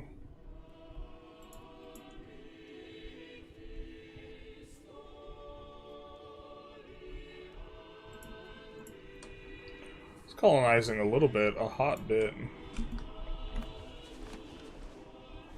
Who is this coming in? Scotland? Okay. So happy to see the AI like actually colonizing now. In previous versions they like Stone didn't.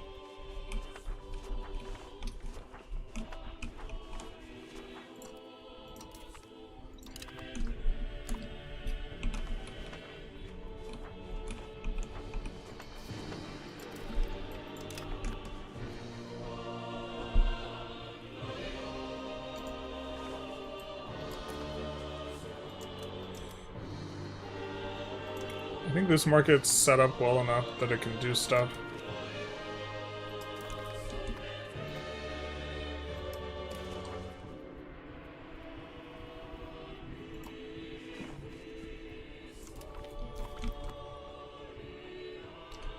And then we saw a guy who would make a better ruler than this guy.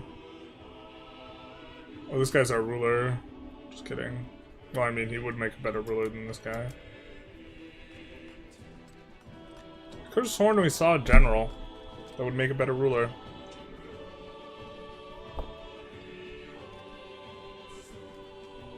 I mean, admin and Diplo are the two most important things to us. We would love 5% tax efficiency, so we're gonna put that guy in charge of the boats. This guy's our current heir. We're gonna swap this for our leader.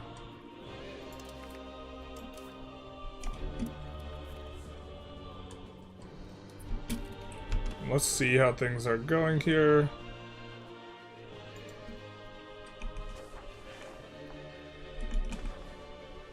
Let's have the big ships help out that location now that they're fully repaired.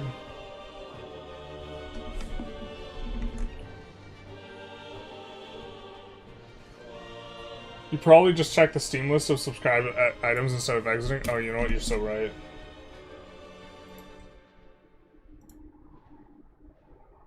Workshop.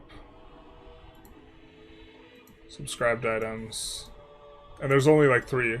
Location specialization QOL, in parentheses, auto expand is the name of the mod. When are you gonna play with hordes? I think that the interest on hordes is relatively low. I don't get a request too much. I really want to do Mughals run, but Timurids look kind of boring considering the first 20-30 years you do nothing. Hey Elliot, how's it going? First 20 to 30 years you do nothing? I think there's... well... I don't know, the game goes pretty fast the first 20 to 30 if you actually are doing nothing. Compared to the length of the run, like a run's super long ass time. This guy's almost done annexing.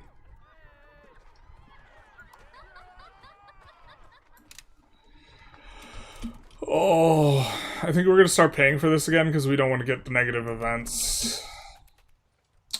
Because we want to try and get to 50 prestige, but this is kind of like pulling teeth. We maybe the only way to do that like reasonably is actually like a war where we're just separate piecing a whole shitload of people.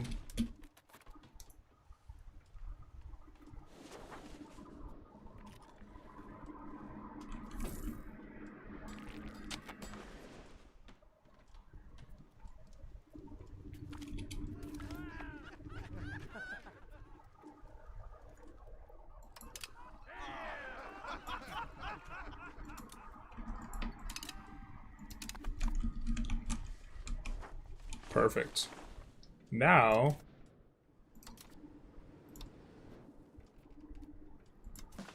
We'll swap this over to this, because we have just overall higher control over here. And also, we don't need it for cores at all, but just the sheer number of pops we're gonna assimilate is gonna be higher. And this helps for stuff like having more nobles gives you more discipline. Making a man a knight makes him a better fighter. Everyone knows the rules. I don't make them up. But nobles of primary or accepted culture ratio here. By assimilating, we get more discipline. Merry Christmas, CRZ. What nation should I play for a colonization focus that isn't Spain, Portugal, any of the historical suspects? I don't know, Mali. Mali's interesting. Mali's probably more interesting, to be honest. Would love to see a Theodoro run. Is that because that one other YouTube guy is, like, doing Theodoro?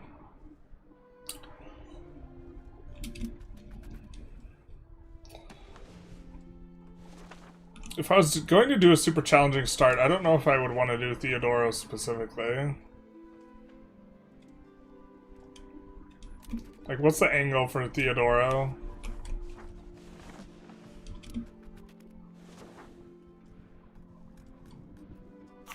Can't remember the name of the guy who was doing it. I know I saw it, like, it pop up in my thing. I didn't watch it, though. There's another 2.5% discipline. Getting close to embracing global trade. Which is nice, because, reasons. Do we have a discount on this? The full drop? No.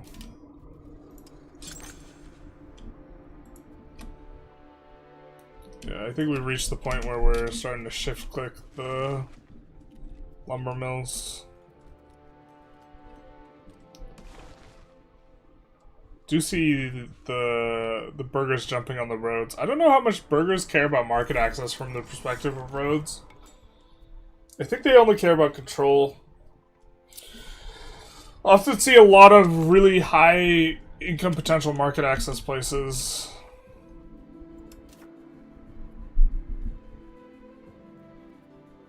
Do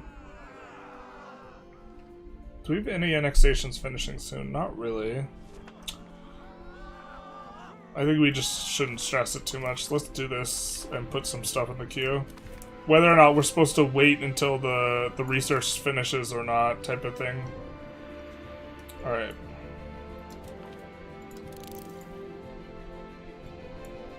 Has that always been 100%?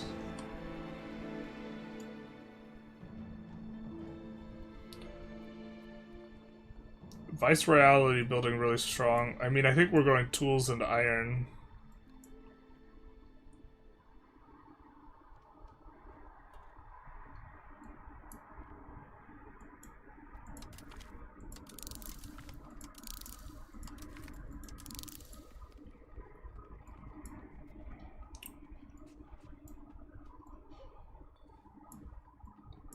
That seems fine enough.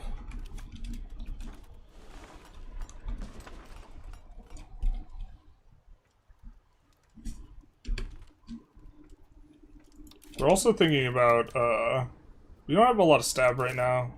Let's actually up our stab spending a little bit.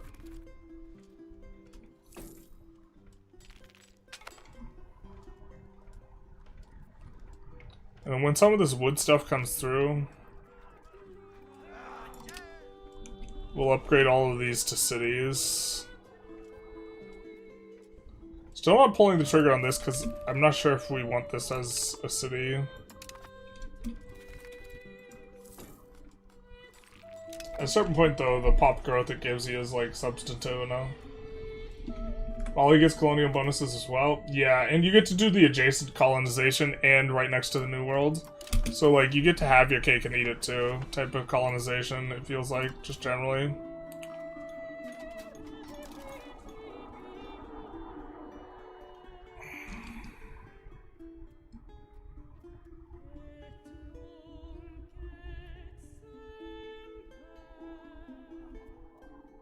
Is this easier for us to take? Oh, it's like the same thing, just a little bit further.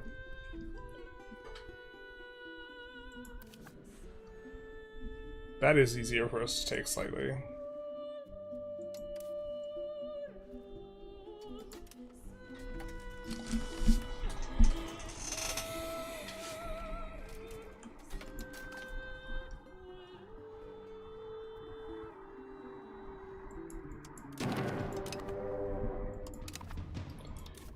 And for this guy,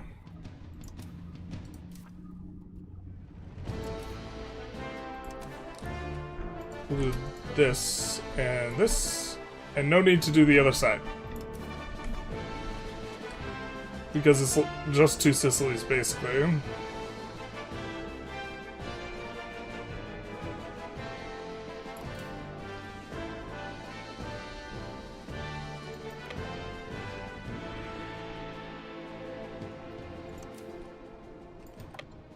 That will get us started there.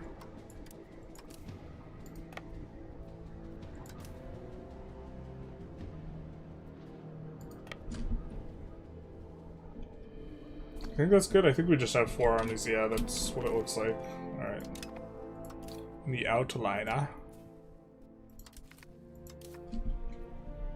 What about Frisia? Frisia could be interesting. They start a peasant republic. Yeah, I think I'd like that more than Theodora. New world run, highlight the pain points, maybe.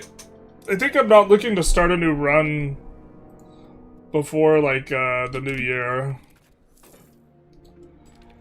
So I'm gonna take, like, 10 days off, I think, of, like, all digital stuff on the 1st through the 11th, or the 1st through the 10th. Budget Monk was Dean Theodoro complaining non-stop. Was he complaining because Theodoro, or was he complaining because Budget Monk?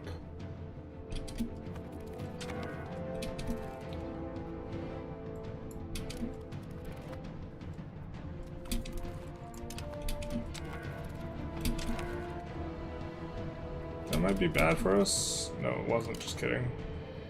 Not even remotely close to bad.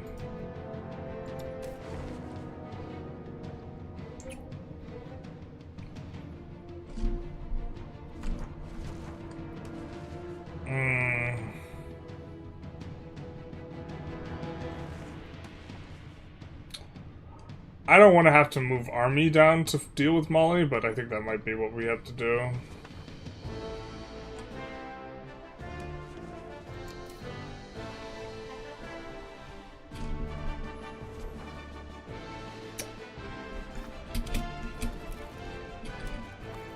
It's probably what we should do. A little bit tedious to micromanage 2 fronts at the same time.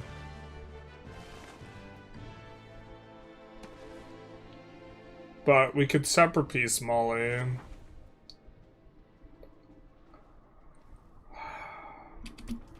I think we'll let our navy dust up theirs a little bit more. And then maybe we do it. Or like pick up the Wargle and then send off one of the stacks.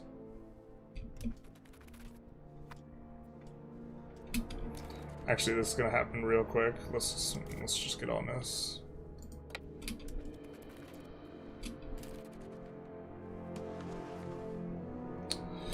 Tunis might even be able to handle 2 Sicilies' navy.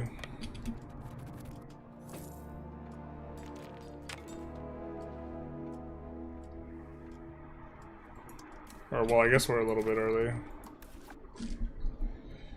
Oh, nope, I guess we're not. Let's get this taken care of. Cool. And then this guy will head over here. A little late, Barty.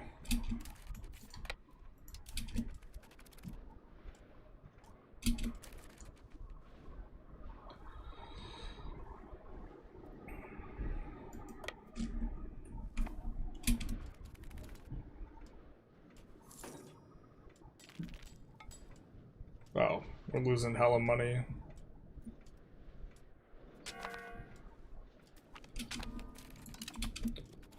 Partially because we're making sure we stay over high on that.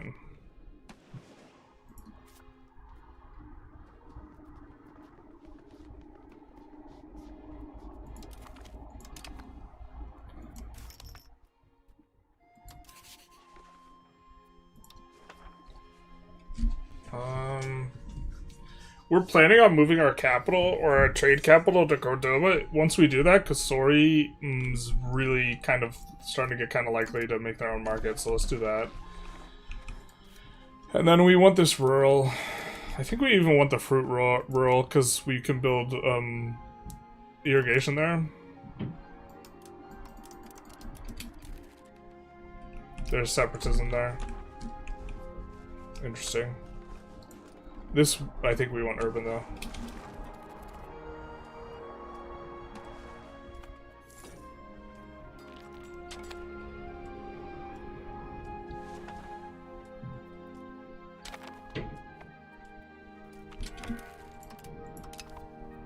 No, not my gumdrop buttons.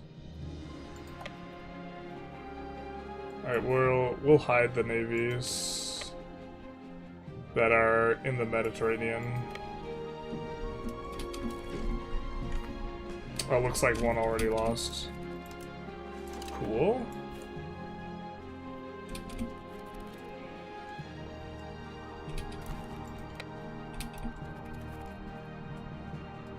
I'm just gonna wait for the month tick.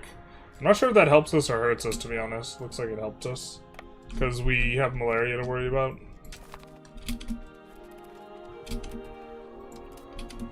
But I don't think that they have, yeah. They do have really good tech, though, because courtesy of us. I feel that that's almost something that shouldn't happen. Like, the fact that we created this here, just super tech throws them ahead, but... maybe that's also kind of okay.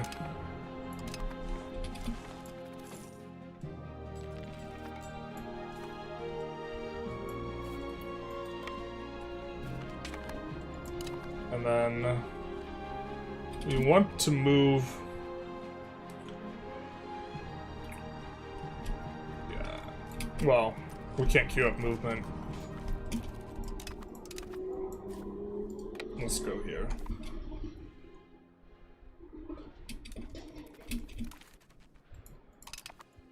The siege finishes.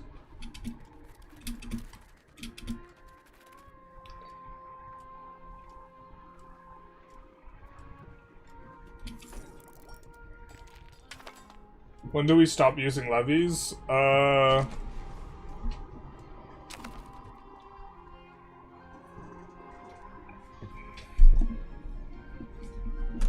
Use them if you need them, but maybe age 3. Take care, Jen. Good to take breaks. Thank you, thank you. Is there a reliable way to stop burgers from exporting all your excess lumber? Yeah, you export it yourself. And this makes the price go down. Because the burger exports have a higher weight than your exports. And so this will dip the price of lumber. Thoughts on best infantry types? I've been defaulting to men-at-arms. Yeah, men-at-arms are fine. Have your cake and lie it too. This man knows what he's talking about.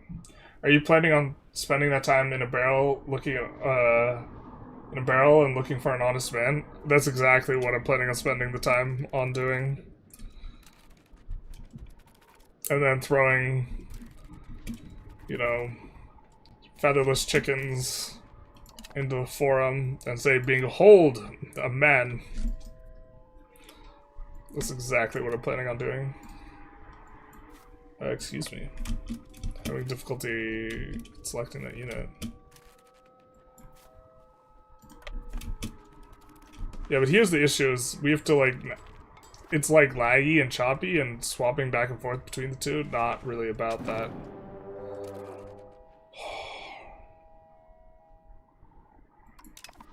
Holy shit. Wow, we're really... kind of eating a bag of dicks to the malaria here.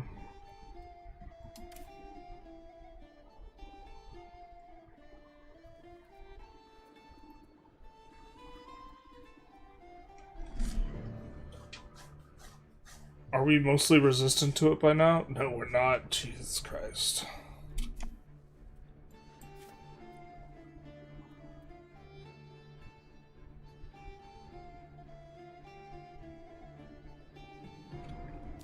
I'm not sure if we can siege that down. But okay.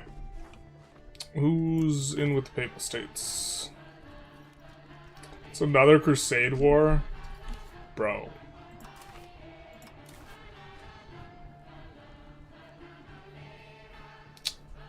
If the target is not us, I'm gonna be big mad.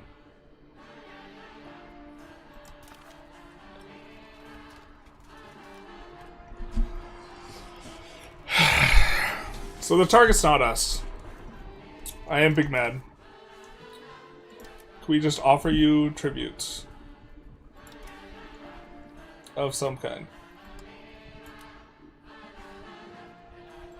Forced convert to Catholicism's funny. Wild that the Papal States would not take this. I feel like they should. I feel like they should be like, wow, this is great. Humiliate's kind of whatever. I know we're trying to stack up prestige, but I really don't want to fight a freaking, another one of these, like, death wars with France.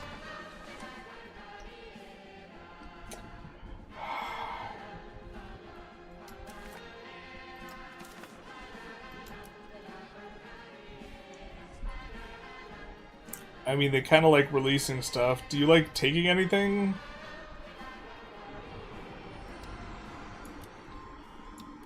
Oh, maybe we should have taken dirt off of them at some point.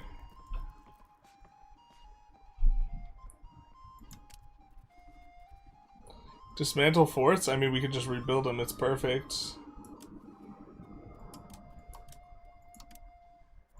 No, this man doesn't like that. What do you want from us, dude?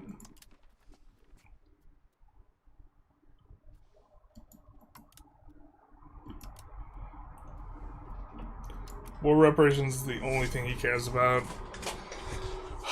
Okay.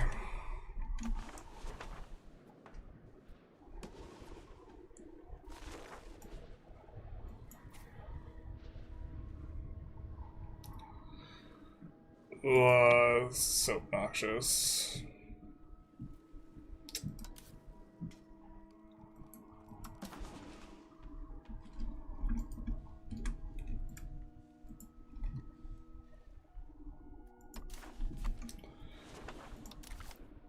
Let's see troop count.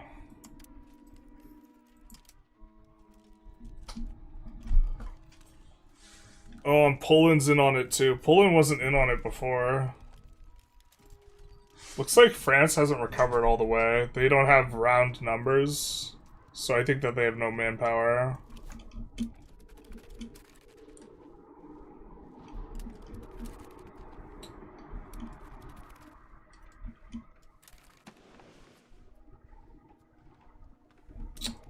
Damn, man.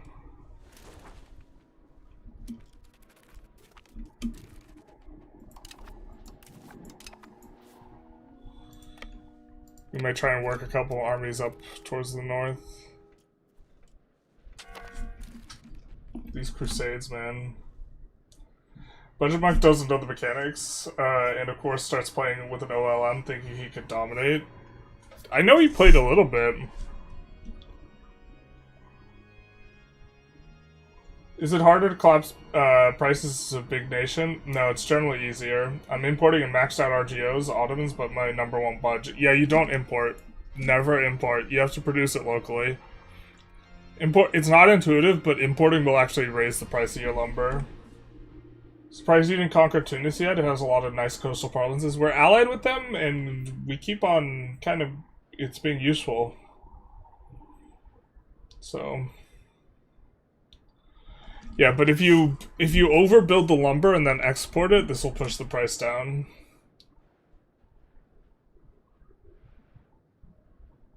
What is this war? It's really annoying. The Crusade War for Palestine, which we do not control. So we can't get ticking war score.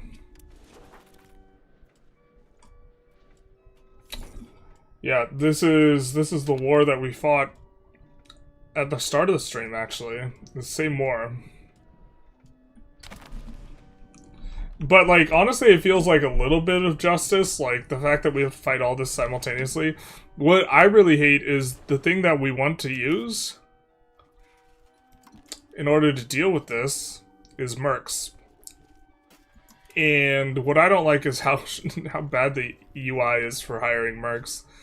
Because we literally, like, spend like 5 to 10 minutes trying to hire people who are going to be around where we want the mercs we want to hire to be, you know, with the unit compositions that we want, and then we're like looking through and then we see, okay, they don't have quite so many. I guess we can hire a decent amount of arquebusiers here.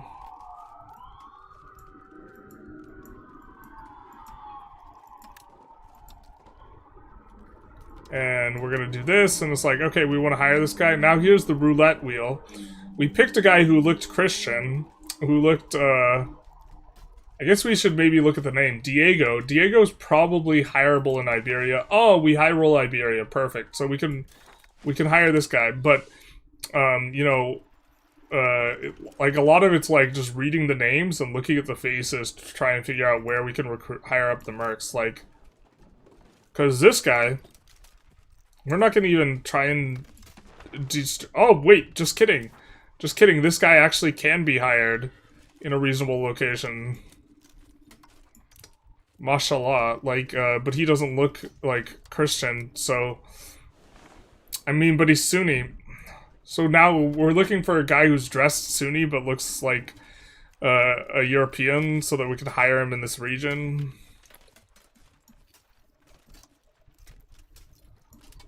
Terrible.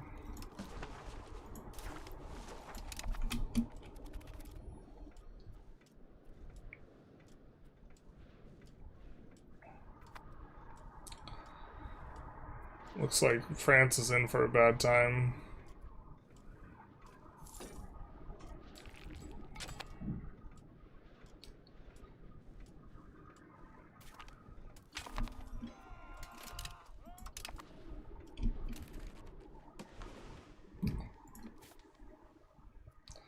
I feel like we got lucky there and didn't really fully demonstrate our point. Our point is the UI for hiring mercs is like really lame.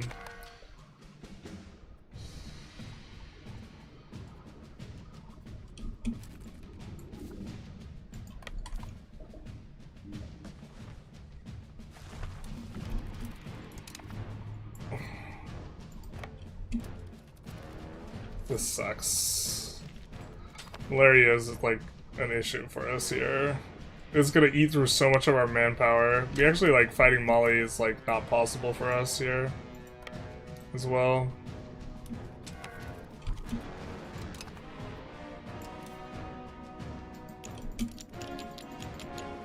Do we have a chance of winning this? No, right? Yeah, no.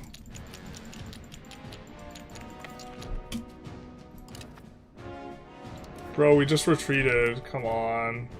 It's gonna be one of those lame stack wipes here, I think.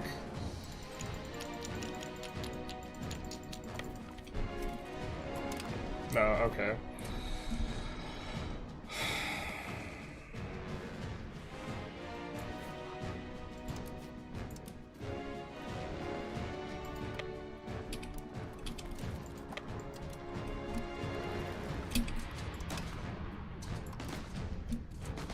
Didn't I reorganize?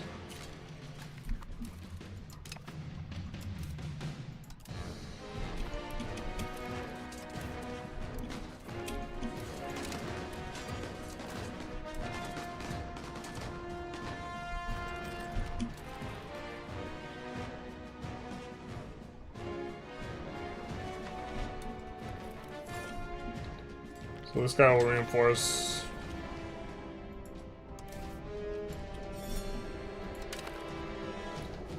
Alright, how bad a shape are we in here? We have some almost dead carracks. Alright.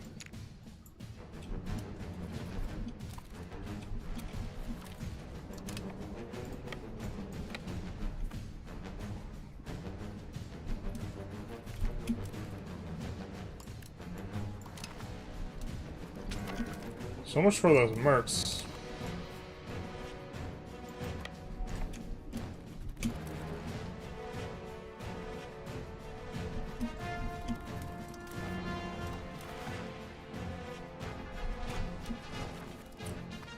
But yeah, It's like a forever war that we can't get anything positive out of.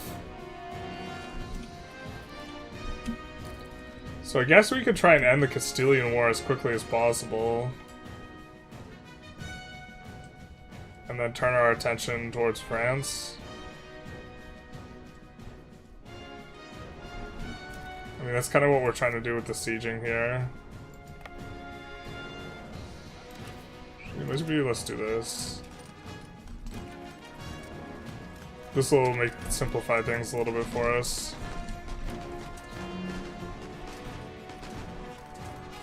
Well, that's not like the ratio I would have wanted here.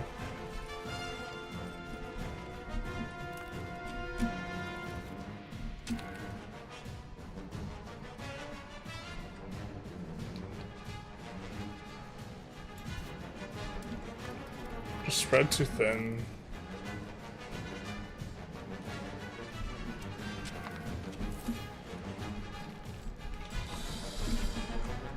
You should take Palestine so you have the war goal. I mean, yeah, that's kind of what I think, because that way we could just hold on to it.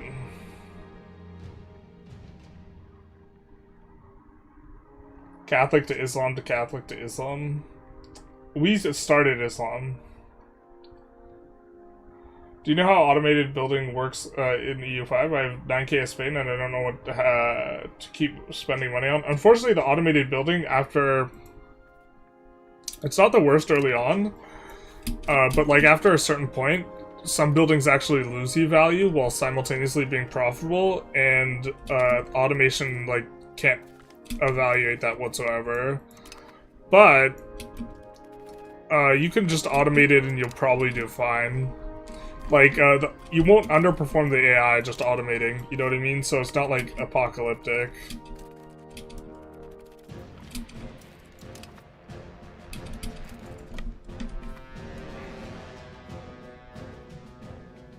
God, we have like no manpower from the last war too.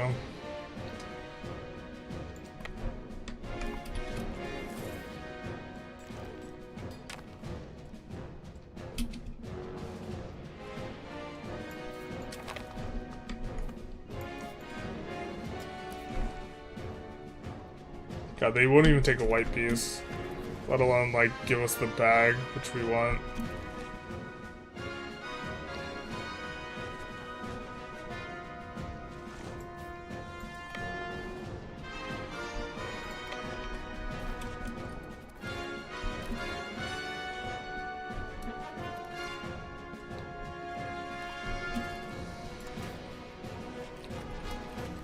I don't think we win this.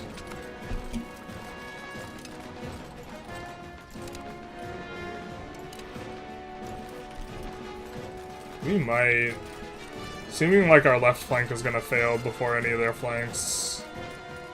We have more Cav though. Cav is stronger. Unfortunately, all reinforce the center. I mean, their center might fail before. Oh. Yeah, not with the additional stack. We're gonna say their center might fail before our left. Actually, well, our left is buzzsawing faster than they can saturate, and their right fails? Wow, do we actually win this? That's insane. That's crazy, brother. Because then our right crashes through to the center. Wow, we actually win this. Holy. Maybe this is a little bit of a case of correct section chance actually being a modifier that we are underestimating its usefulness. I don't think we can try and siege them. God, we're hemorrhaging so much guys to the Malaria. Yeah. I think we have to forget about trying to do anything in Mali. We're just losing too many guys to Malaria. It's not tenable. Wow, what an absolutely wild battle. Like, fight off 100k, and then, like, casualties are only 2 to 1.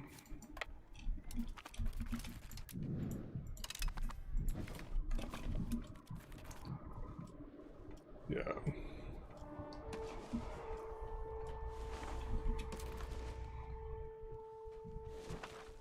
We're gonna try and give them something, if we can, to get out of this war faster. think we maybe want to humiliate Spain for the... God, we need so much more prestige than what we have to get what we want.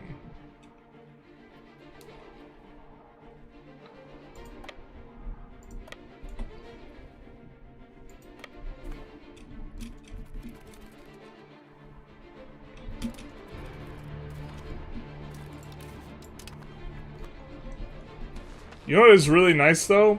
We have a shitload of forts. Look at this. Look at them. If they ever tried to take our heartland, Godspeed. We even had thought about building a fort there earlier. It just kind of sucks that it gets occupied. Was it not?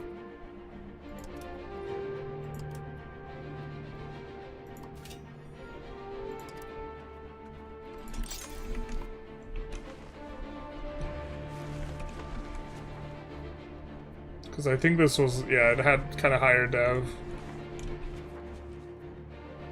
No, this is not the place we were thinking of building the fort. We were thinking of building the fort here, I think.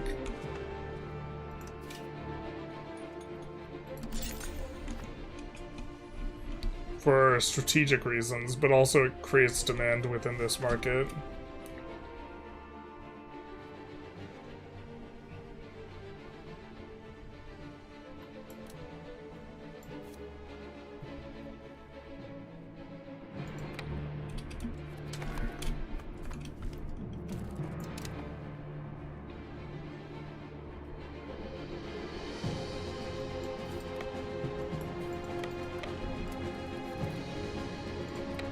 Let's get the flock out of here.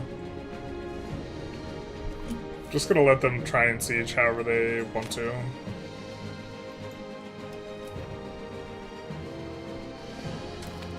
And then drop these guys off in like Barcelona.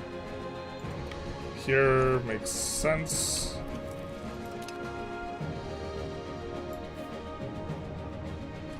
This is a +3 for us, yeah. I think we're more than happy to take that.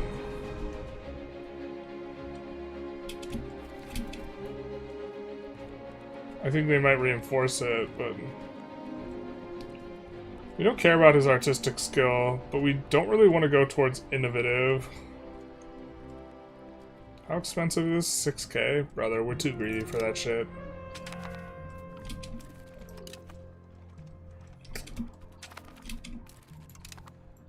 Castile thinks that we might be willing to entertain the notion of a white piece. We also have discipline. I think more discipline than them. We have like 10% discipline. It looks like they're getting cooked here.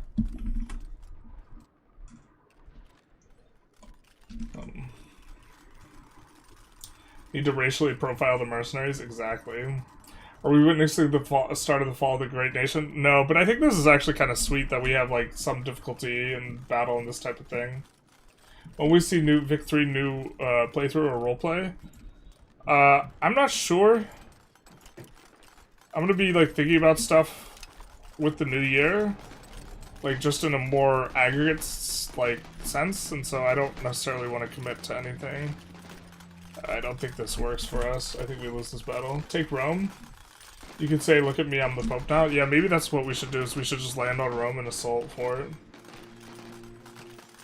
How do you think about military balance? I killed 23k with a 120k stack. Well, it's the number of units that matters, right? Not the number of men. But also Cav, I think, is a little overtuned.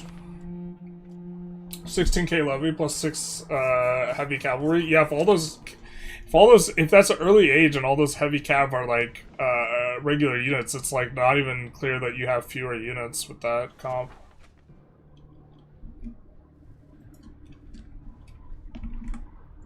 You know?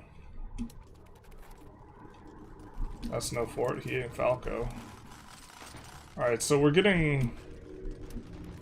He can't, he's not reinforcing fast enough to not get hit by these flanking bonuses, so maybe we can manage it. Like this 12-to-1 situation. Oh, our center's failing. His center's failing too, though.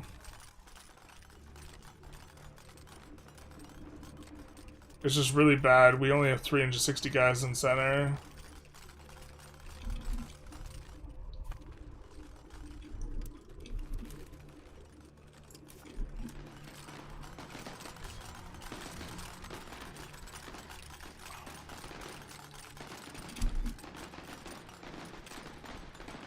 Yeah, they're starting to do more damage to us now. That sucks, because that gives them an advantage on taking the fort, too. Luckily, we have, like, layers of fort, so...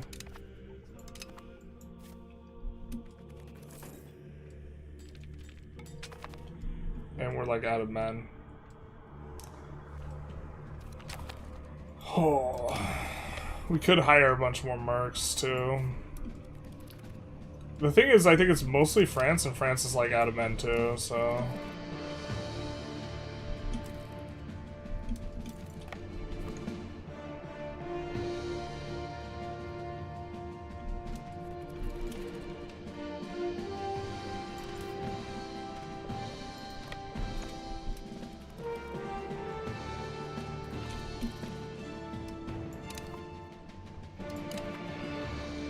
Wait, we're at war with England as well?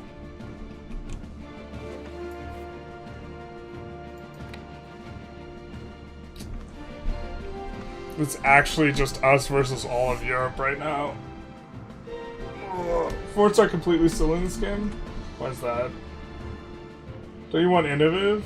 It's kind of mad. I don't want to lose 6k for that, though. But, yeah, maybe. Do you have decent control between Africa and Iberia? Yeah, we do, but it's falling now because it's navally based and we don't have a big enough navy to maintain. Yeah, 1 heavy cav have the same stats as like 5 infantry, the same stats as like 20 levy. Yeah, but the 20 levy thing is like kind of by design. That's kind of what they're into. Bruh. Yeah, basically.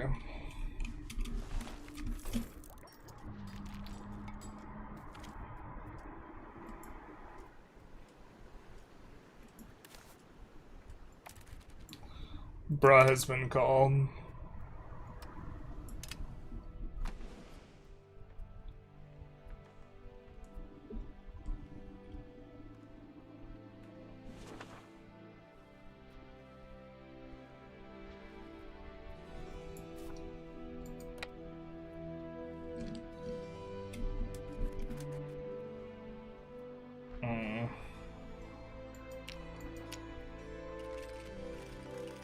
Whoa.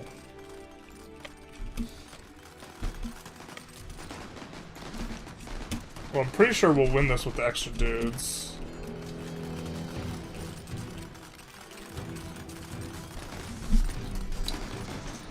Last time we ran out of dudes. This time I don't think we've run out of dudes.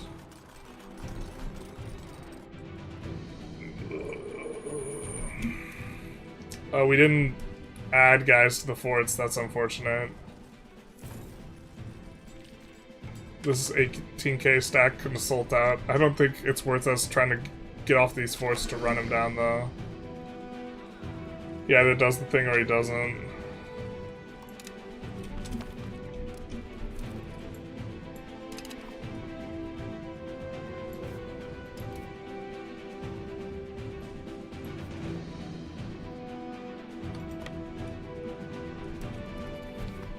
I'm gonna use these guys, though.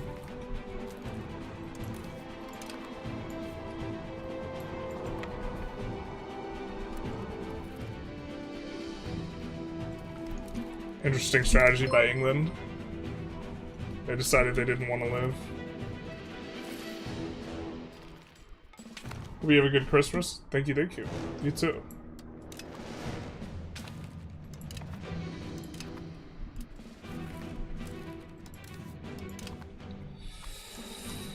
The one place we don't have a fort, huh?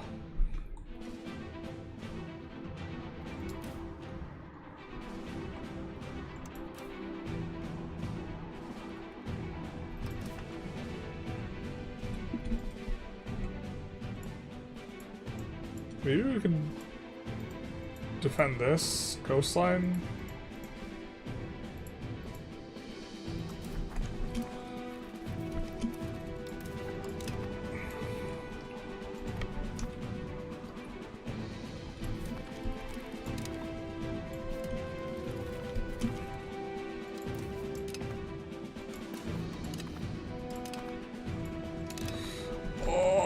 other front in the New World.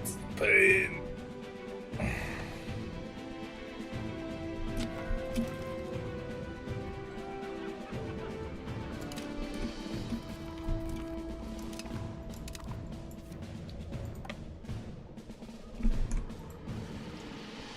Bayleaves, thank you for follow. Much appreciated. Alright, so we won a naval battle.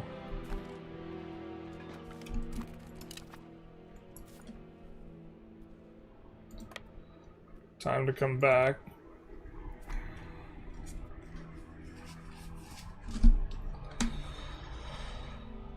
Oh. Plus 18 there. 86. That's how they feel about this.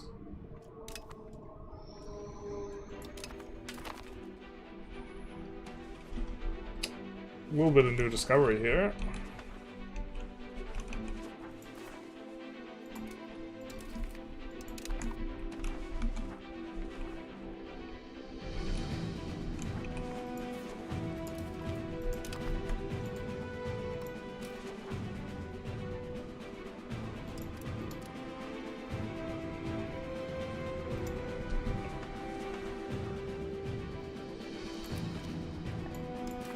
God, we have so many clergy guys. I wonder, is the estates you roll on your characters just proportionate to their power? It feels like it might be, with the exception of the crown. Is Morocco, I hate to annex to fault due to control. I'm naval, hard to get proximity through the mountains. Maybe it's easier in the 1500s. Yeah, I mean, you could also build bailiffs. But some hesitance makes a lot of sense. I think that that's probably fine. Alright, we have a good enough collapse, I think, on the lumber for us to go for this. Also, do we have slave centers here? Because we generally don't like the slave centers down here because then it ships the slaves to a place that has malaria. And then they, like, just die. It's kind of awkward.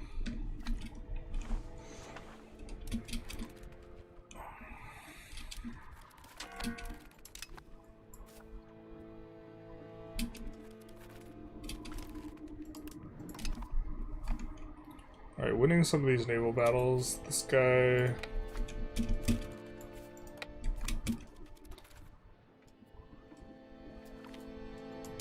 Slow and steady progress here.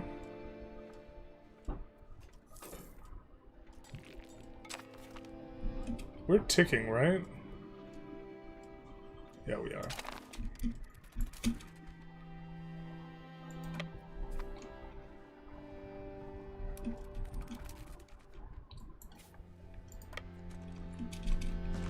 +2.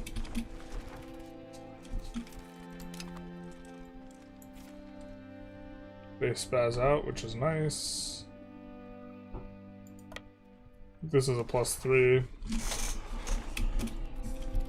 So we'll get ready to go for it.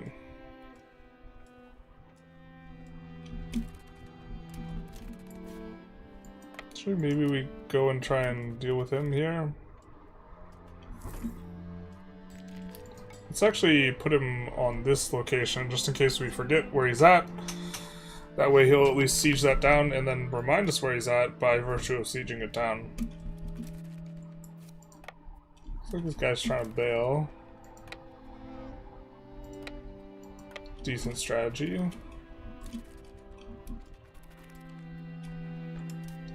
This guy gets cracked.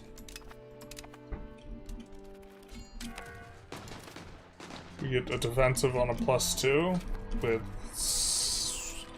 It's only gonna... I was almost gonna say similar numbers, but this is not similar.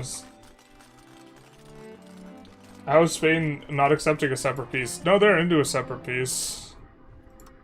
Or they're the war leader. There's two different wars.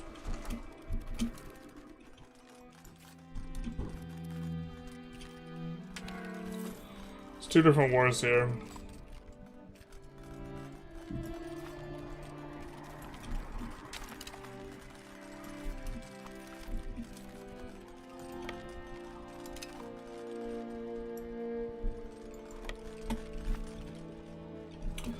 They're into the peace deal. The other ones, like, we're just gonna have to feed them something. Like, not that important. They really don't want the peace right now, though. We're probably gonna have to retreat here, even. Our left is failing. Their center's failing, but... Unfortunately, we get all of our guys reinforcing on one flank, and you were nowhere near crashing through here.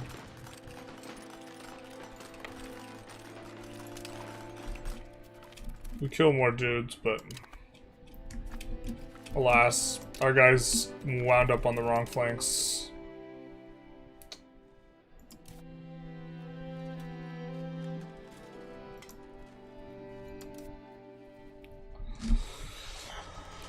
Okay, we need to pick a guy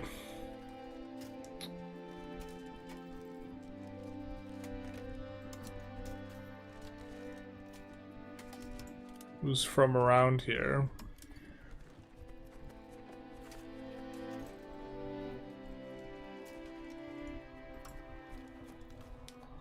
Is it faster just to try and confirm to see if it's a decent spot? It's decent enough.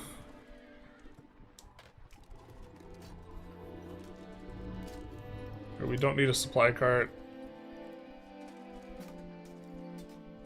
We want cavalry primarily. We'll take as many lances as... Actually, let's take, like, a little bit of a mix. Between lancers and, early arquebuses.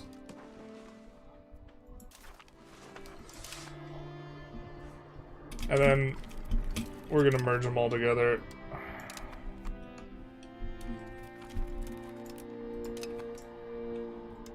What is this?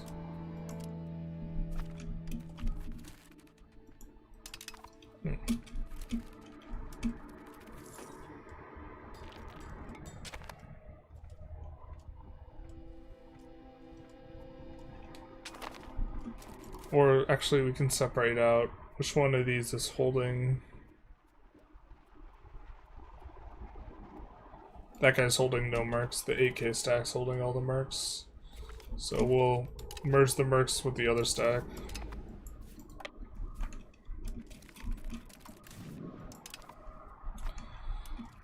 Finally manages to get something. I don't know if that was an assault.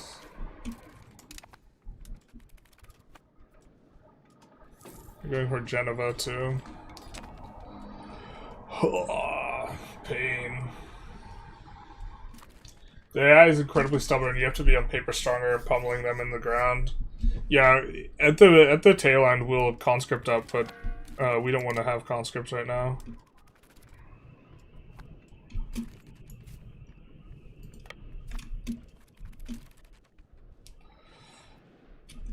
Us having like unlimited force actually makes this like so breezy, like cause like it feels painful, but like we know how this is gonna turn out.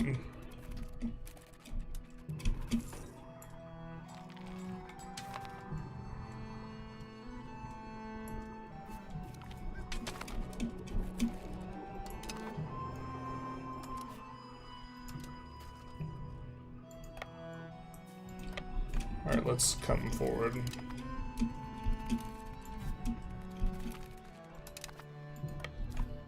And start clearing them out.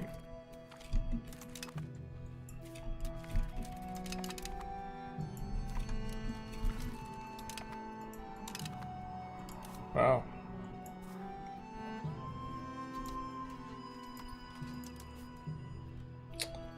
We could sell into slavery. Let's enslave them. That'll learn them.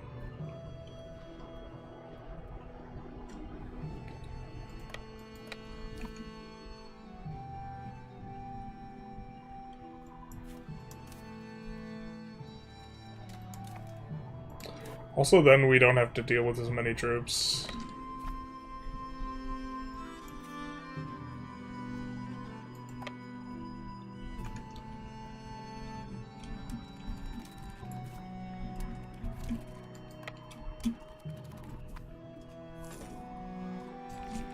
think our fort's on a +2. That's here.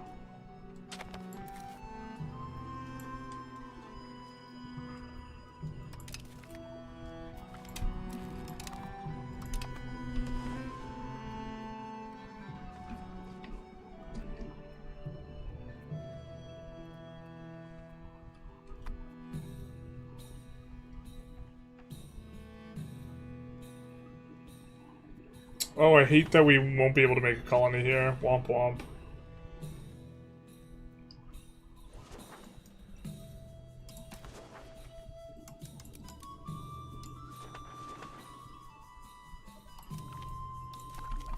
We can't make a colony because our capital's in Africa, even though it's like forever away from us.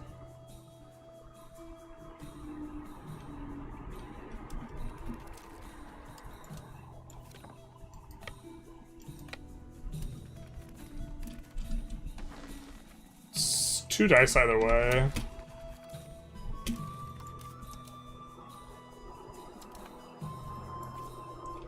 So I think we're gonna go in on this.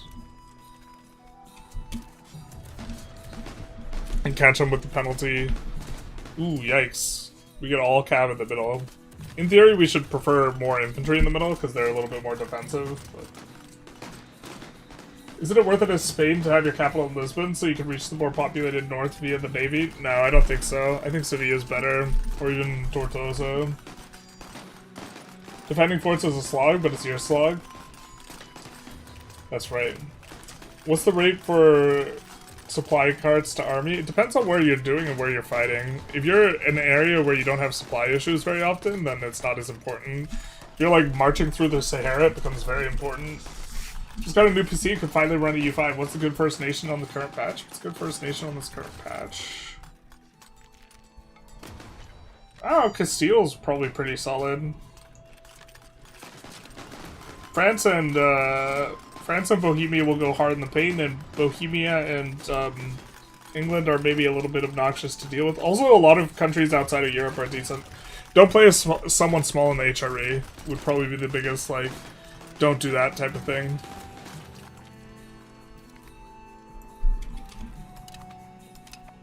Yeah, don't play as someone small in the HRE.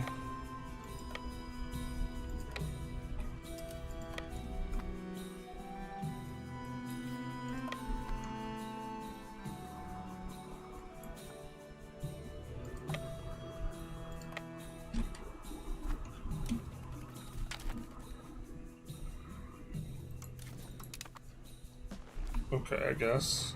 You got us.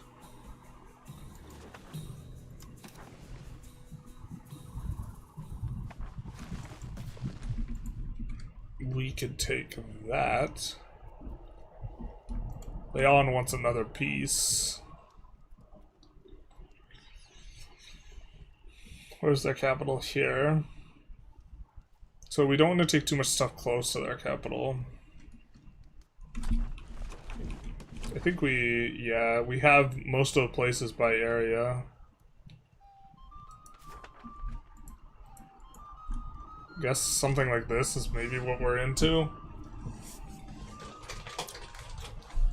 Kind of want to take a whole lot more from them. I think France is just gonna coalition us either way from here. That's not too bad, actually.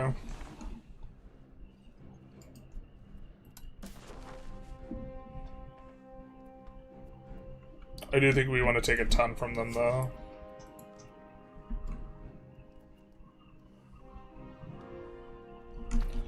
Basically where they have little control.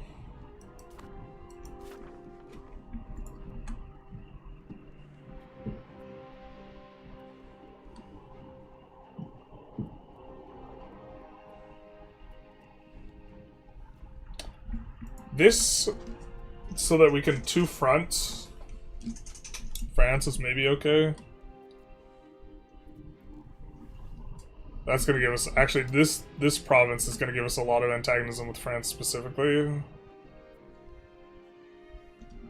As well as stuff that's further north in general.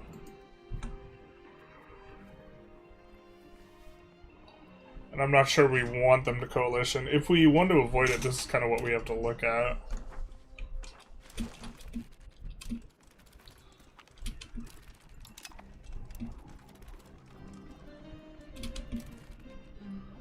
We can also pay for a cultural investment right now and actually push the needle a little bit. God, that's so expensive to push the needle. Just kidding, we're not into that.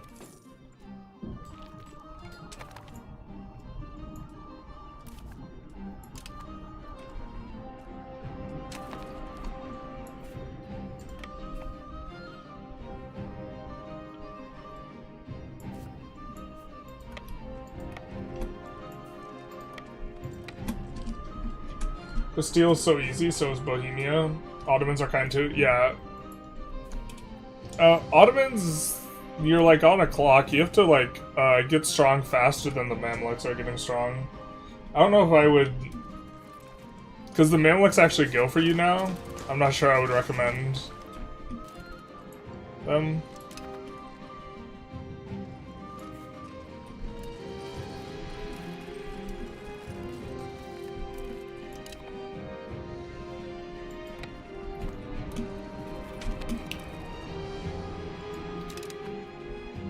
Mercenaries expired. They were probably all dead by then anyways.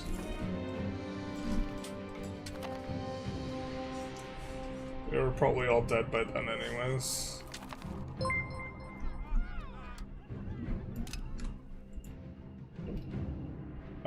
Cherry TTV, thank you for follow. Big nice. You have 56k, is it really that expensive? You don't get to 56k by not sweating the small stuff. You know what I'm saying? I think this is a +3 we're on, yeah. Although... Are we the defender here? We are not. Yikes. This gets reinforced. We might have to abandon this. Alright, looks like we're doing okay though.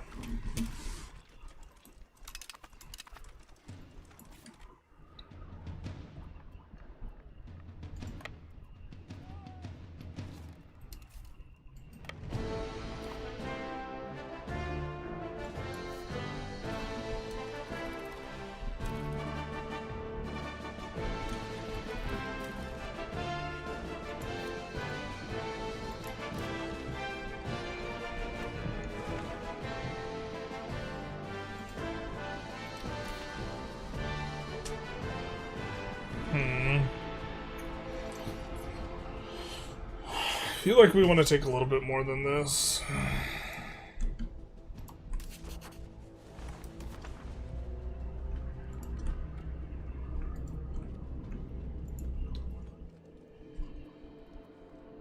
And also humiliate. Well, how pissed does this make France? Pretty pissed.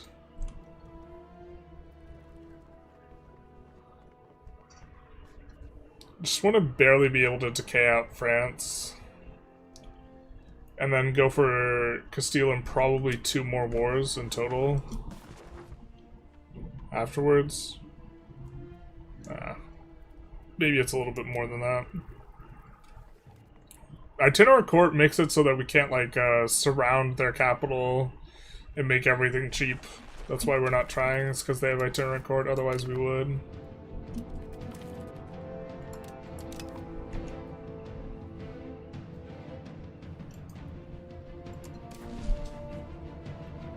We also would like to take money from them, but it kind of isn't that big a deal, and we do have this situation where we're fighting this other war as well. And by fighting, I mean trying to get to the point where we can just offer them something to kick rocks.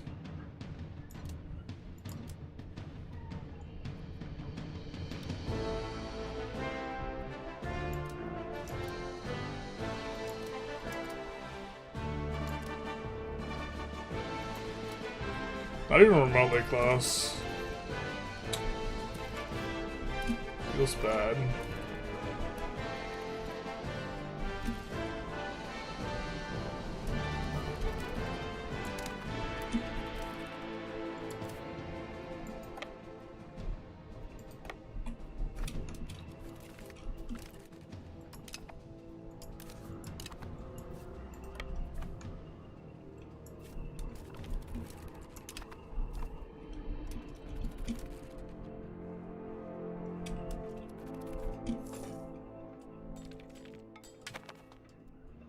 Mali's real easy. Yeah, you could, someone who's relatively isolated and outside of Europe is also reasonable. You just don't want to, like, well, you don't want to play someone, like, small in India either, but you don't want to, like... I think playing someone big right now where relatively isolated is a good decision with the way things are as it relates to the aggression. Oh, no! We weren't watching carefully enough. Damn.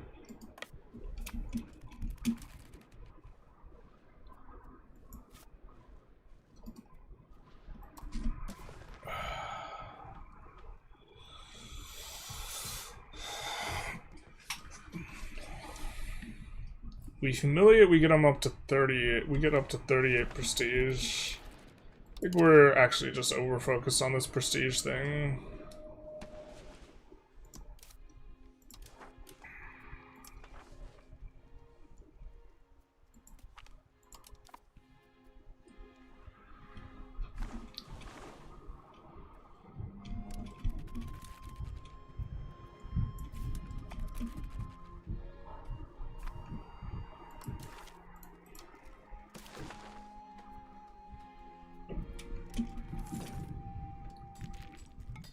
Like, taking money off of them might even be better.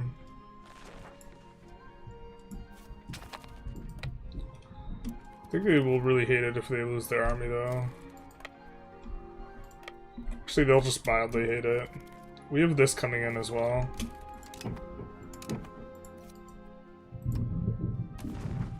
-3.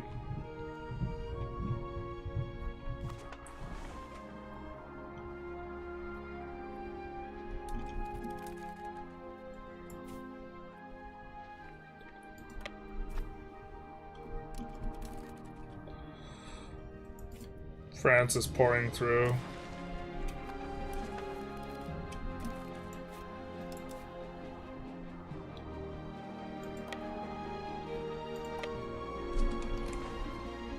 That is a +2. So we'll try and get our asses over there and start chipping at their armies. Looks like they've swapped a bunch of stuff to focus siege.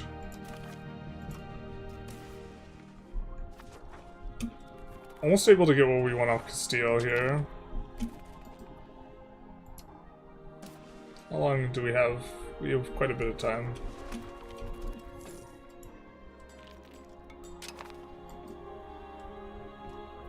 Surely their war exhaustion is a bit of an issue.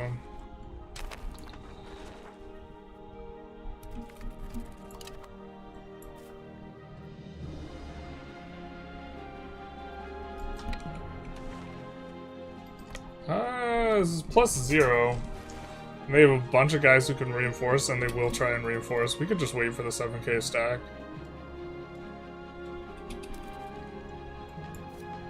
Not much reason to greed. I don't know if we get there in time. I don't know if we're needed. Let's just forget about it, actually.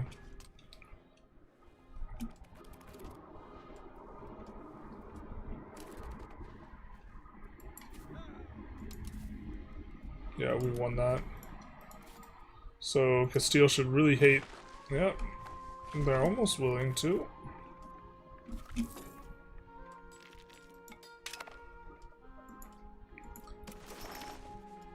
I'm gonna check these guys if they have... Yeah, so we have research speed, which is kind of okay. Monthly literacy kind of more into. Cost stab to let him go, though.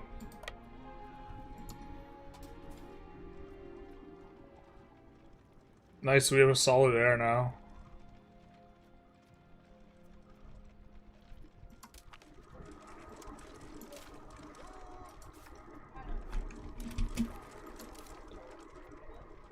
What is this trait? Looks like Lisp. Silver Tongue, alright.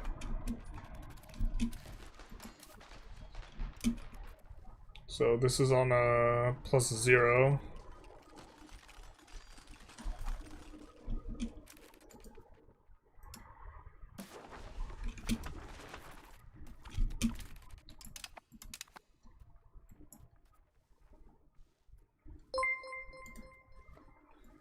Let's clear out these guys to the left now. Lord Beelzebub. Thank you for the follow. Much appreciated.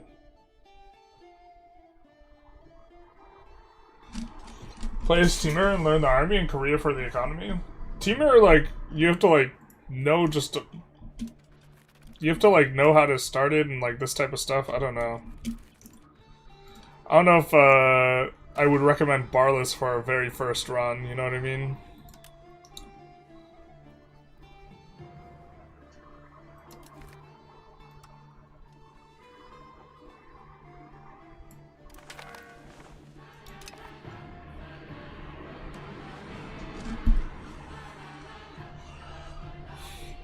I don't know if I could recommend that.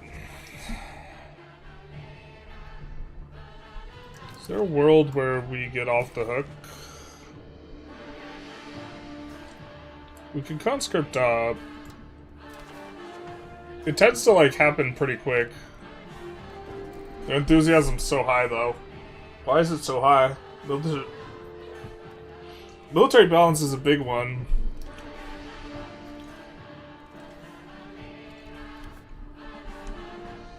If we conscript it up...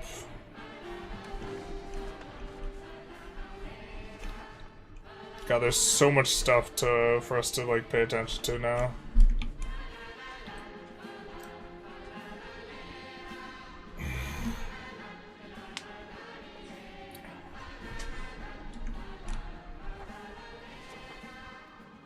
Conscript up, not because we're trying to do anything with the conscripts, but just to get them thinking our army's bigger.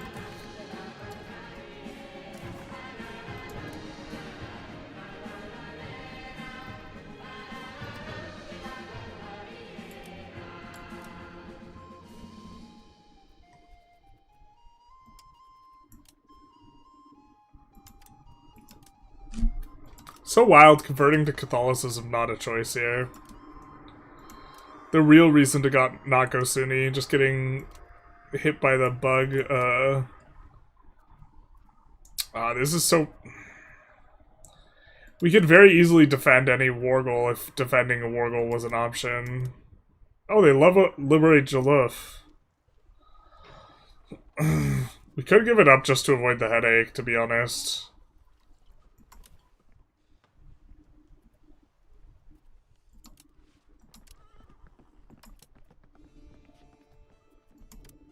They want food access, bill access.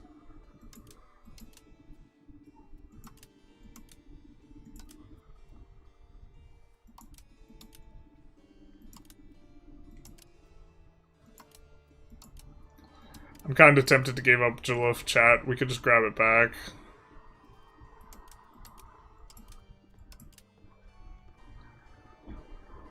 Release Tlemcen as well. Also works.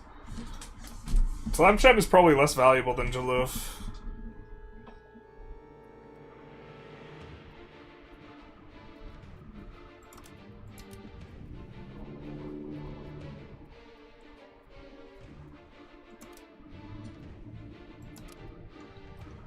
We could try and find the smallest possible thing we could release.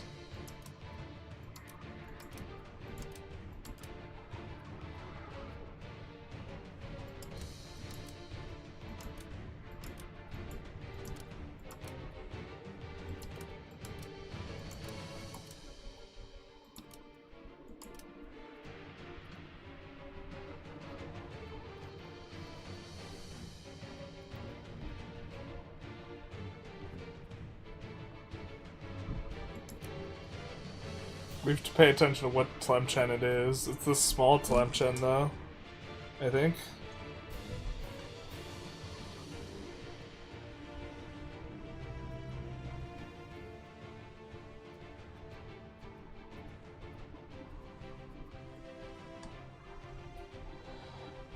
I'm inclined to just give this up so that we can settle this. Can always grab it back later. This is the worst part of the war, the negotiations. Why don't you just click what they suggested?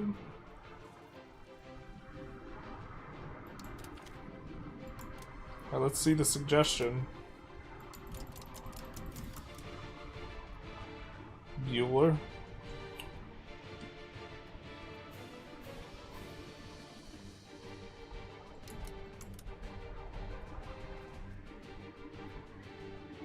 It's awkward because we're annexing them right now, I think. Oh no, wait, no, we're annexing the other guy.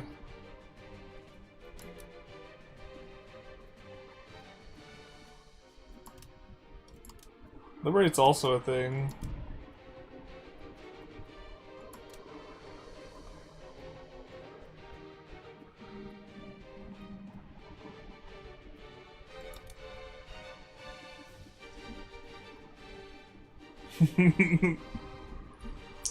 No, I didn't know that it was just going to be nothing. I think this is what we do, rather than fighting this, like, monstrous war for forevermore.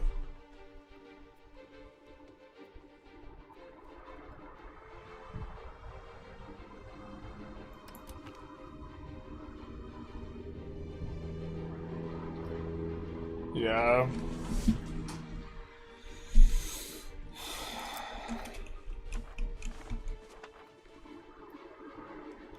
Right, this is gonna be forever. And, like, importantly, we have no manpower. Really lost so much manpower to the Malaria. I think that was a pretty big leak, the way that we played it down here.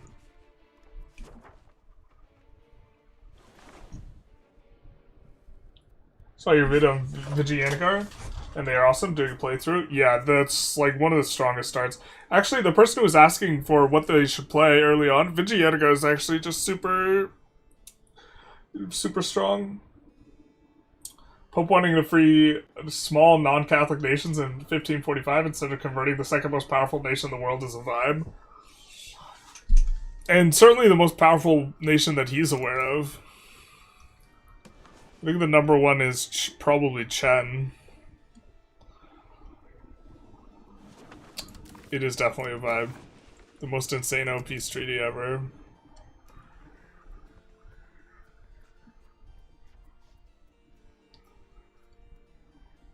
You know what's even funny is like this Tlemcen. Oh wait, that Tlemcen is more expensive, but barely.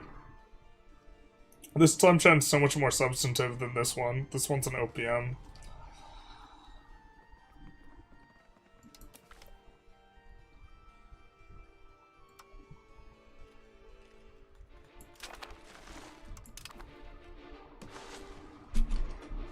Yeah, they're just a released OPM. I don't think they have, yeah, they don't have any claims of Tlemcen proper.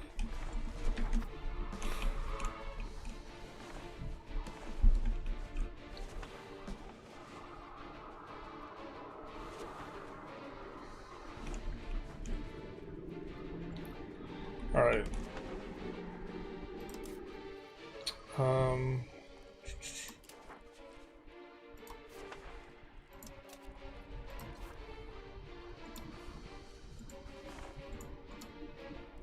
Gonna continue to release them with randomly choose.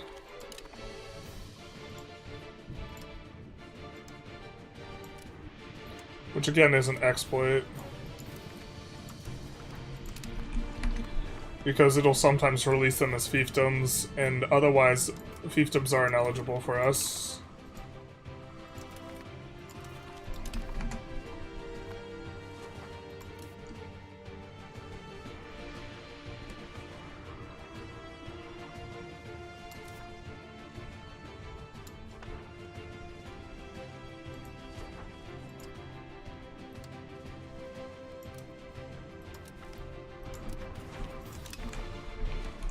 Actually should not have taken this, because that's the last of Galicia.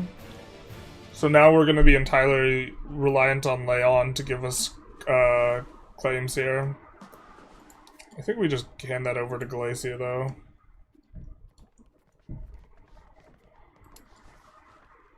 Oh, not all of it.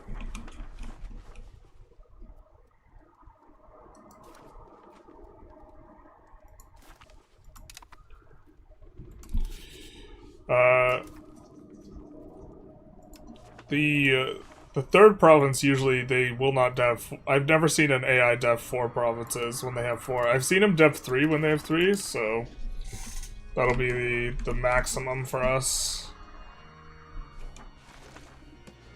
And then this guy has the other part of Burgos? Not sure. We'll give that to him. I mean, at this point we could release a vassal. We were planning on releasing a colony, but... No, we'll wait for releasing a colony.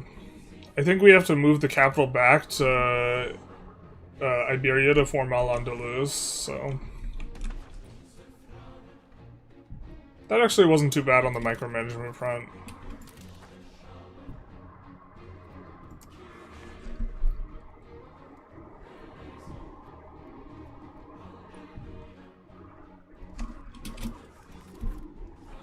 Once we finish one of these annexations, we'll move on to the next guy.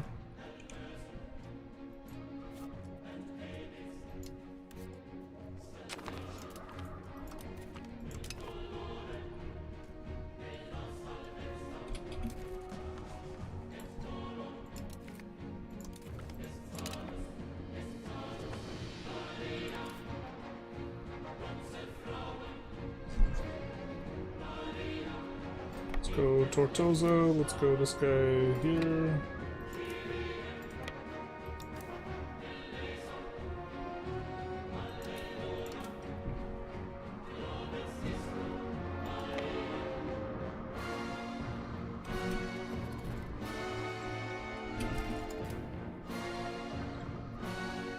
One of these guys has too many units, or we combined one, if I recall correctly.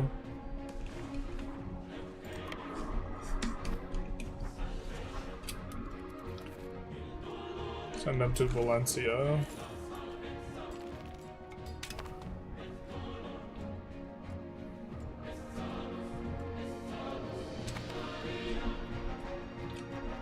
Which troops should I spam in H1 or of Reformation? Should I spam in Reformation? Still Cav. It's only in H4 infantry starts getting better.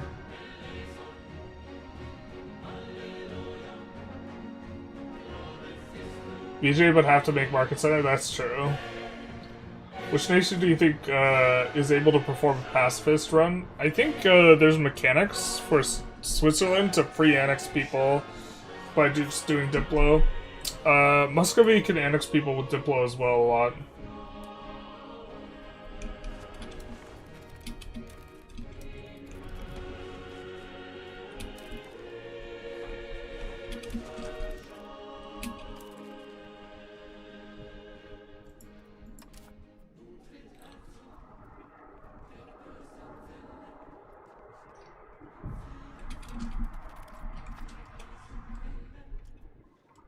So maybe not correct. It's probably not correct to be playing for this. I just don't want to roll... Want to try and hit the 50 prestige, man.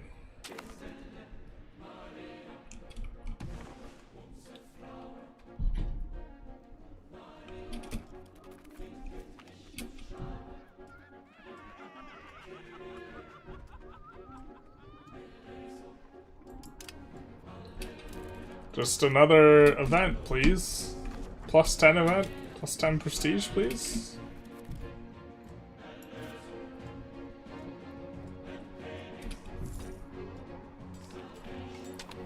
Well, this actually has mercs. Do we actually have... Well, we do have the right amount of armies. Yikes. One of them is just super merced up. Oh, we don't need to pay the army maintenance, though.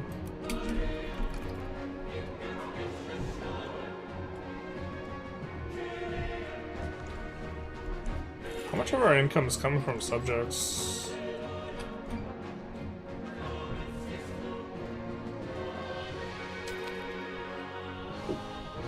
$250, like 10%. Not getting very much from trade, but that was kind of expected.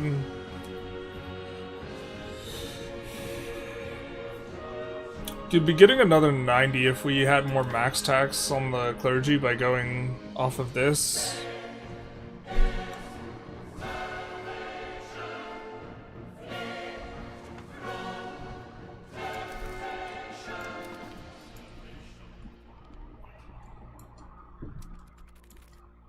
I mean, about to hit a big power spike with the tools as well.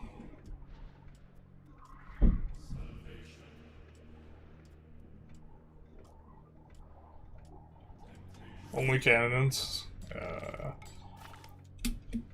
I mean, early on you can make more of an argument if you're using like a ton of levies still, then cannons, you can't like levy cannons, so it is nice. Generally like heavy cavalry to light cavalry, yeah. I think initiative's not that strong. I think in some ages light cavalry makes more sense just because it's fewer techs you have to research in the tree though.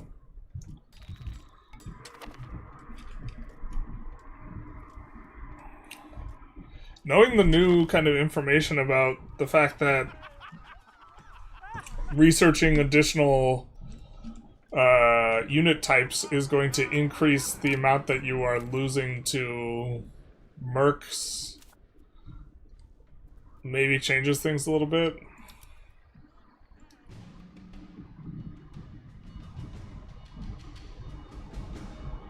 You know what's cute is these guys are losing social status because slaves were traded away, and that's the demotion rate, but they had a higher percentage.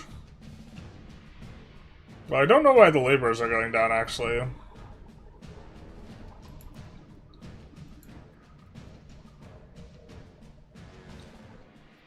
But I was gonna say, if a bunch of slaves get traded away, then the numbers, some of the nobles that are driven by proportion of total pops, like if the total pops goes down because slaves, then the proportionate clerics, burghers, and noble potentials that you get will also go down.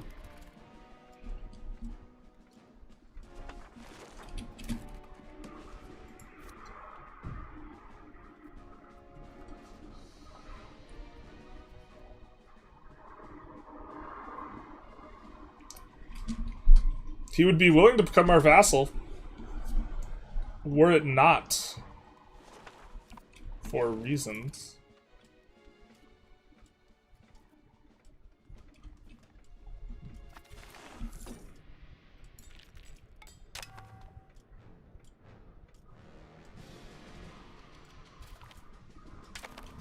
I don't know exactly how powerful that is. The guy who posted that console all text, which might include 40 different cultural trees, etc. I do empathize with wanting to minimize leaving to become a merc thing. Yeah, I mean, I'm not saying definitely we want to do this. I'm saying maybe. I don't really know. Nobody's leaving here to become a merc. Also, I don't know. I suspect it keeps track of, like, total merc pool or something like this. And that, like, once it fills up, they stop leaving to become mercs. Something like this. That there's, like, a number of mercs that's, like, tracked internally. Like, there's this amount of soldiers. Because also, if you have... What we noticed when we were playing in the Carthage run, when we had, like, all Dimmy, is we couldn't hire mercs in Italy, like, very easily. And I think it's because they didn't pull mercs from the location because they were Dimmy rather than burghers, which is yet another reason. Stay winning, Sunni. But the fact that they could not be pulled implies to me that there is a pool that is created and the mercs get hired from the pool. Which is also why we had trouble hiring additional mercs from this region. Because if they're all now Dimmy, because they've been flipped Sunni, and we drained the pool with the initial hiring, then it makes sense that we can't, like, rehire anymore. Something like this. I don't know, that would require some research. Benzel, thank you for the follow. But also, like, Homeboy might be cooking. That might be a vibe. Might be a thing.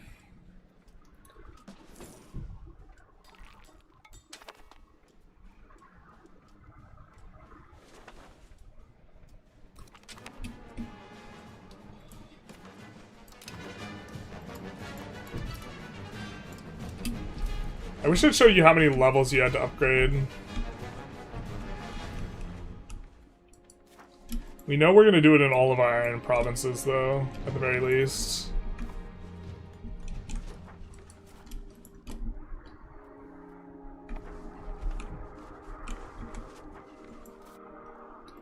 Alright, let's try and remember which ones of these are tools. No tools. Tools, tools, tools.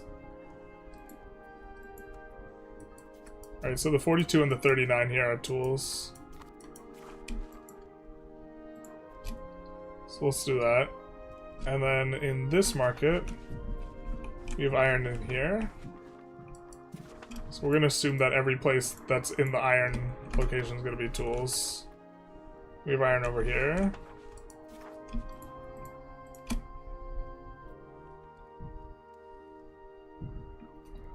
Something like this maybe is okay. We also have iron up here. Wow, actually so much iron.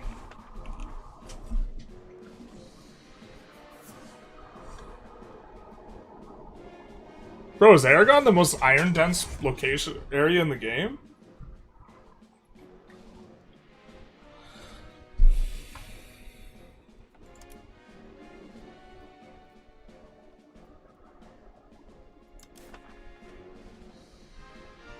I always thought it was like Poland. Yeah, Poland's still crushing.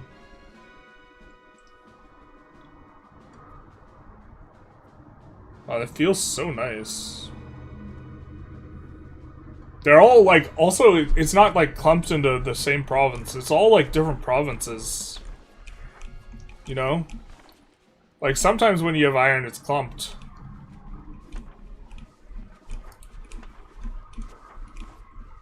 Let's see if we can maybe find an example out here.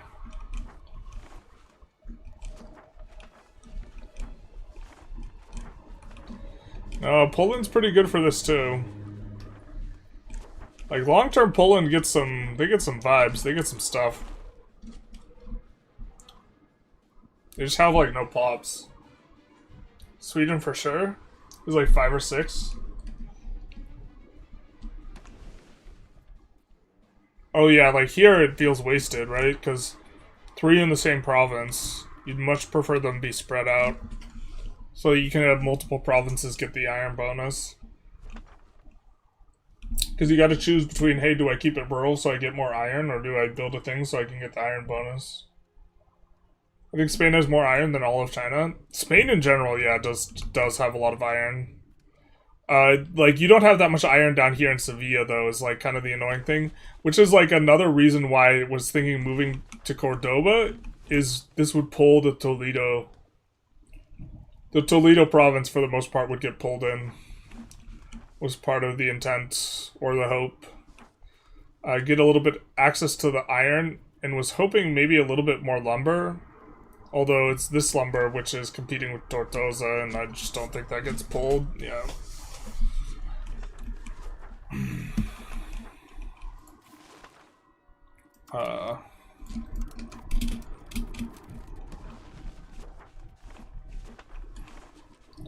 We are annexing this, and I'm pretty sure we don't want the lumbering.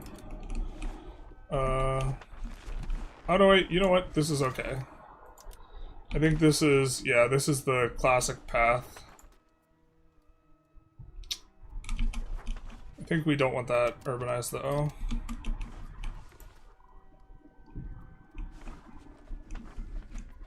Could maybe not urbanize these olives. Only 16k pops.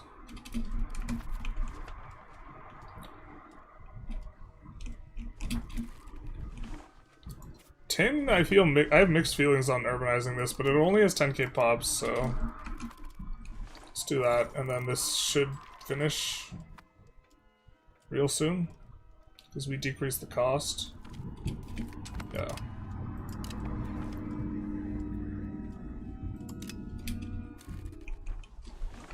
Alright, let's save and see what Cordoba looks like if we move it. I wish you could just press the trace good and see exactly where it's at. Yeah, I wish you could click here. I wish you didn't have to do this. But it's not the worst. Do want to see what this looks like if we move it to Cordoba though. And see, from Cordoba, the thing is why I kind of like Cordoba more than Sevilla is in Cordoba we can build marketplaces to give Sevilla full access and to give Granada full access. Whereas, like, and, like, this paradigm shift is the result of marketplaces now giving market access, right? So, before, it would be like, okay, you have to choose where you want it. But now, Granada's gonna get plus 10 market access. So, once this moves over, or it is moved over, Granada has, look, 96% market access. And then Cordoba pushes in quite a bit. And look, now we get a ton of, we get Toledo kind of in where we wanted. Bot is now separate. The thing that we're concerned about most is this dude, whether he's gonna shit the bed or not.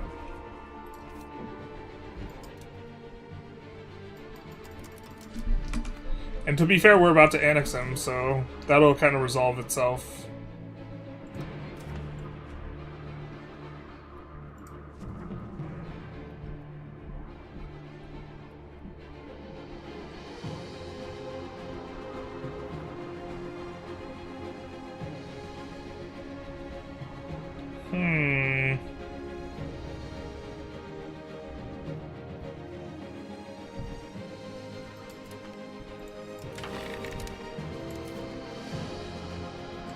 I think we want to fail this. Are the artisan guilds the one that are ambiguous? Yeah, see, these I think are actively good, so don't want to do that. Local... Do local markets and artisan guilds both get prod efficiency?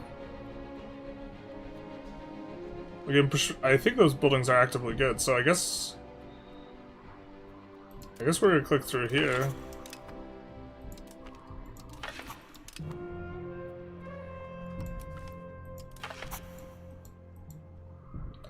And request additional taxes and intentionally fail this bad boy.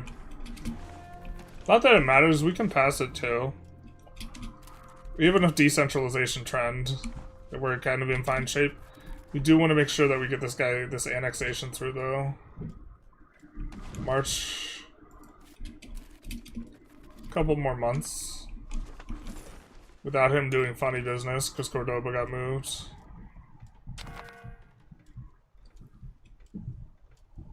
But yeah, the thing is, I feel like Sevilla's market gets a little bit too small, just generally. And Cordoba makes it a little bit bigger. Oh, we don't own Toledo yet. Womp womp.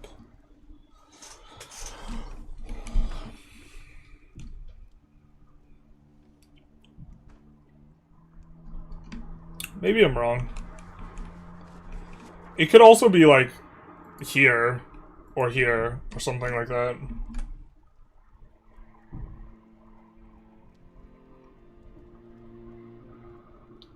A real struggle figuring out Sweden economically. Yeah, you don't have a lot of pops. Super impressed with banked money. Thank you, thank you. Oh, we fucked up with moving the market though. We spent like 20k on it instead of decreasing the stuff. Why did you become theocracy? Do we just want to eat like a 20k cost when we don't have to? Kind of not really. I don't know why moving the market gets so ungodly expensive. Like, as far as scaling goes, I'm not a fan of this. We were mainly wanting to see if the market looked okay to us. How is market access calculated? Can distance to market be reduced similarly to proximity to capital? Roads help out a little bit, but there's not a lot. Your proximity modifier doesn't help.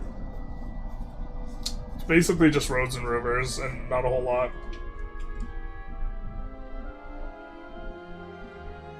Towns should be allowed to have villages? I don't know. That's an interesting idea, though. Because right now, towns are strictly worse than cities. If you made it so towns could have villages, too, be a little bit more interesting. But see how we have... Oh, wait. What did we spend all this money on? We got like 30k before. Am I just silly? A silly Billy? How much is the relocate? Oh, it's only 800. Just kidding. I'm a silly Billy. Okay. I'm not, like, married to Cordoba, necessarily. It's making a new market that is really expensive, scaling with... Yeah.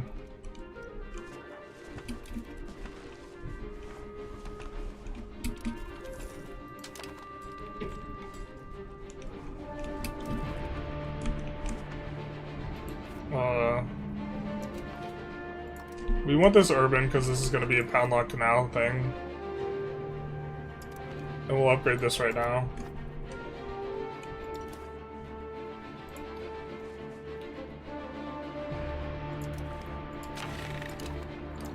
A little unfortunate we lose our rolls. I guess this works out for us, though.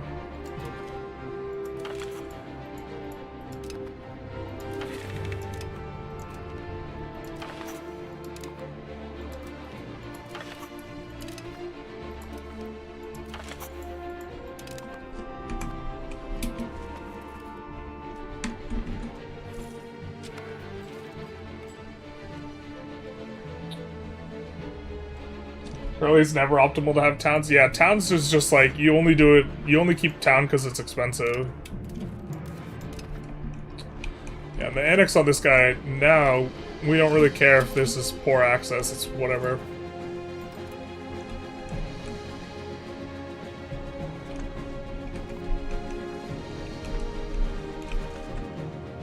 I don't think we accept Algerian anymore, so... Womp womp.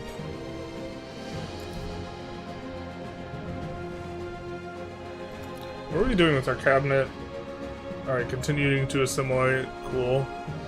Expected to cost court's kind of useless.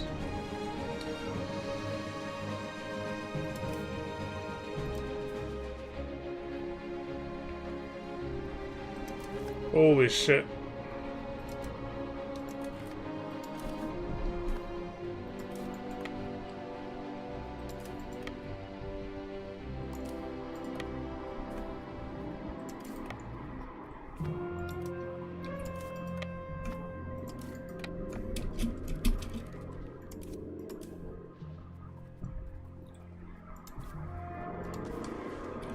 Just gonna give this guy patrol the seas as a objective, so he works to get our procs up in a bunch of places,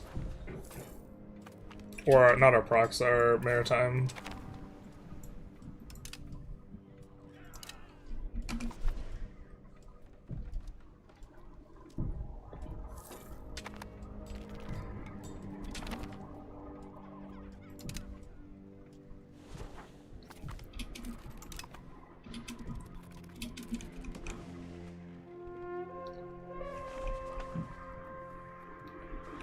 I think the legumes we can city here.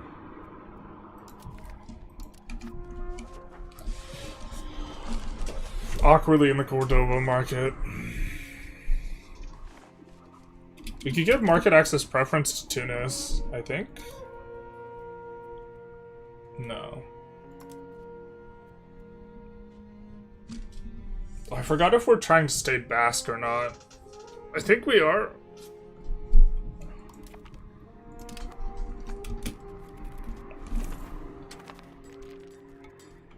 Can you get the river map mode with a mod? Yes. With a mod, because they took it from us. Never forget that which was taken from you.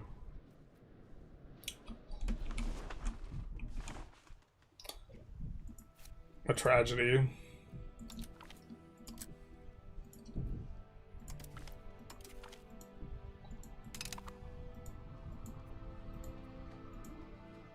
I think we're improving with him already. Improving with him already. I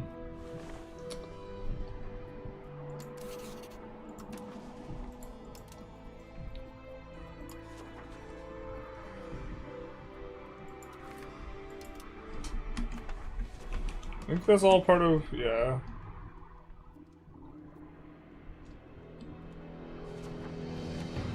I think we're getting...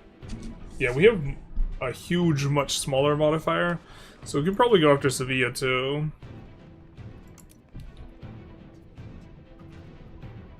Support loyalists for plus 20%.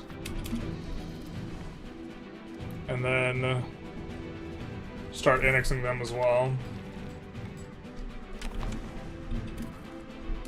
Right, and then we also wanted to build roads. Specifically with Cordoba, we're going to build proximity-based roads. We're going to build these travel time roads. And the travel time roads will be best for pushing market access, and we'll just push it around a little bit. And then we're going to build for proximity to there. Make sure that we have decent proximity in some spots. Because right now we have a discount. I think it's only when we built in our territory though, so maybe not ideal.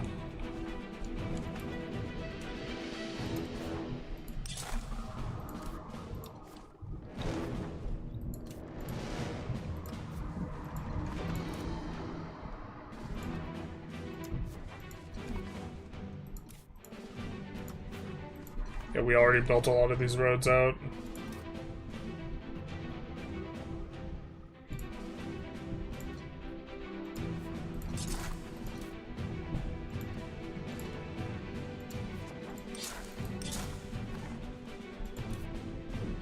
Yeah, still coming through Tortosa.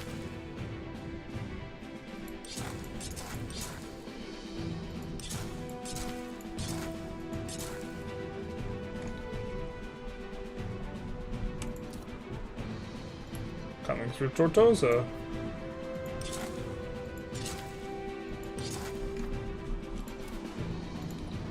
It's gonna come through Barcelona, and we already have the road set up, so I think we're set up everywhere for the most part.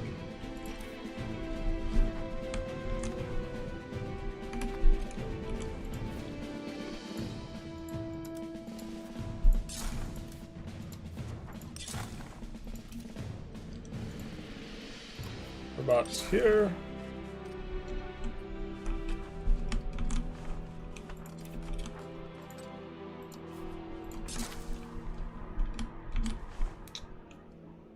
Ba-da-ba-da-ba.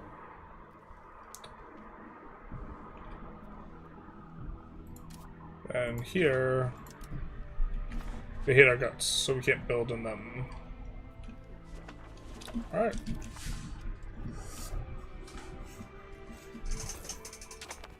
Cost of court scales with wealth stored. Nope. It scales with your economic base, which is mostly your tax base. So as this goes up, your cost of court scales up. You can see here it scales with expected cost of court. We can afford to completely throw cost of court slider because having low devotion really doesn't matter.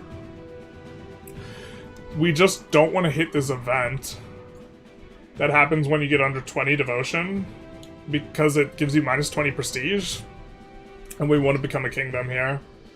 So, we need the prestige.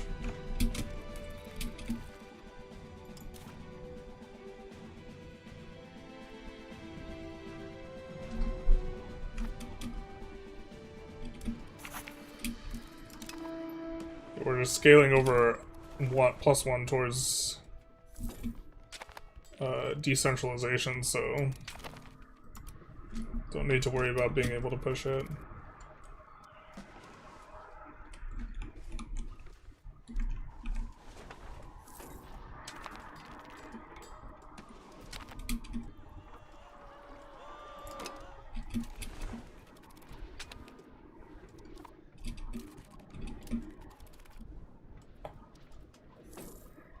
When Muscovy run?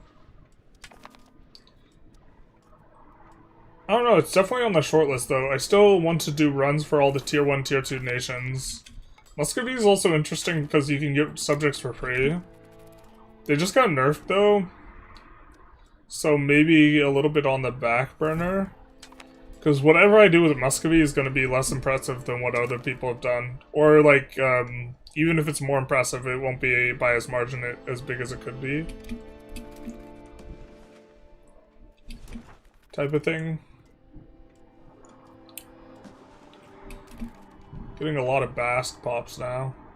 We finally passed Moroccan. Partially because we're decreasing the number of Moroccans.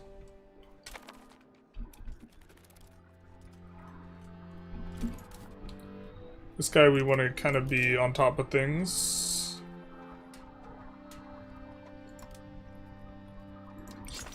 Because we know we want a slave center, because we want more pops there. But let's also do some of this.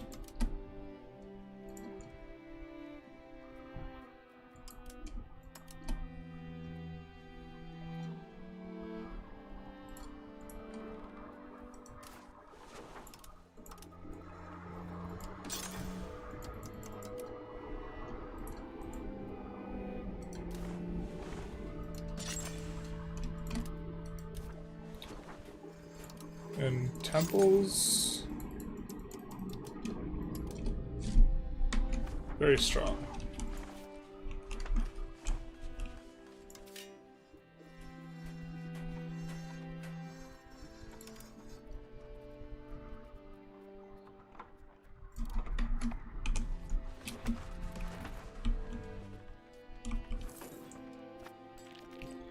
How much market access do we have in Granada? Granada could use 6 more.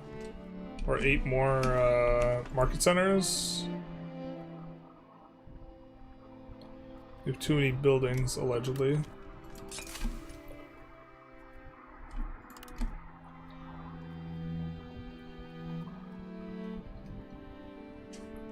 Looks like their pop has decreased from something. Or pop's gone down quite a bit here. I don't know if that's slaves getting moved around. Or just less, oh, maybe pop's leaving because they not the market capital anymore.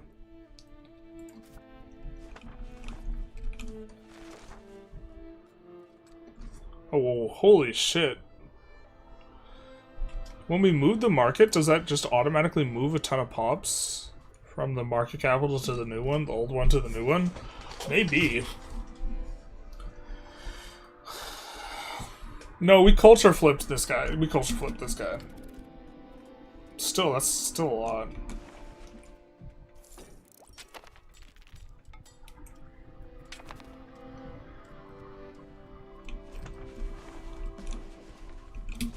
Let's check the Dhimmi. Dhimmi tax is starting to give us actual money now.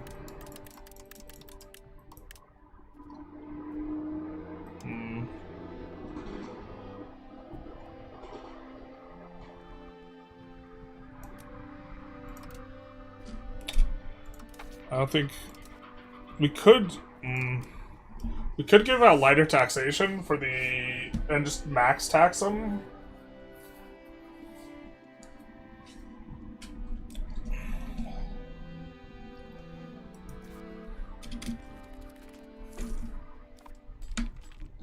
Kids are asleep. I open the stream now. Make sure they're in the other room. Don't want them to see a spreadsheet. Paradox makes rivers strong at launch, then buffs them even more. Also, Paradox, we didn't even know everyone was using the map mode. To be fair, I feel like a lot of the devs in QA were and other content creators were not using the map mode. I honestly felt like I was the only one using it because I would post like the river map mode, and people would be like, "What the hell is that?" Because you have to assign it specifically with the dev tools to even be able to see it. So like. I don't know, that's part of why the first tutorial I released was the hotkey one, though. Because I think it's just, like, so important to, like, assign hotkeys, and also, like, the river map mode, you just, like, don't access it without it. Hey, my first Paradox game, and I slowly started to love it. Learned so much from you. The content's best. Thank you. You're very welcome.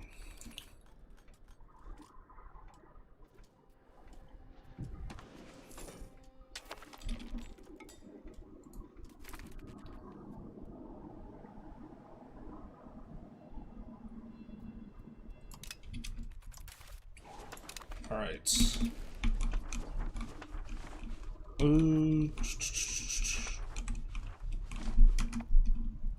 Which one of these? Yeah, this is the harbor.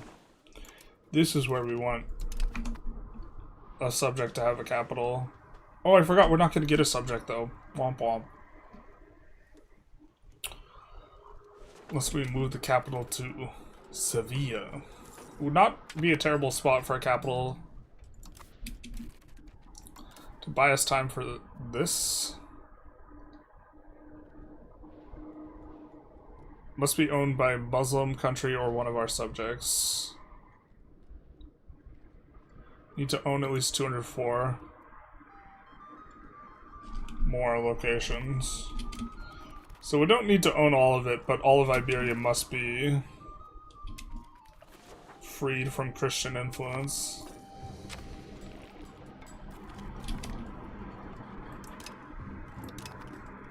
I think it should give you more bonuses, though, to be honest.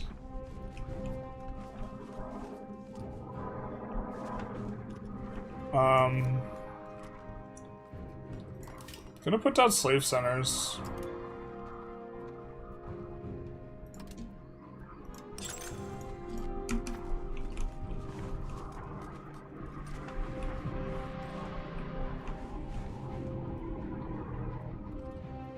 Because we do want pound lock canals along the river there.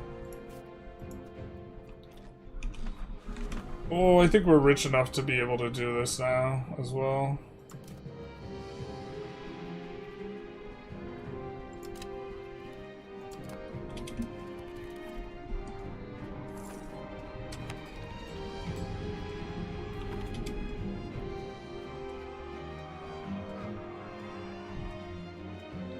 All the help we need does indeed come from Allah. We are now very close to being able to... We're gonna invest in this just to slow down the degeneration here. We just need any event that gives us prestige to fire. Or for us to humiliate someone.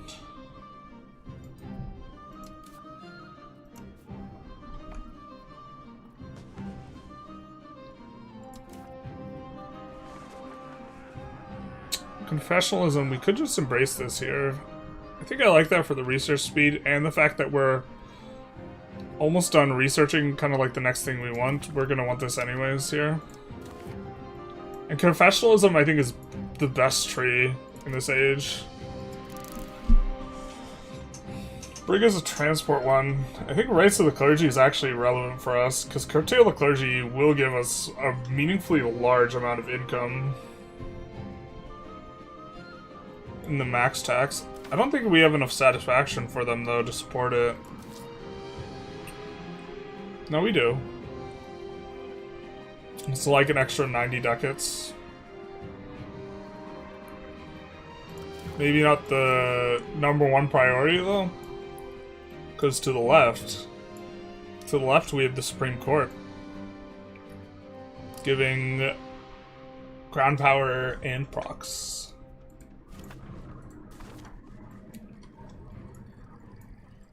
Also the additional gov reform, so...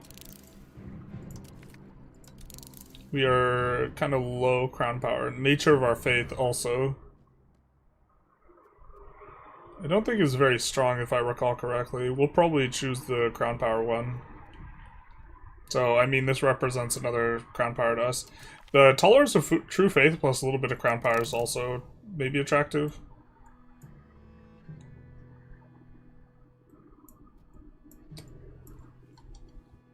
And then I think we go for this.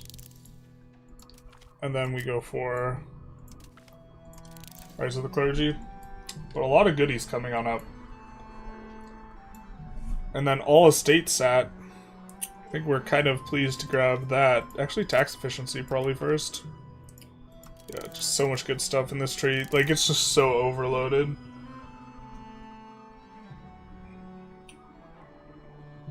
Do you get rank upgrade for forming Al-Andalus now? Because of the way Drift works, slowly turning the sliding up and down probably net you more cash than granting reduced taxes, unfortunately.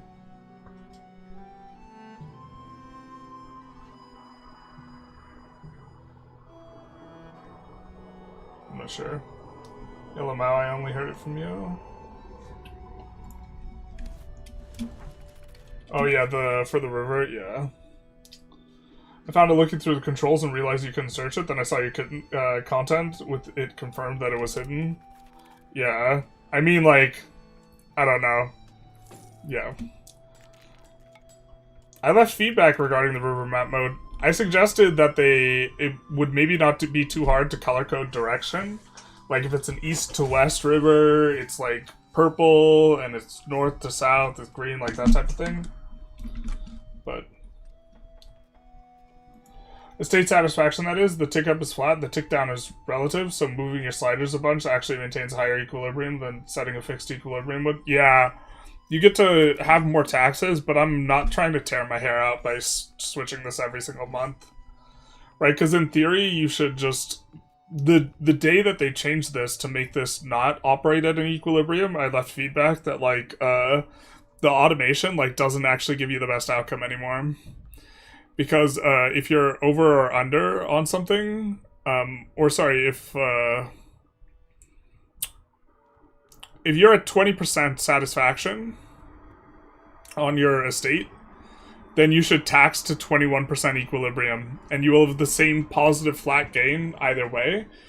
And so what this means is that if you are, unless you're directly below the equilibrium, you should be taxing more than the 50% that this pushes you to. But then, like, I'm not trying to micro that.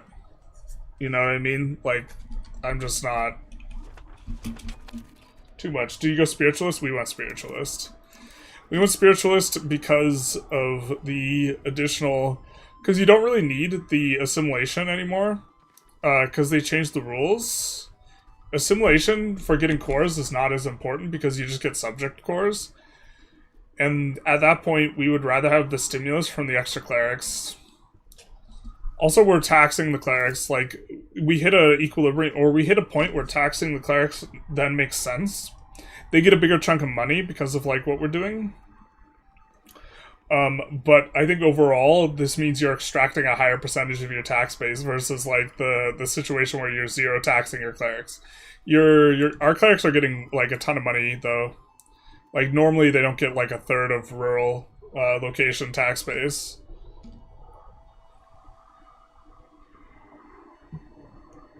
You're just pointing out the annoying thing? Yeah. No, that's, like, just... Money's not that hard to find at that level of micros, like... Yeah. Theoretically, though, every month you change your sliders. And that's, like, the annoying part, is, like, you actually, like, in order to play it perfectly, you do need to change it every single month. I don't know, I'm not down. Prosperity should be coming up. I don't think we have capped prosperity, though. I think we're, like, yeah. We're a little bit shy. We would like some more free subjects, please. I don't think we have enough sources of trend, though.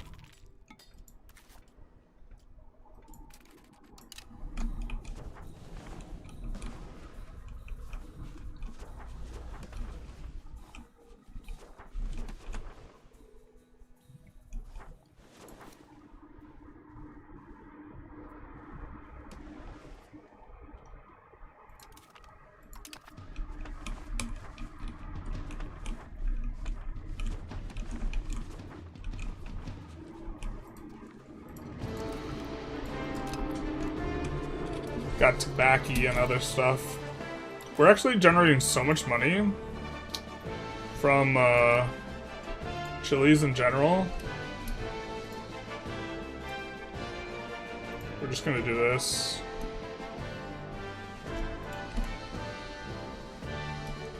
Gold would kind of also be okay, but that gives them a lot of tax base. We don't necessarily want to cake up our subjects. That's probably actually good, but...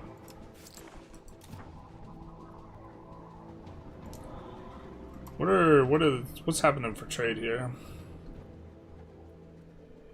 They're shipping back cotton. Cool, cool, cool, cool. We did build some plantations, which doesn't really do anything other than pull slaves because the plantations are... Wait! Did they fix the problem? No, they didn't, yeah. The plantations work in the RGOs before they work in the plantation buildings.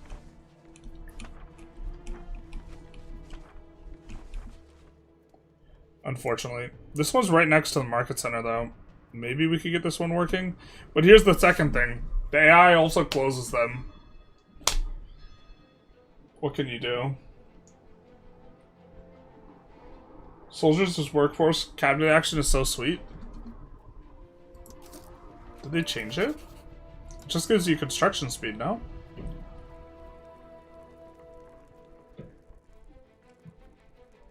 Am I missing something?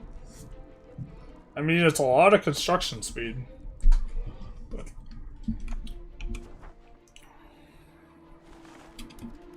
to be fair.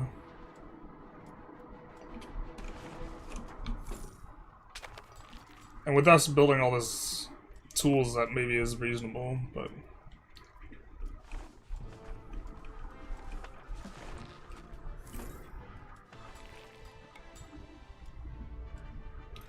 How are we doing on food? Fine.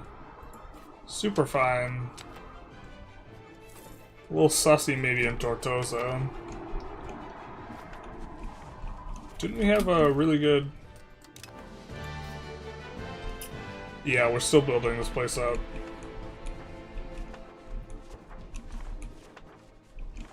I think that, yeah, this is another breadbasket location though.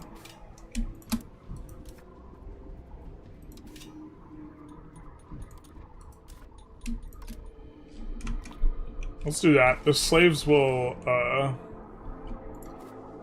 actually maybe...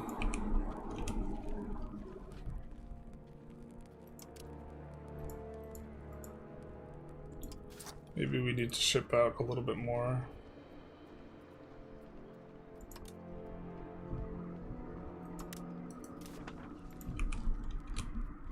Actually, let's import slaves to here. From, like, over here.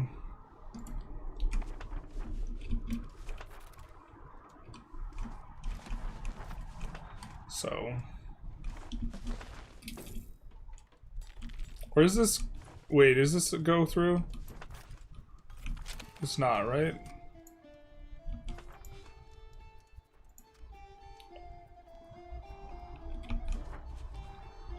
Because it goes to here, and then from here it's here, and then here. Yeah, yeah.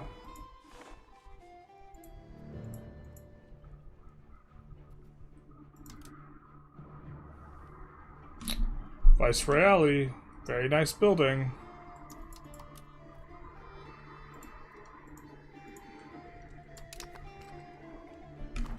I don't think we need the proximity anywhere else. Yeah, it's already, we already got enough. Actually, to be fair, we have enough here that the 30 is not better. But the demand that it creates is not irrelevant.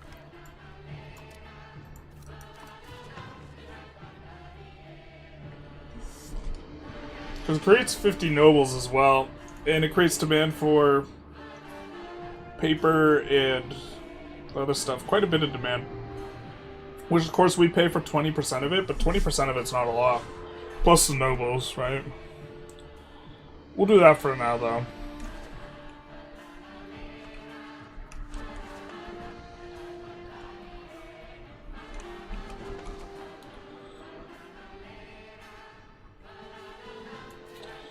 Yeah, so this place will get to have 30 base proximity. So maximum control will be over 50 with 0 connection to the capital. Kind of a little bit of silly business, I think.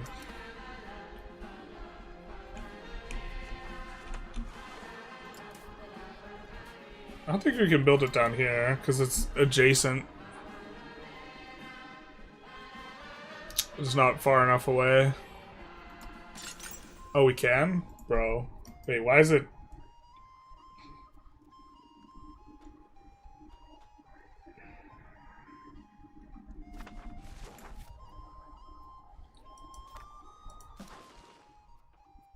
What's the base price on this building?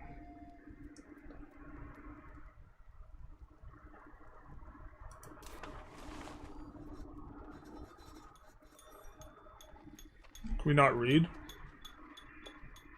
Cost on that's 200. That's not too bad. Viceroyalty.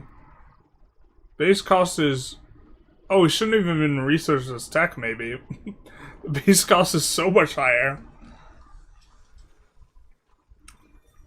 Viceroyalty is an age 1 building. Yeah, this is age 4. It doubles every age. So age 2, 400, age 800, 1600. I mean, we could choose to own this ourselves. The thing is, this isn't even cord. Yeah, I don't think we're into that. But the rate... I think we shouldn't have even researched this tech. Maybe. Because now we can't build the lower tier version. And the thing is like, if we're looking at it from the perspective of we just want to spam it to get nobles, this tech's actually actively bad. Or we should have spammed it to get nobles before.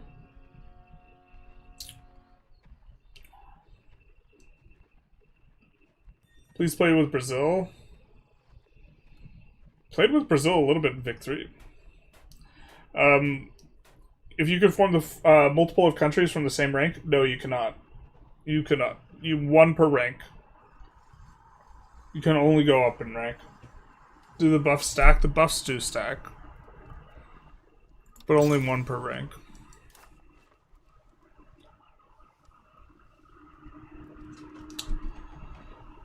I mean, maybe we don't want these then.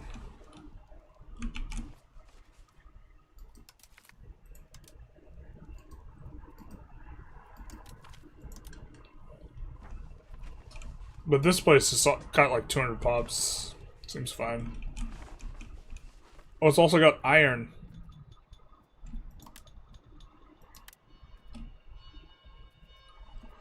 Let's do it. That's gonna be a lot of tools, baby.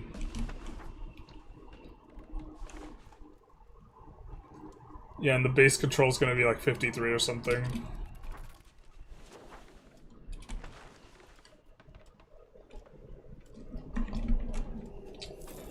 Although, I think we've had a pretty long session here, and we're not like in the middle of a war or about to start a war or something like this.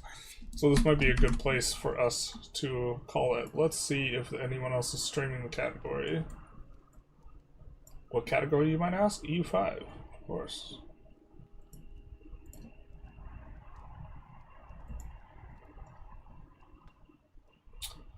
We got